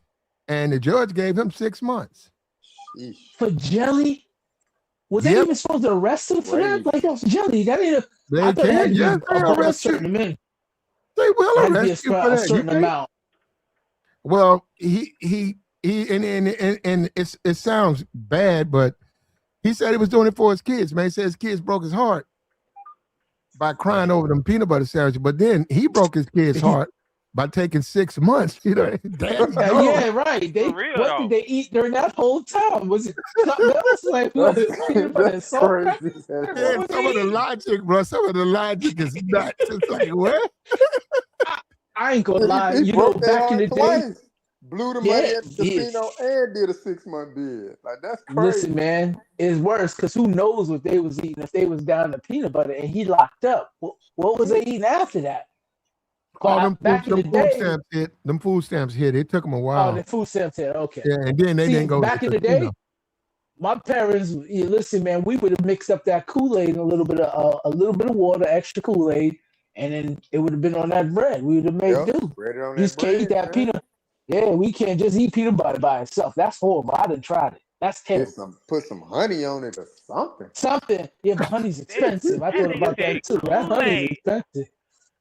You got to do it, man. Listen, man, you got to do it. Like if I had to go back being broke now, I'd be fine because all I need is $30 to cover me for a week. And 2 of my family members. We ain't gonna be able to cover the whole family, but me and 2 other family members, $30 will cover me. We get a big pack of hot dogs, a couple cans of beans. There you go. Right? We get a bag of rice, Ramen. Mm-hmm. Now you skip ramen. We get the bag of rice. We get a small container of butter. We gonna go low on the butter. We gotta have rice, butter in that rice, and then we can get some kind of chicken, right? We can get chicken parts for like $5, $7. You can get all that for $30. Ain't gonna be no veggies, but you'll be able to cover yourself for 2-3 weeks, stretching the meals out. It'll work. And a kid under 8, they don't really eat that much. So, no. But when they're hungry, they're hungry. Well, it depends on the kid. Now, you might have one that just eats a lot, right? But they snack more than anything else. Yeah. Some Raisin Bran, and they'll be okay, man. But no, I wouldn't have done the peanut butter thing. I think you're right. 2 weeks on peanut butter. See, he wouldn't do. If you can't do it, what makes you think they're gonna be able to do it? And they cry. You know how kids are. If you keep giving them stuff they don't like, they're gonna start to cry. That's hard. Because the only way to get that down is drinking it with milk, but milk only gonna last so long if the checks ain't come in. So they was drinking water, and that's just terrible. That's just terrible. The question is, what type of, I gotta ask, Pat, like what type of dude this was? Like, not to be able to call your partner or somebody for $5-10? No, I had worked with dude, and I had worked with him before. I just knew him casually. And he disappeared, and people, I was like, it was in the barbershop. He was like, I had to do 6. He's like, yeah, them people, I'm back though, man. He was all, he had got his job back. He got a job back. And then people asked him why. And they said that, him and his old lady, she sold her food stamps. He took his paycheck. And they went down to the casino. And they didn't pay attention. And next thing you know, boom, they was down like $10. And they had, 3 kids. So, and they got to eat. So they decided to just get a big jar. They got that big Jiffy jar and like 3 loaves of bread. I'm not trying to laugh. You know what, JR? See, JR, I'm not trying to laugh. You know what, JR, is black people like you. I know. Why black people don't put that it. on me, man. Why you laughing at that, man? I should have paused my mic, man. I should have muted my mic. Why you laughing at that, brother, JR? I'm not, man. That's crazy though. You ain't concerned about him and his kids? No, I'm laughing at more the fact of like how irrational they were to go just blow all their money at the casino. Like that's crazy to me. Like you gonna win, JR. Truth. That's crazy. Like, yo, we gonna blow the whole check. Like that's crazy, man. Man, the kids be out for 2 weeks eating peanut butter. They be fine. And then bring some loaves of bread and some peanut butter home. And JR, check it out. And be so deficient as a criminal that you get caught stealing jelly. Yeah. Jesus Christ. How do you catch you stealing jelly, player? What the hell is going on? Yeah, even now, man. JR, I can get a jelly if I want. I don't want it. I wouldn't do it. But if it was like that, I can get them for a jar of jelly. Yeah, I think I can finesse a jar of jelly out of Walmart. Yeah, I think we all can do that. I'm just trying to figure out why he didn't go to like a shelter and go pick up something from the, some food. There you go. Once again, the food pantry. There you go. You're right. No, you're right. They probably didn't even think about it. It's a thing called food pantry. They probably thought, I'm gonna go steal some jelly. Yeah, that was a bad decision. Came out with a couple boxes, had some meat, some bread. That's what I mean about America, bro. Like, we got it so sweet, low key. But a person to make a bad decision just because they just foolish or don't want to go across town because that's what a food pantry is. Yep. Off the muscle. What do you tell niggas in jail why you locked up? Like, yeah, they got me, man. I was trying to feed my kids. My seeds, man. I was trying to water my seeds, man. You know how these white folks are. Man, he didn't go in there like that. Okay, just leave it like that. You can get that now. You can get that off because that's. I mean, it's true. Yeah. So they can't. Yes, the judge can. No, he gave him a year, but he did 6 months. Yes, that judge sent him to jail. A year for jelly? Damn. A year? No. He told the judge that, and the judge said, "Feeding your kids ain't my problem." That's the truth. I mean, that's a true ass statement, though. That's the truth, bro. But damn, that's harsh, man. Even then, I ain't gonna lie, Platt. I just feel like when your people went to jail, They was on something. Yeah, I stole the TV trying to get out of Walmart. He didn't tell him it was jelly, man. Cause don't they got a range But like boy, you 0 can't to eat. 500? Boy, you can't eat a TV. Yeah, but his paperwork don't say you know what he boy, stole. that's the type of shit. Look, that's the type of shit Negroes do. She's saying we gotta get some food in here, and the nigga show up with a TV.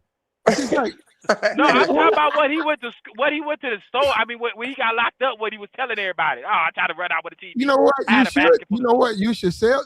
See, we be just. I don't know why our minds be. Man, that's when you gotta open up that TV. There you go. No, true. That's when he call you up and say, "Hey, man, you know them shoes I got?" You're like, "Yeah, come on, man. You come on. You got them, man. Give me 20 for them." Say, "Man, these things go for $335. Man, I just need some bread, man. He go 25, man. Give me them shoes." You walk up. I'm saying, dudes got to understand. They got to understand. There's other ways to raise money. Forget stealing. Yeah, he could have pawned something in the house. Yeah. When I just got married, and we had our first kid, and then we had the second kid right after. We fell on hard times, man. We was on hard times, man. That was back when I had, just before going into that, I had a little bit of dough as a single man. I had all the throwback jerseys, right? The football jerseys. I had a Gale Sayers, and I had a whatchamacallit from the Steelers, the 64-65 Steelers. And man, times got so hard. I called my boys, I called my cousins. I was like, man, I need some dough. I got these jerseys for sale. Man, I sold both them jerseys in a week. I paid $3 something for them jerseys. I sold both of the jerseys for like $150. So I had $300 between both jerseys, but I paid $600 for them. But I had to sell them, man. We needed the dough. So them jerseys went. My cousin bought one and my boy bought the other ones. I sold both of them and got that $300 in a week. That saved our lives. We didn't have no gas to get to work, and we needed dough for food. And if this guy who did this time, if he would have just went down, found out where the day laborers are, the Latinos, it could be Mexicans. If you need the money, who gives it? Okay, all these people are illegal and they don't even speak English. But guess what? My black ass, I speak English and I need the money. So where the tomatoes at? I picked the shit out some tomatoes. I want, you come back home, you take care of your kids, right? And you ain't got to deal with no system for 6 months. So it don't matter what people think or what they say. You get out there and do something what you got to do.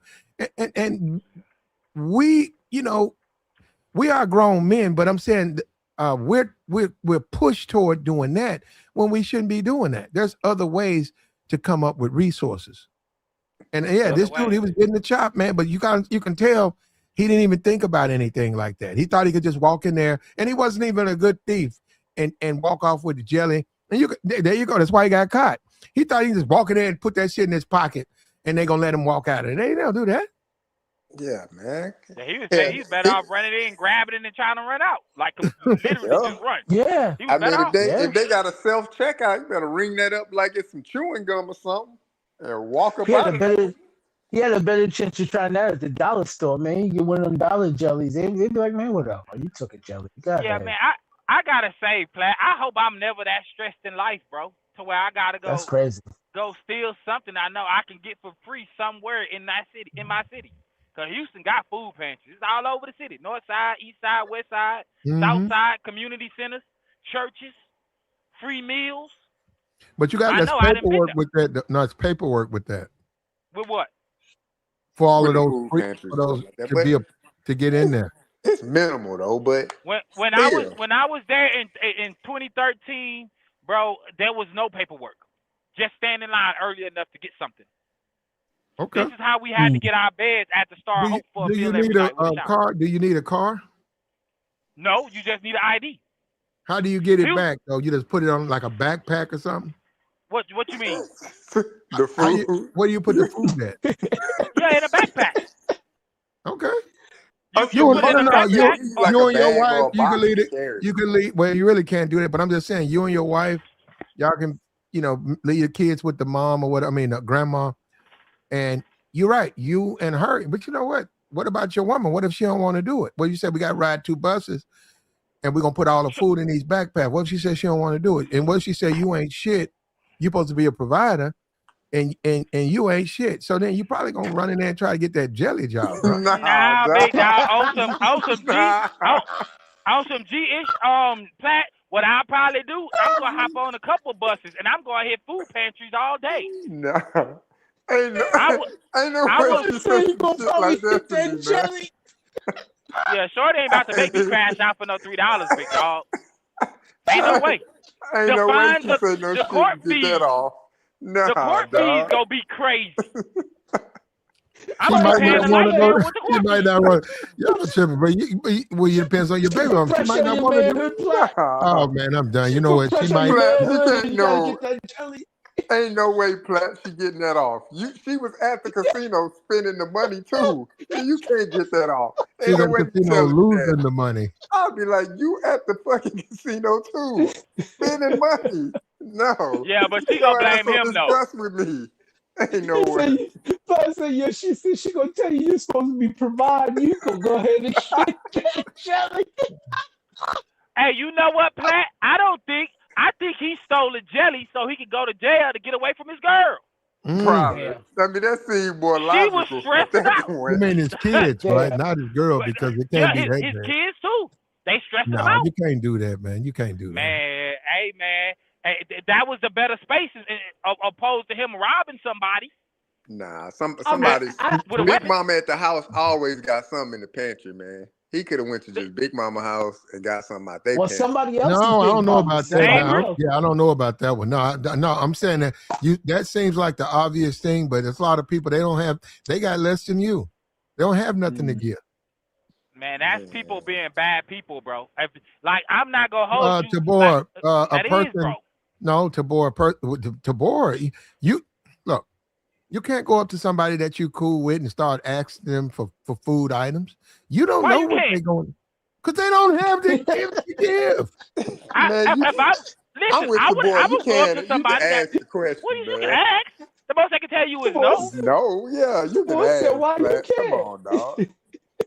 Platt, you could have threw him a can of beans and a bag of rice. They didn't ask for no. They want some jelly. They didn't ask for no beans. Platt, let me ask you, Platt. What do I supposed to look my kid in the face and say after I stole some jelly and went to jail for 6 months? What I supposed to say? Well, I don't know about getting caught with it, but I tell you, bro. If you did it, they gonna be cool with their daddy. They gonna like their daddy. Nah, you can never tell your kids they can't steal. No. Like, nigga, you went to jail for how you got it. You got it. That's an L all around. Hell no. They auntie gonna come over there and tell them, well, you know your daddy in jail right now. No. You don't have to tell them how you got it. You just got it, man. That's what, bro. You've been a kid, Tabor. You know how you wake up in your family. You know, you wake up, maybe you poor, maybe that you ain't got no light bread, and and you eating just the bologna. And then you wake up the next morning and you don't know how they did it. It's 2 loaves of bread up there. That's what I'm saying. Yeah, you don't sit there and talk about how you got it. You just say we got food in the house. Yeah, but I'm talking about after he come home from jail. I ain't talking about if he unfortunately for me, none of my that didn't happen. They come home from jail. Yeah, come home. Boy, it's a strange method. It's called working. Hey, you ain't got. Hey, I get it, big dog. Hey, listen. The crazy part is him trying to explain it to his son about stealing. You know, you trying to have a moral. I wouldn't talk to him about stealing. It's called working. I'm gonna say, all them Mexicans. I'm gonna say all them. Over there by the Home Depot, where all them illegals be at. She goes, yeah. I'm gonna say I posted up out there right with him. And they're gonna say, so what'd you do? I said I got on that truck. And we had to pick watermelons. I was watermelon picking my ass off. There you go. That's what it was. Now we got some bread in here. We got the jelly in here. We good. Hey, man, I'm gonna ask a question to everybody thinking. Why you didn't give them $5, brother? That's what I was saying. Why you didn't give them $5? I'm trying to pay for my haircut, bro. I ain't got no time to get nobody. That's what I mean. So he must not have been a good person, bro. No, that ain't true. Truth be told, them kids, they just needed some food and they had it. They wasn't really in need. He was just, his whole situation and not having jelly. Them niggas could have lived on some jelly for another week, and I'm sorry, some dried up peanut butter and bread for another week. No, and but been that fine. breaks your heart, Tabor. It does What? break your heart, Platt, but To that watch don't mean your they kids- couldn't. To watch your kids cry out loud in pain that they got to eat another peanut butter stuff. You ain't right, man. Daddy, I'm trying not to laugh because it's not a laughable moment, man. But you ain't right. No, that makes you that breaks your heart as a man. Come on, man. Oh man. Hey, the greatest storyteller on the internet, man. Platinum Elite, man. You got it, dog. I'm telling you, you got it, man. Jealous.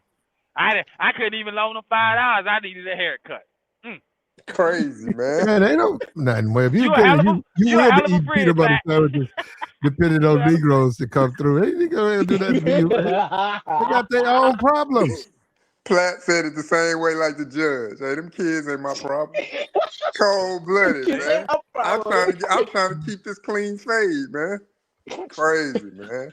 You Could know have how they gave that do. They man don't you care, could have man. gave him a bag of rice, can of beans. I know you got A it, man. bag of rice. Man, I would if I you had it.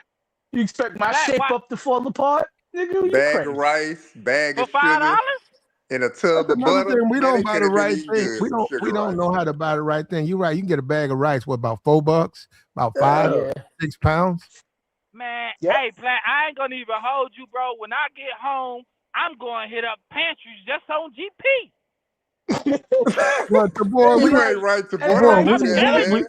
Tabor, we Your don't ass really. does not need to be in no pantry. Leave it alone. They gonna let me in there. They won't let me in there.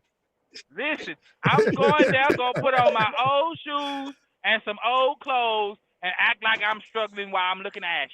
You It's ain't food in right. there, Be though. outside. No, it's food in They- there. You might.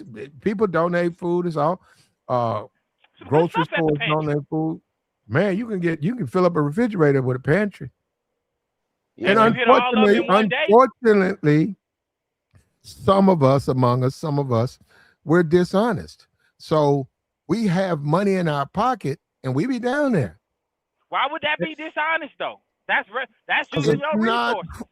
but no, it's really it's not for you if you got money. Yeah, if you got money, you're not supposed to be at a food pantry. What? That's for the needy. That's like saying if you have He money, said you're what? supposed to be on Section 8 if you can get it.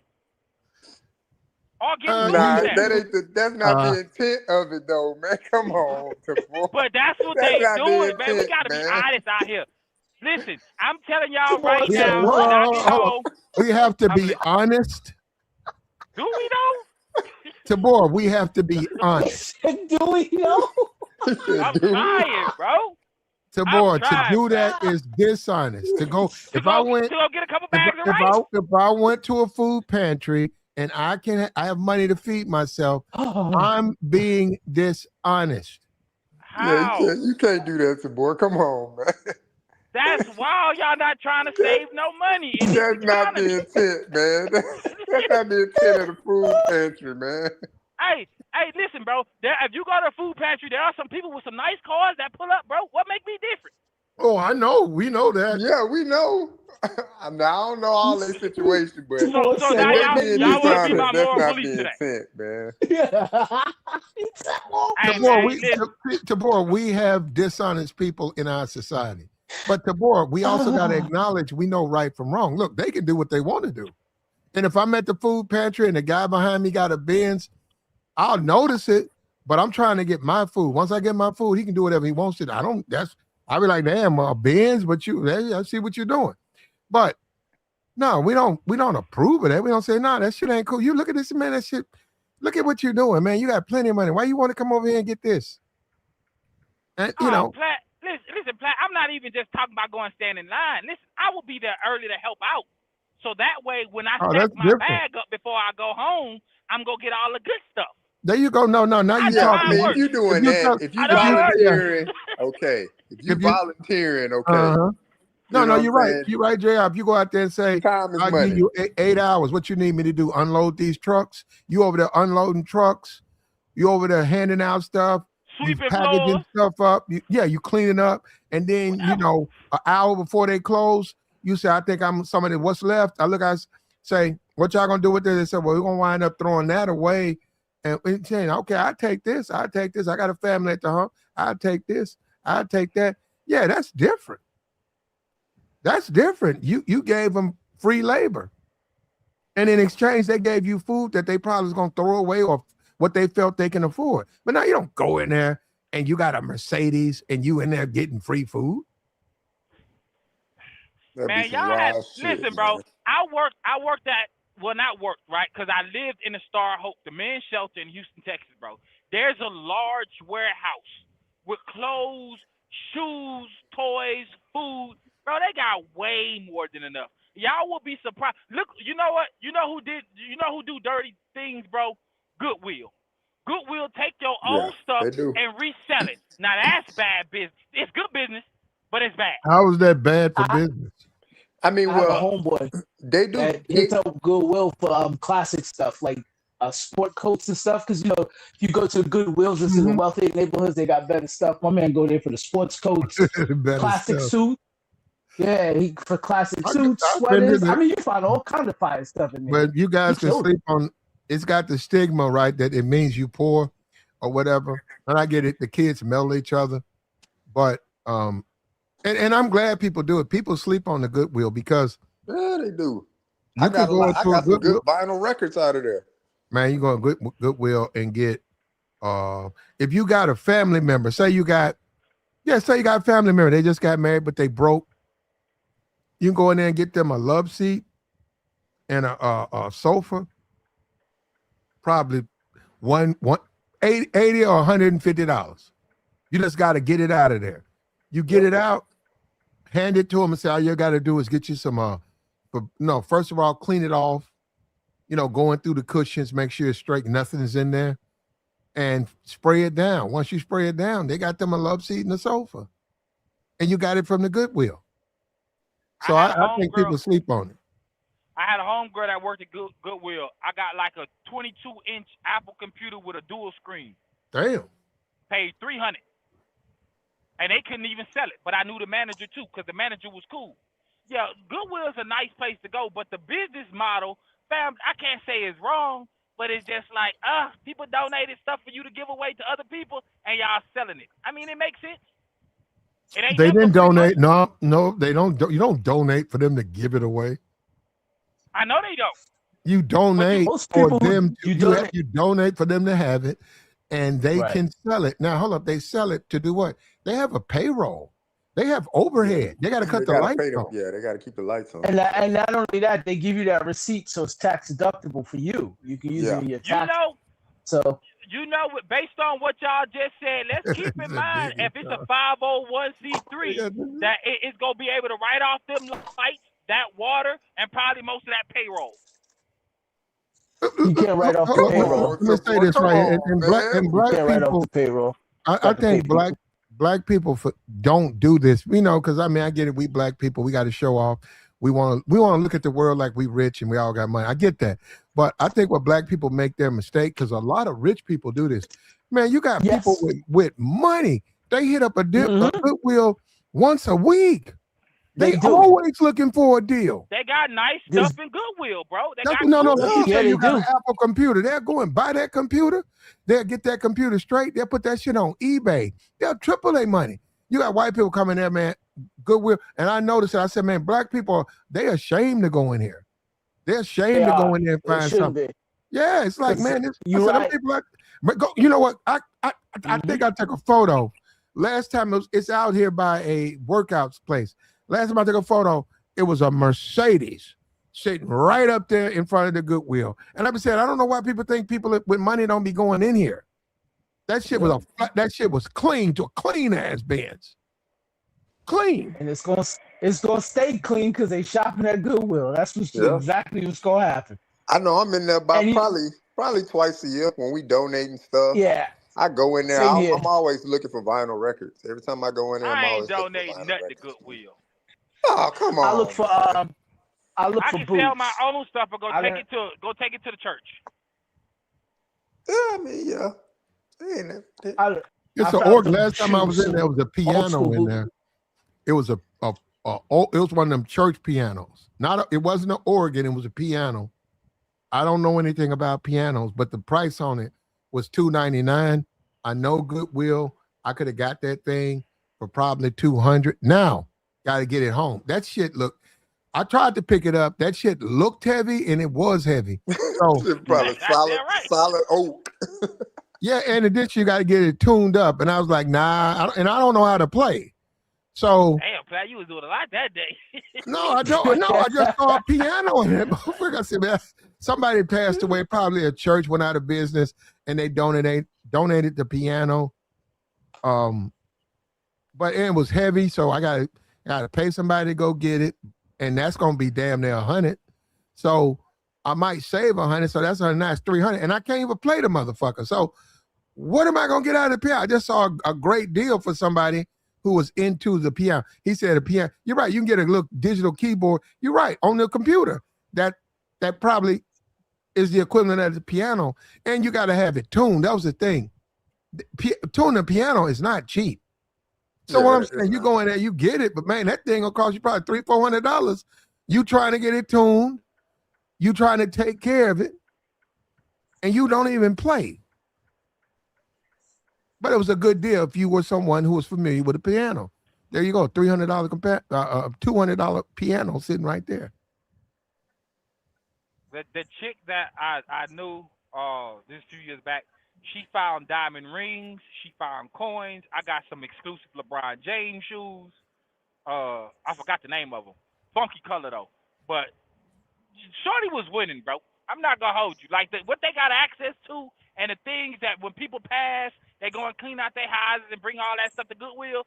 Nah, G, that's dishonesty as far as I'm concerned, right? But going into the pantry with my backpack, right, making sure I get me some food.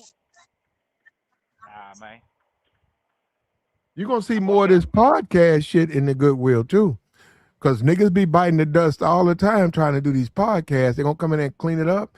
You're gonna start to see mics in there, roadcasters. There's dudes that do shows. The suit guys and the shoe guys, they go into Goodwill and try to find classic stuff from back in the day, from the 60s and the 40s and the 50s. Yeah, the vintage. They call it vintage. You know, they got a name for it. Vintage. Vintage. But, which is a sweet deal overall. Go get you probably $100. You probably can turn it into $200-300 over the course of a week, and keep that with your real job. But I mean, damn, some jelly, bro. I'm telling you, Platt, I'm more mad at you than him going to jail. Because you could have loaned your partner some bread, bro. I didn't even know the nigga. I was in the barber shop. He's talking about, why would he get some jelly from me? You should be able to ask everybody, bro. Yeah, he man. I ain't got no jelly. I'm trying to get my hair chopped. It had to be a long, stressful 6 months. I'm sure it was. Stressful time. I'm sure it was. In jail for jelly, man. You don't want nobody to find that out. He had priors, and you know how they warn you don't come back. Oh, okay, gotcha. So this was like the tipping he stone got caught. of. He trying to get some. Man, I don't know about you guys. When you go in the store, you see all those digital pictures of the thieves. You don't see all them people. Yeah. You see them in Walmart. Yeah, they got them in like the customer service area. They got the one time I went in there, you ain't right, Platt. Come on. No, one time I went in there, truth. It was on the other side of town, truth. I went in there, they had me on that motherfucker. I said, what? Stop. I was like, what the fuck? Where'd you get that from? Stealing ribeyes. They had a picture of me on that motherfucker. They said I was stealing gas. I said, not me. You caught you stealing gas. Look out for this nigga. Oh, they taking pictures of the niggas that's out there at the gas station too. Oh man. Damn. No, that shit be tripping me out, bro. That show me, I'd be like, man, people going through it out here. That's why people need to appreciate the little bit they got. You ain't got a lot, you got enough, because man, you got people out here stealing beer, stealing sardines. Yeah. And they hold up, and this is the thing, it looked like some shit out of GQ magazine. That shit like a fashion show. None of them people look broke. None of them. They stealing. You got the homeless dude, you got the homeless women, you got all of that. Go look at those pictures. Next time you go to the store, you know what I'm talking about. That store, you know the store I'm talking about. Look at the pictures. All them people got money. They look like they got money. They just don't want to spend their money. There's a dude, the people who beg at the street lights. I've seen it. That was in Georgia. That nigga got into a Porsche. And I also seen it in Miami where a white dude got into a Benz. He was panhandling in the black neighborhood, Opelika area. That's where the money is. That's where the money is. And he was out there panhandling on a major intersection, 27th Ave. People from down there know it. And he was out there panhandling. And I was in my man's tattoo shop, and we saw him after he finished. It was around 6, 7 o'clock. My man walked to a parking lot that wasn't too far and got into a Benz and drove away. I said, my man was like, "See, I told you." I was like, "What the?" Yeah, no, that's living it, man. Yeah, that's. I've seen a white dude, his woman, and a baby. Man, they had about a 2-year-old. I couldn't believe it. I didn't even know you could do that. They was out there in all their heat with an infant, and they was getting money, man. Black folks was dropping so much money in that. It was in a black neighborhood. It was an all-white couple. They was between at the light, and they had that infant with them, I guess, to sweeten the deal. And them black people was rolling down the windows, putting 5 here. He's walking down there. He's like, "Thank you, God bless you, thank you." And they was like, "You need to get that baby out of here now. Come on." "Oh, I'm gonna do it. Yes, ma'am. Yes, ma'am." I said, "Man," is this a scam? Because I said, this dude can't be serious. As hot as it is, you got a kid out here. But maybe it was just a scam, man. I don't. Maybe they's like, we gonna get, and they got paid. I see the family scamming here in Florida. I see it mostly. It's Latino families and Asian, Southeast Asian families, usually Indian or Pakistani or something, and they be out there with their kids holding up signs all together. I ain't never seen that. Now I'm in the South. I ain't never seen an Asian. I ain't never seen an Asian homeless person, and I certainly ain't never seen an Asian family at the stoplight. I don't think they're homeless. I ain't never seen because they look real that. healthy. They be at the stoplight, or they Filipino. They be in supermarket. They be in supermarket parking lots too. I ain't never seen that. Yeah. Now, somebody told me I need to come to California. I have been in California, but I wasn't in those places where you would see a homeless Asian.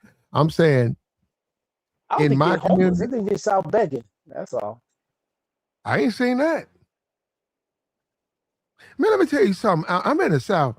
The Latino community, they hide their women. I don't even think them dudes here. Like, ain't no Mexican women out here. Bro, they're here. They don't be out there amongst the people.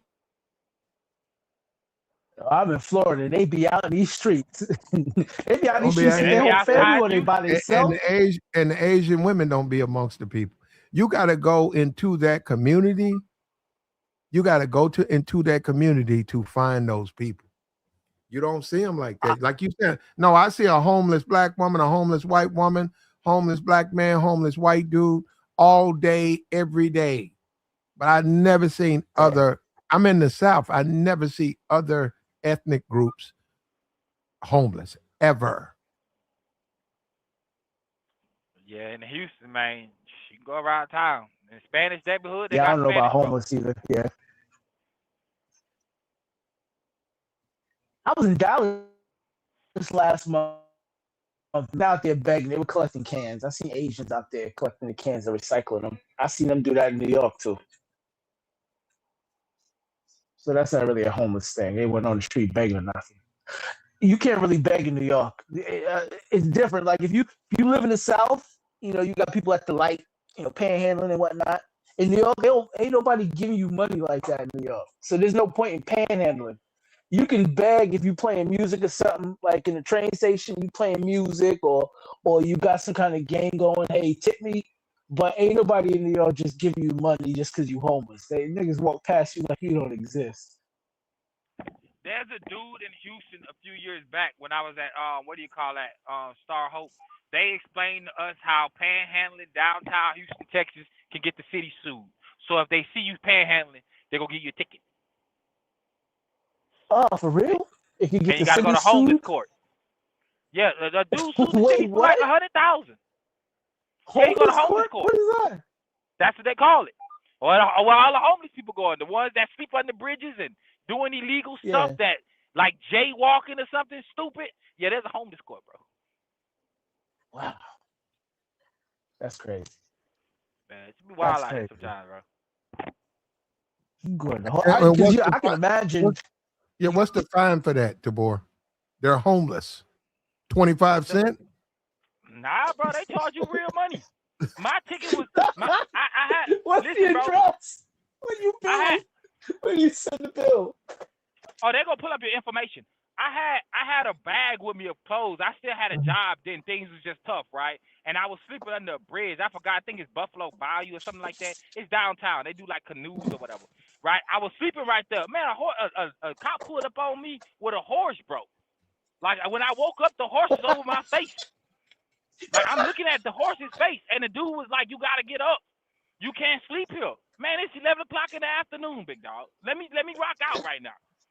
That homie gave me a ticket and told me you got to be in the court in 2 weeks. But I'm homeless. How am I going to get it? It was like $125. Wow. Yeah, the shelter got it. What do you call that? Like thrown out or whatever. But nonetheless, yeah, bro, they do stuff like that, bro. Oh, so if you get into a shelter, they'll throw it out. I guess because you got a spot, so you ain't got to be outside no more. So I guess they should. Right? Well, I didn't. Before then, I didn't have a spot at the shelter, but it made me want to go get one. I need resources at this point. I can't play around. Certain things are too easy for us, bro. Stealing I can't say should be the last option. It shouldn't be an option at all, but that's your life, bro. That's how you've been rocking with people. If you can't call somebody and ask for $5, you're just a bad person, bro. You gonna pay them back? You just a bad person. No, are you gonna pay them back? Tabor, you gonna pay them back? I can say maybe, but oh, come on, Tabor. I don't know what my pocket's gonna look like in a week. That's why they don't want to lend you no money, man. You ain't gotta tell me. That's why Buddy couldn't get $5. He said, I don't know how my pocket's gonna look. How you gonna give any man? Listen, man. I'm good. If it hits the Fed, man, I told y'all $20-$30 a week. $20 or $30 can cover me for 2 weeks, man. Me and a couple family members, I'm good. Yeah, you know what? I did day labor, and there was a dude out there, a black dude. He used to work for the post office. He got hooked on crack. He lost his wife. He lost his kids. He lost his job. And he went through the rehab, and, he was born again, and he was doing day labor. And one thing about that dude, they would say, okay, we need 5 guys to go over here. And they said, what you need? We need you guys to take all of that stuff out this building and throw it in this garbage can. All of it, right? Everything in there. So dude used to say, okay, once they said that, okay, dude was gone. He was up there pulling shit down, pulling down the steps. We was just fucking around, right? Wasting time. So we just got to do 8 hours. We ain't got to do this shit fast, take our time. He come dragging some more shit down. And after like the 3rd day, I said, hey man, I started talking to him, and he was like, yeah, man, I'm just trying to make it, man. He said, don't worry about it, man. He said, I do all this shit. He said, y'all ain't got to help me at all. Don't worry about it. I need the money. And that didn't do. They know, obviously we help. But I said, hey, man, why don't you have a real job? He was like, huh? I said, man, you need a real job, man. I said, look how hard you work. This day labor shit. I said, nigga, I'm just out here for a minute. I got some other shit popping, right? And he said, I don't know, man. I said, man, listen, a man like you, as hard as you work, you need a real job. And he started thinking about it, man. And then he went to this grocery store and he applied, man. They gave him an assistant butcher. They was going to teach him. And he was out pulling that inventory. And then I think like about a year later, man, I'm in the store and I see him and I said, oh shit. And, we started talking and he said, yeah, man, I've been here for about 9 months, man. And he was pulling shit. He had a big old crate. And I said, man, well, you deserve it, man. So, that brother, man, he deserves. So you got to be working. No, he's off this stuff, man. So you can say that, but he had quit. He went to rehab and he was done with. He had lost a wife. He had lost kids. He had lost a good job. He used to be at the post office. He lost all of that. So he learned his lesson and he was ready to come back. He was ready to come back into society. Worked his ass off, got a job, rebuilt himself. Good guy. If anybody deserved it, he deserved it. Yeah, homie had a lot going on, man. I can't even hold you. He had a lot going on. He was a good brother. He was surviving off food stamps, and I think he was in a rooming home. And his family, they left him. Like, family turned his back on him. His wife turned his back. Kids, he fuck with the kids. All that child support, he didn't have no money. So she wasn't even looking for, he didn't have to worry about, okay, you got a child support bill. No, he knew he was on his own, man. And that was enough for him to wake up. Now him, not other people, but him, that he had to change his life, and he changed his life. And I was happy for the brother because I saw it. I said, man, this dude, a man like him, I said, man, we sitting up here talking, and this nigga done pull half of the shit we need to pull out by itself. That shit heavy too, man. That shit heavy. Sometimes now, me, I was just there to go to the joint. I just want to go to the strip club. So I was like, yeah, I wasn't there for there wasn't nothing noble about why I was just there for the joint. I'm finna hit up the strip club. Man, that was a struggle day.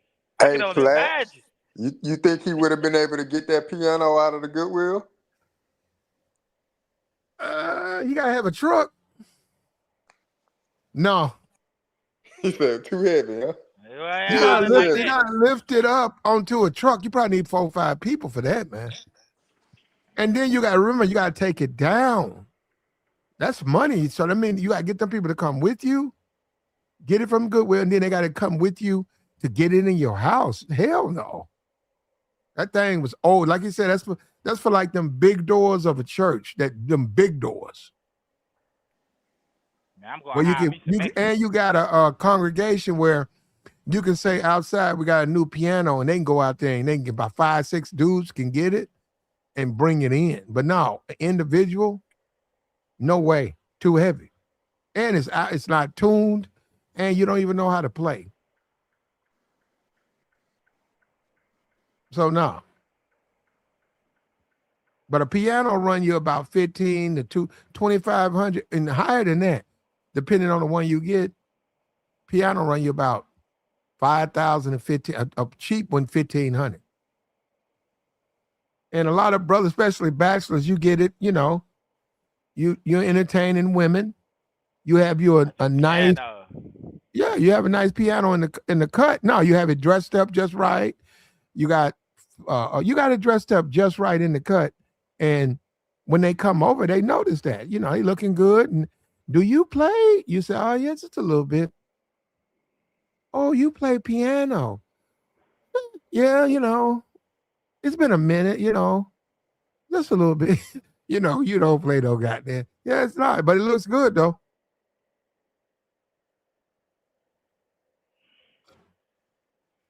Nah, man, I can't. I ain't even buy no piano like that, bro. It sounds good. They are heavy it though. Probably look good. Yeah. They are heavy. They are heavy. Taking up space I can use.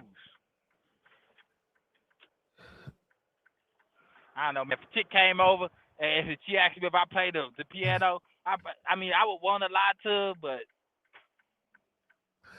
Well, you got keyboards, you got guitars out here. Guitars costing you $100,000. You got all types of musical stuff that's expensive. I'm just saying a piano, you just can't play. But I'm just saying it's a good thing. It's a good thing to have if that's. But it just depends on what you're trying to project. What kind of image are you trying to project? Also, if you have kids, it's a good idea to train them young on a piano. It's good for their brain development.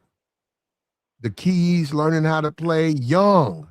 It's just like a language. It's just like you say, I want my kid to speak German and French.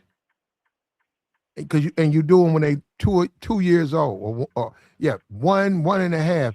You have people come in and teach them that. Learning a piano, they need to learn it young. Piano teacher come over, teach them that. That's good. All of that versatility and the way the buttons are split, that's good for them as they become adults. And you can always hire somebody to come over to play it for a special occasion. Well, not that one. Not that old motherfucker. You got to get that thing ain't tuned. It's bad. It look good in the corner though. Yeah, it's a piano is like a boat. They always cost money. There ain't no situation where that boat, a yacht, a boat ain't never paid for. You always got to do something to it. Yep, maintenance always got it. You got to put money in that thing for something. Yeah, man. It's only a few things that I would want to take from Goodwill. Records are one of them. Maybe some books. Really, if it ain't got no resale value, I probably wouldn't even rock with it, to be honest with you. Because I started seeing all that back in the day. Well, nah, man, that's just the tough situation with what's going on. You know, again, like I tell you, man, I be wanting to give America the benefit of the doubt, but I was raised in America. You know what I'm saying? Like, yeah, I'm not but we trying to change it though, Tabor. We're not. I get where you going. Let's accept it. We can't do nothing about it, but there are people who consider themselves American. They were born here, and they trying to make the country live up to the Constitution. They challenging it. Are you going to be fair? If you're going to be fair, get the race out of you. I get what you're saying, though. I get what you're saying. You know, white people run it. Let them do what they want. Shut up, Negro. It's best to not make trouble. But I ain't saying that. That's you can make trouble. You can do no, Tabor. Why would you say you're not saying that when that's what you've been saying? About not doing nothing and letting them rock out? Yeah, that's what you're saying. Yeah, accept it. I maneuver through it. So you're saying accept it. But you're saying accept it. I mean, what you gonna really do? Do you think that's right? Right or wrong? I'm in between. There we go. Both sides. I mean, I gotta be honest, because in certain cases, we told you need to start your channel Both Sides with Tabor. Hey, bro, I mean, some things it ain't fair, but you can win too. And a person will be mad because they watch you in line get a couple extra wings, right? And like I'm at the truck stop, so I can go get me 5 wings. Or I'm buying 5, but she gave me 7. She gave you 5. It's unfair. You go feel away. People go feel away, bro. Just maneuver through it. Women always give me more than I ask for, Tabor. I stay in gray sweatpants, so that's all I get. Uh-oh. I'm always in sweatpants. Hey, well, I have no idea what that means, but no, I don't have on sweatpants, but I have noticed women always give me more than I want. You know, and I get it. They want me to holler at them, but I'm just trying to eat, man. And it's maybe they'll get it. I appreciate it though. They love it. They load my plate up. I'd be like, man, why? I didn't ask for that.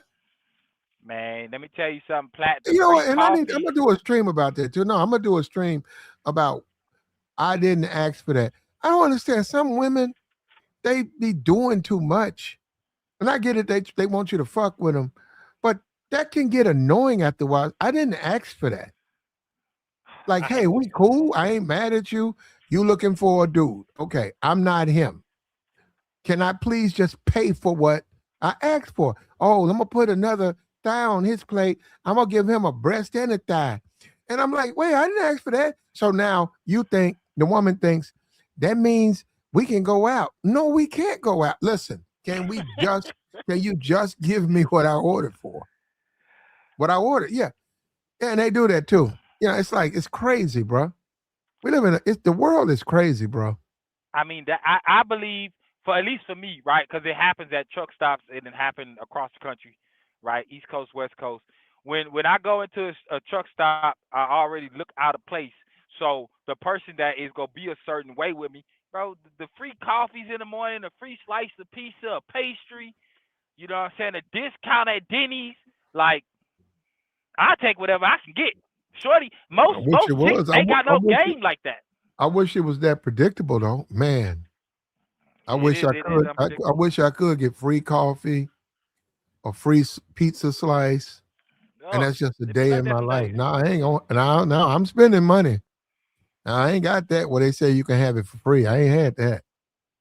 Yeah, but I do get more than I ask for. I can get that. I know that. As a black Cali, Arizona, I mean, there's up north places. There's East Coast, Chicago. Man, some people just cool. I let chicks do the most because for the most part, I'm pretty sure she probably want to say something to me, but all she can do is offer me a couple free wings or a slice of pizza. That's all she got, and I ain't going nowhere past that because I ain't trying to rock with nobody at the truck stop. I already know what y'all own. Plus, you're in a different state. So you know how I get. I'm gonna tell you something. I don't drive truck, but I do go to the truck stops in my life. Just living because I care. I'll give me a hot dog, or I'll go in there and buy something, food, right? And I'll say, okay, let me get gas. I'm right by this truck stop. Let me get gas. Let me go in and get something to eat, and I'll come out because it's real wide, it's real clean. I like that part of it. But the way I flirt with women at the truck stop is I always go up to the counter and I say, okay, where the ladies at? And she'll say, huh? I said, probably women all around here, right?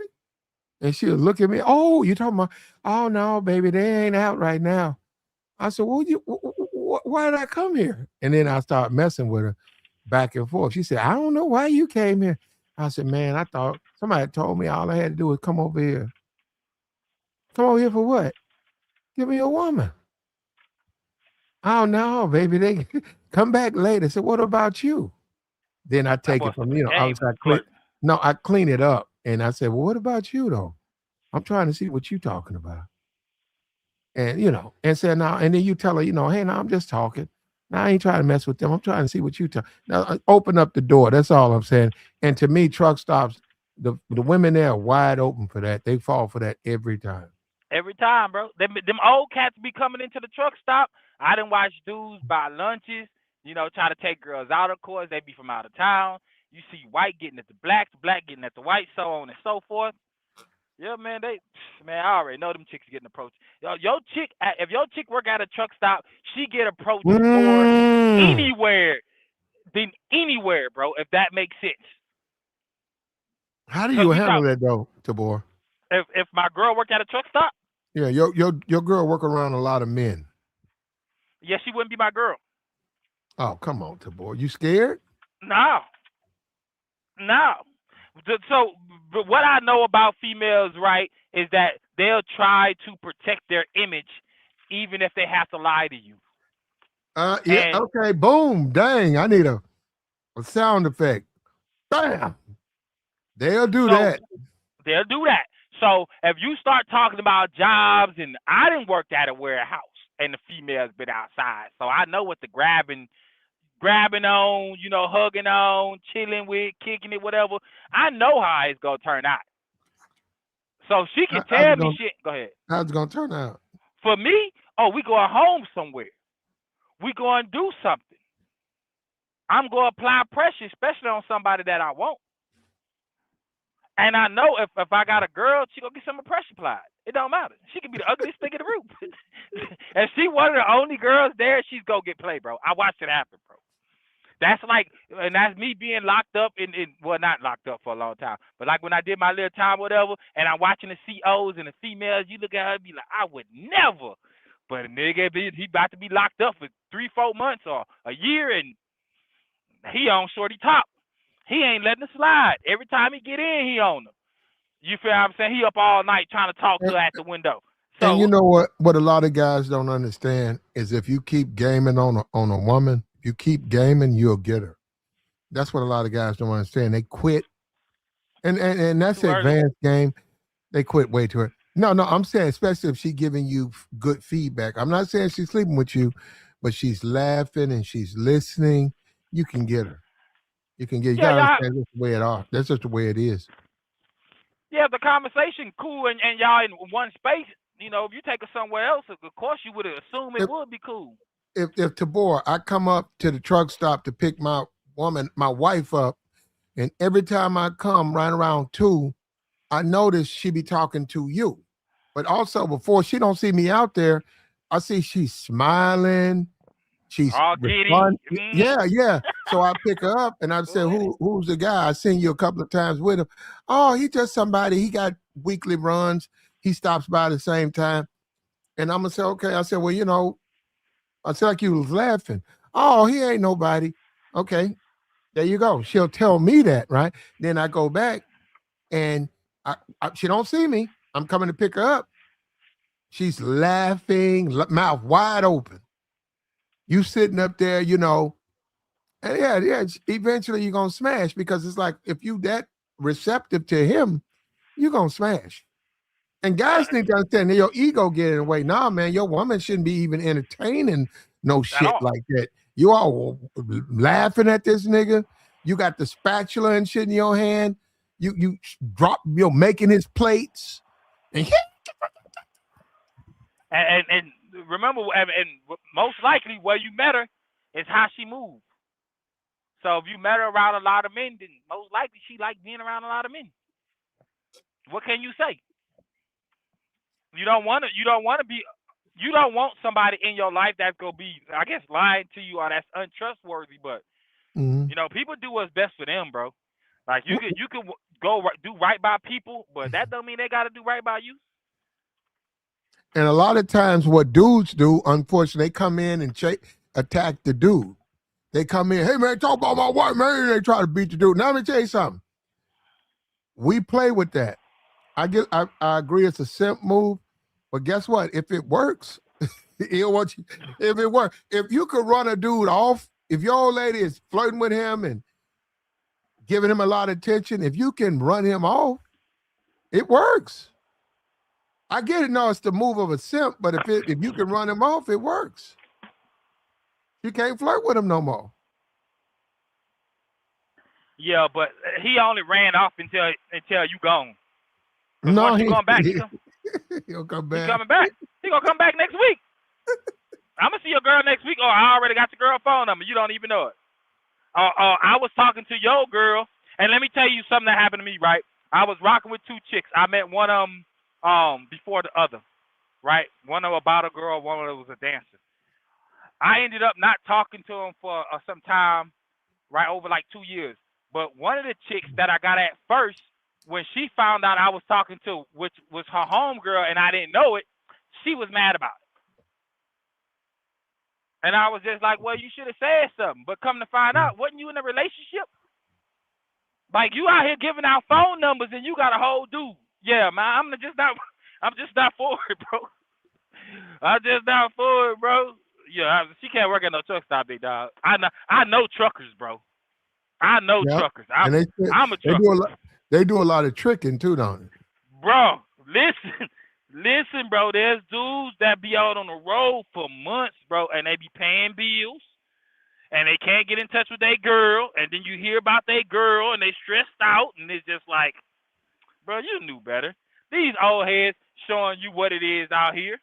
Why don't you just ask the old dude why he's still out here? He gonna tell you. Spending money on chicks. That's why he's still out here. But you get a disease though, right, boy?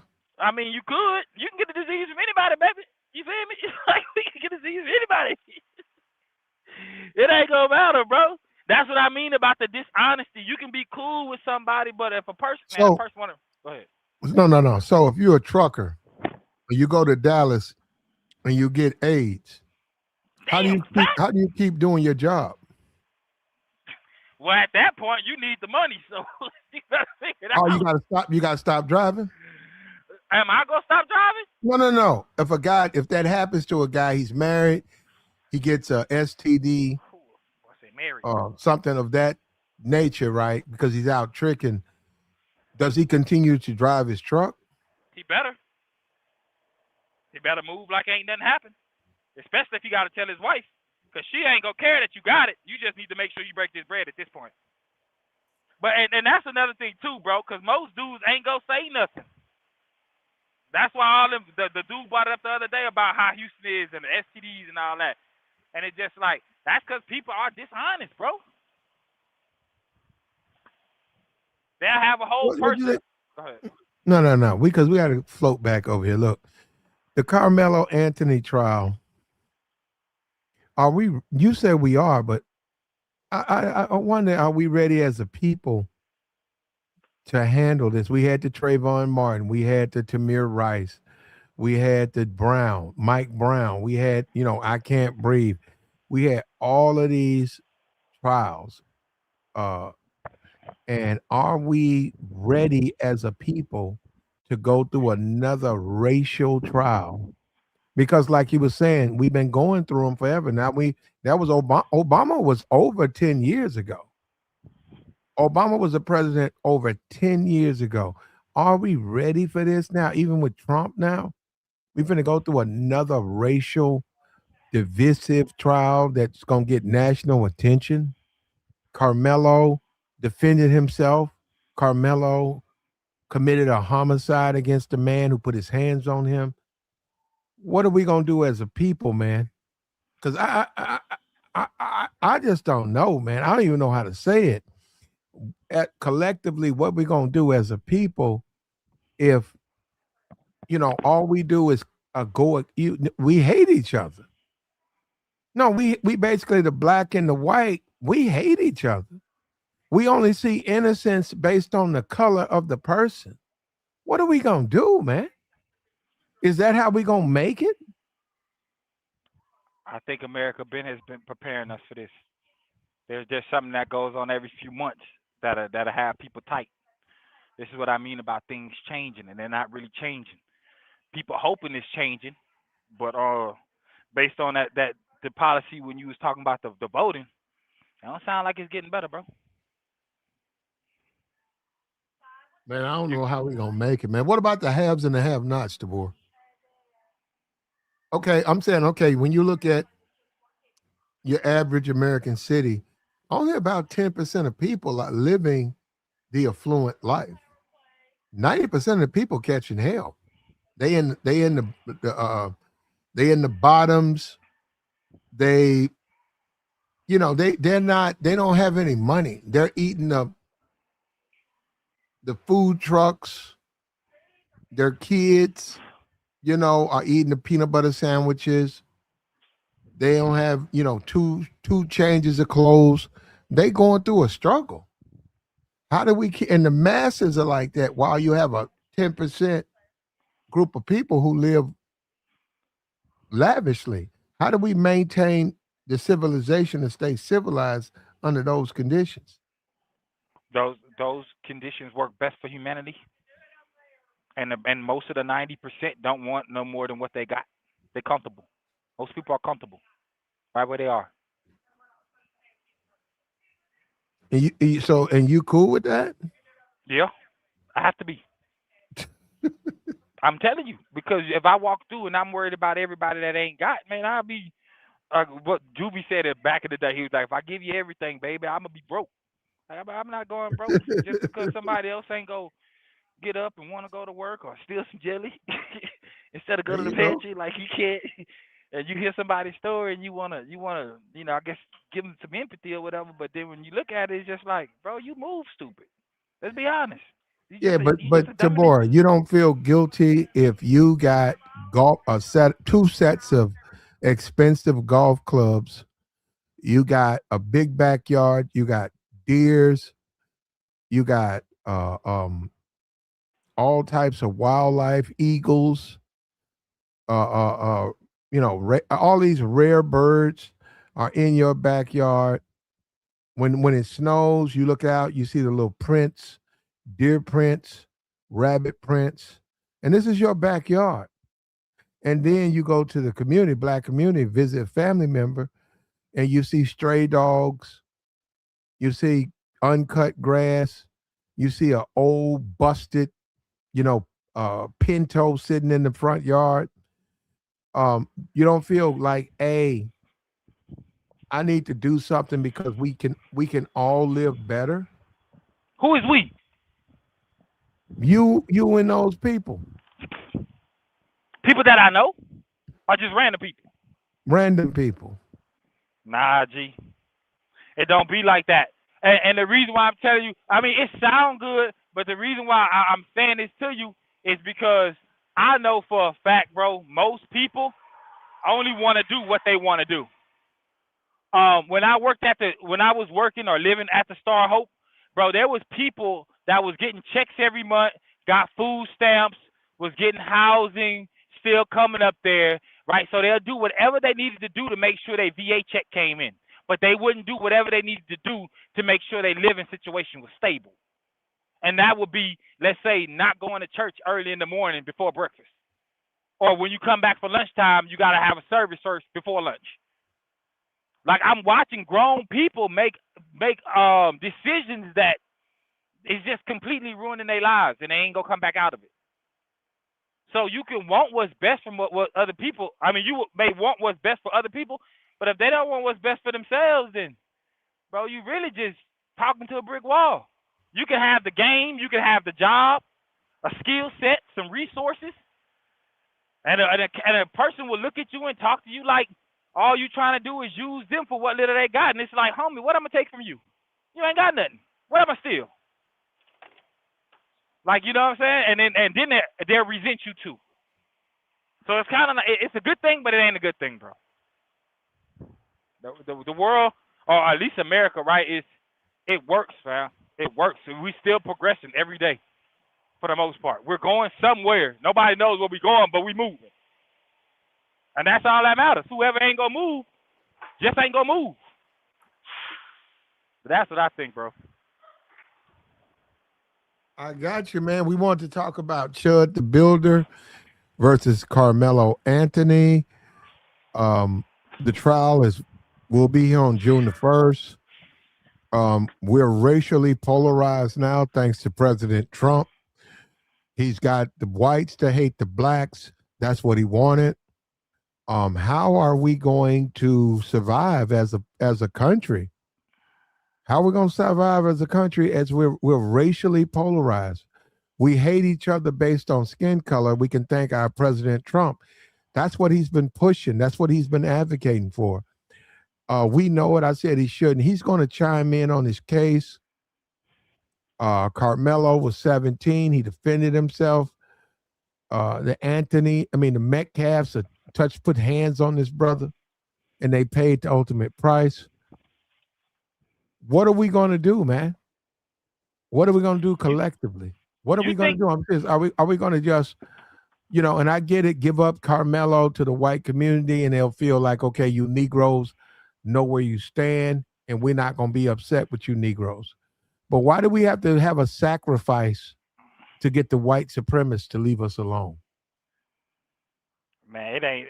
Man, I want to ask you this. You think it's Trump causing racism? Yes, I do. I don't know, man. I heard the Asian dude, say something the other day. And he said it last night. That's when I heard it. And I was like, man, I can't wait to say this. But he said, like, what if what Donald Trump ain't doing is wrong? Right? What if there's a plan that you just don't know about? Who said that? This is an Asian dude. He started explaining about oil and how Russia did something where it made everybody turn to them over there for like a few years or something like that. A few months, I don't know. But they made a lot of money, and a lot of money was made, right? And it looked like at some point when the oil does run out over there, if they allow it, right? Then that means we're on top. Well, and Trump just playing stupid. Oil's not going to run out in Russia. Well, if they can't make if they won't allow it to move. Do you know there's more oil than water on this planet? Who told you that? Well, I can't believe. There's more oil is more plentiful than water on this planet. Nah, I can't believe that one. I know you think it's not. No, the whole belief that oil somehow is it's not plentiful. That is the system. That system created that so that they can get money off it. But oil, there's more oil than water on the planet. That's hard to believe, bro. I know you don't believe it because you've been told it's a rare commodity. It is not. Nah,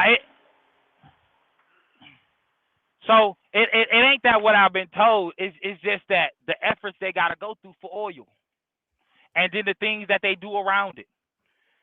Like I think they had a pipeline going to North Dakota somewhere, something like that. A few years back in the last administration, and within that, they stopped fracking or something like that, right? Digging, whatever it's called, they stopped doing it. Mm-hmm. So it started slowing down, like in America, right? I can't say it ain't true, but what I don't see is like a river of oil, if that makes sense. Well, that would make me think it's more. It's there. It's just underground. You're not going to see it like that. And oil and water don't mix.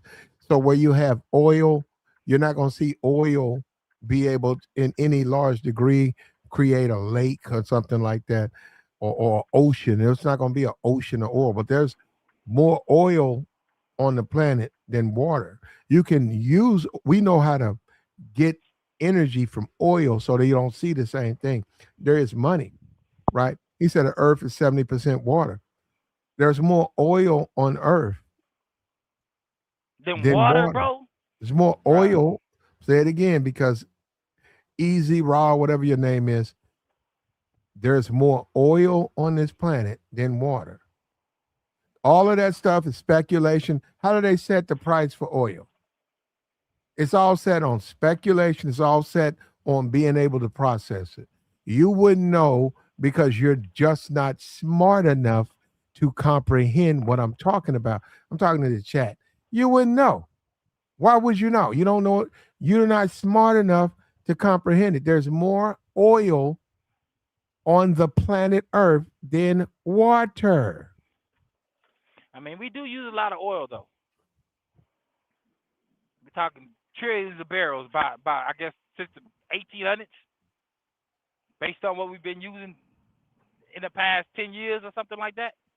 But I mean, I know it's whatever to scale, but I don't know, bro. That's just kind of hard, man.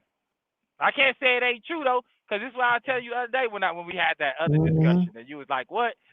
You didn't think I believed in that?" But people would say anything back in the day, bro, and we just was taught to believe it until we hear something different. But you saying something like that, that's gonna make you know what? I'm supposed to be doing some other research. I ain't never got back to you on. But it's gonna make me want to go look at some videos. And hold up, and Tabor, they're saying ask AI. Who do you think controls AI? You know what I'm saying? Ask AI. AI, those answers are already pre-programmed. Yeah, in most cases, bro. Yeah, ask AI. AI has been programmed to tell you no. That's why you think no. You don't understand it. I know you don't. I know you don't understand. That's why I'm telling you. Yeah, I believe that. I believe that there's a larger control. I believe AI had to be out since the 70s, bro, the early 80s, something like that. Because ain't no way AI just popped up. If you look at water, it's at the surface. If you look at the planet, you can't even measure the ocean in a sense. If you look at the planet if you stood on the moon, the depth of the ocean is negligible. It's so slight. It's like being covered in rainwater on you compared to the depth of your body. You know, your body goes on. You're inside. Once you come out, you got to go by the bone. Then you get into the meat, the muscle, and all of that. That's what I'm trying to say. If you look at that oil, if you look at somebody, if you go outside in the rain, you get covered in rain. Yeah, you're covered in rain. You do. You are. But what about your blood? You got more blood than rain on you, right? The American is too stupid to realize that that's how oil is. Inside the earth, there's more oil than water on the surface of the earth. And I don't know why I got to keep talking about this, because the guy in the chat box don't know.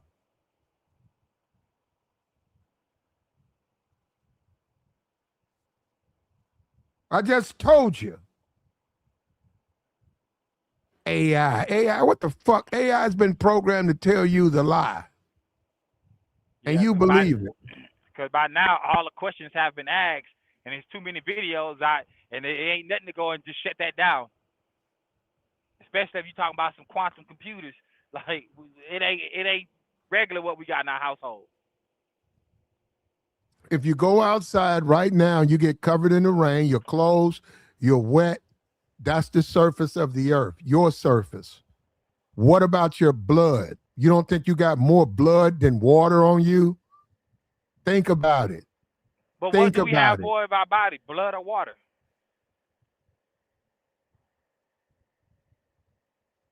You got more blood. The blood intermixed with the fluid. I see where you're going with it. It's more blood.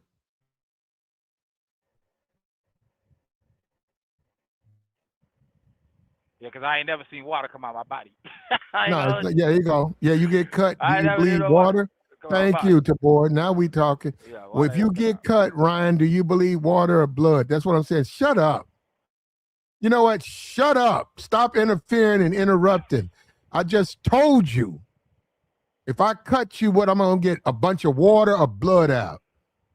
I'm sick of these guys, man. You know what, Tabor? We tried to we made our point. Is it the same thing? I don't know. We're trying to figure it out. I don't know. We're going to wait and see. We got the Carmelo Anthony trial. It will be starting on the 1st of June. I hope that we cannot be caught up in our racism and prejudge this brother. The same thing for CHUD. That trial will be starting, I think, February next year. We're going to stand here. We're going to stand here. How long we got to wait? Yeah, it's going to be, I think it's going to be a minute. And Trump's our president. We're racially polarized. We're racially divided because of him. His racism is why we hate each other. His racism is why we're doing what we're doing. His racism.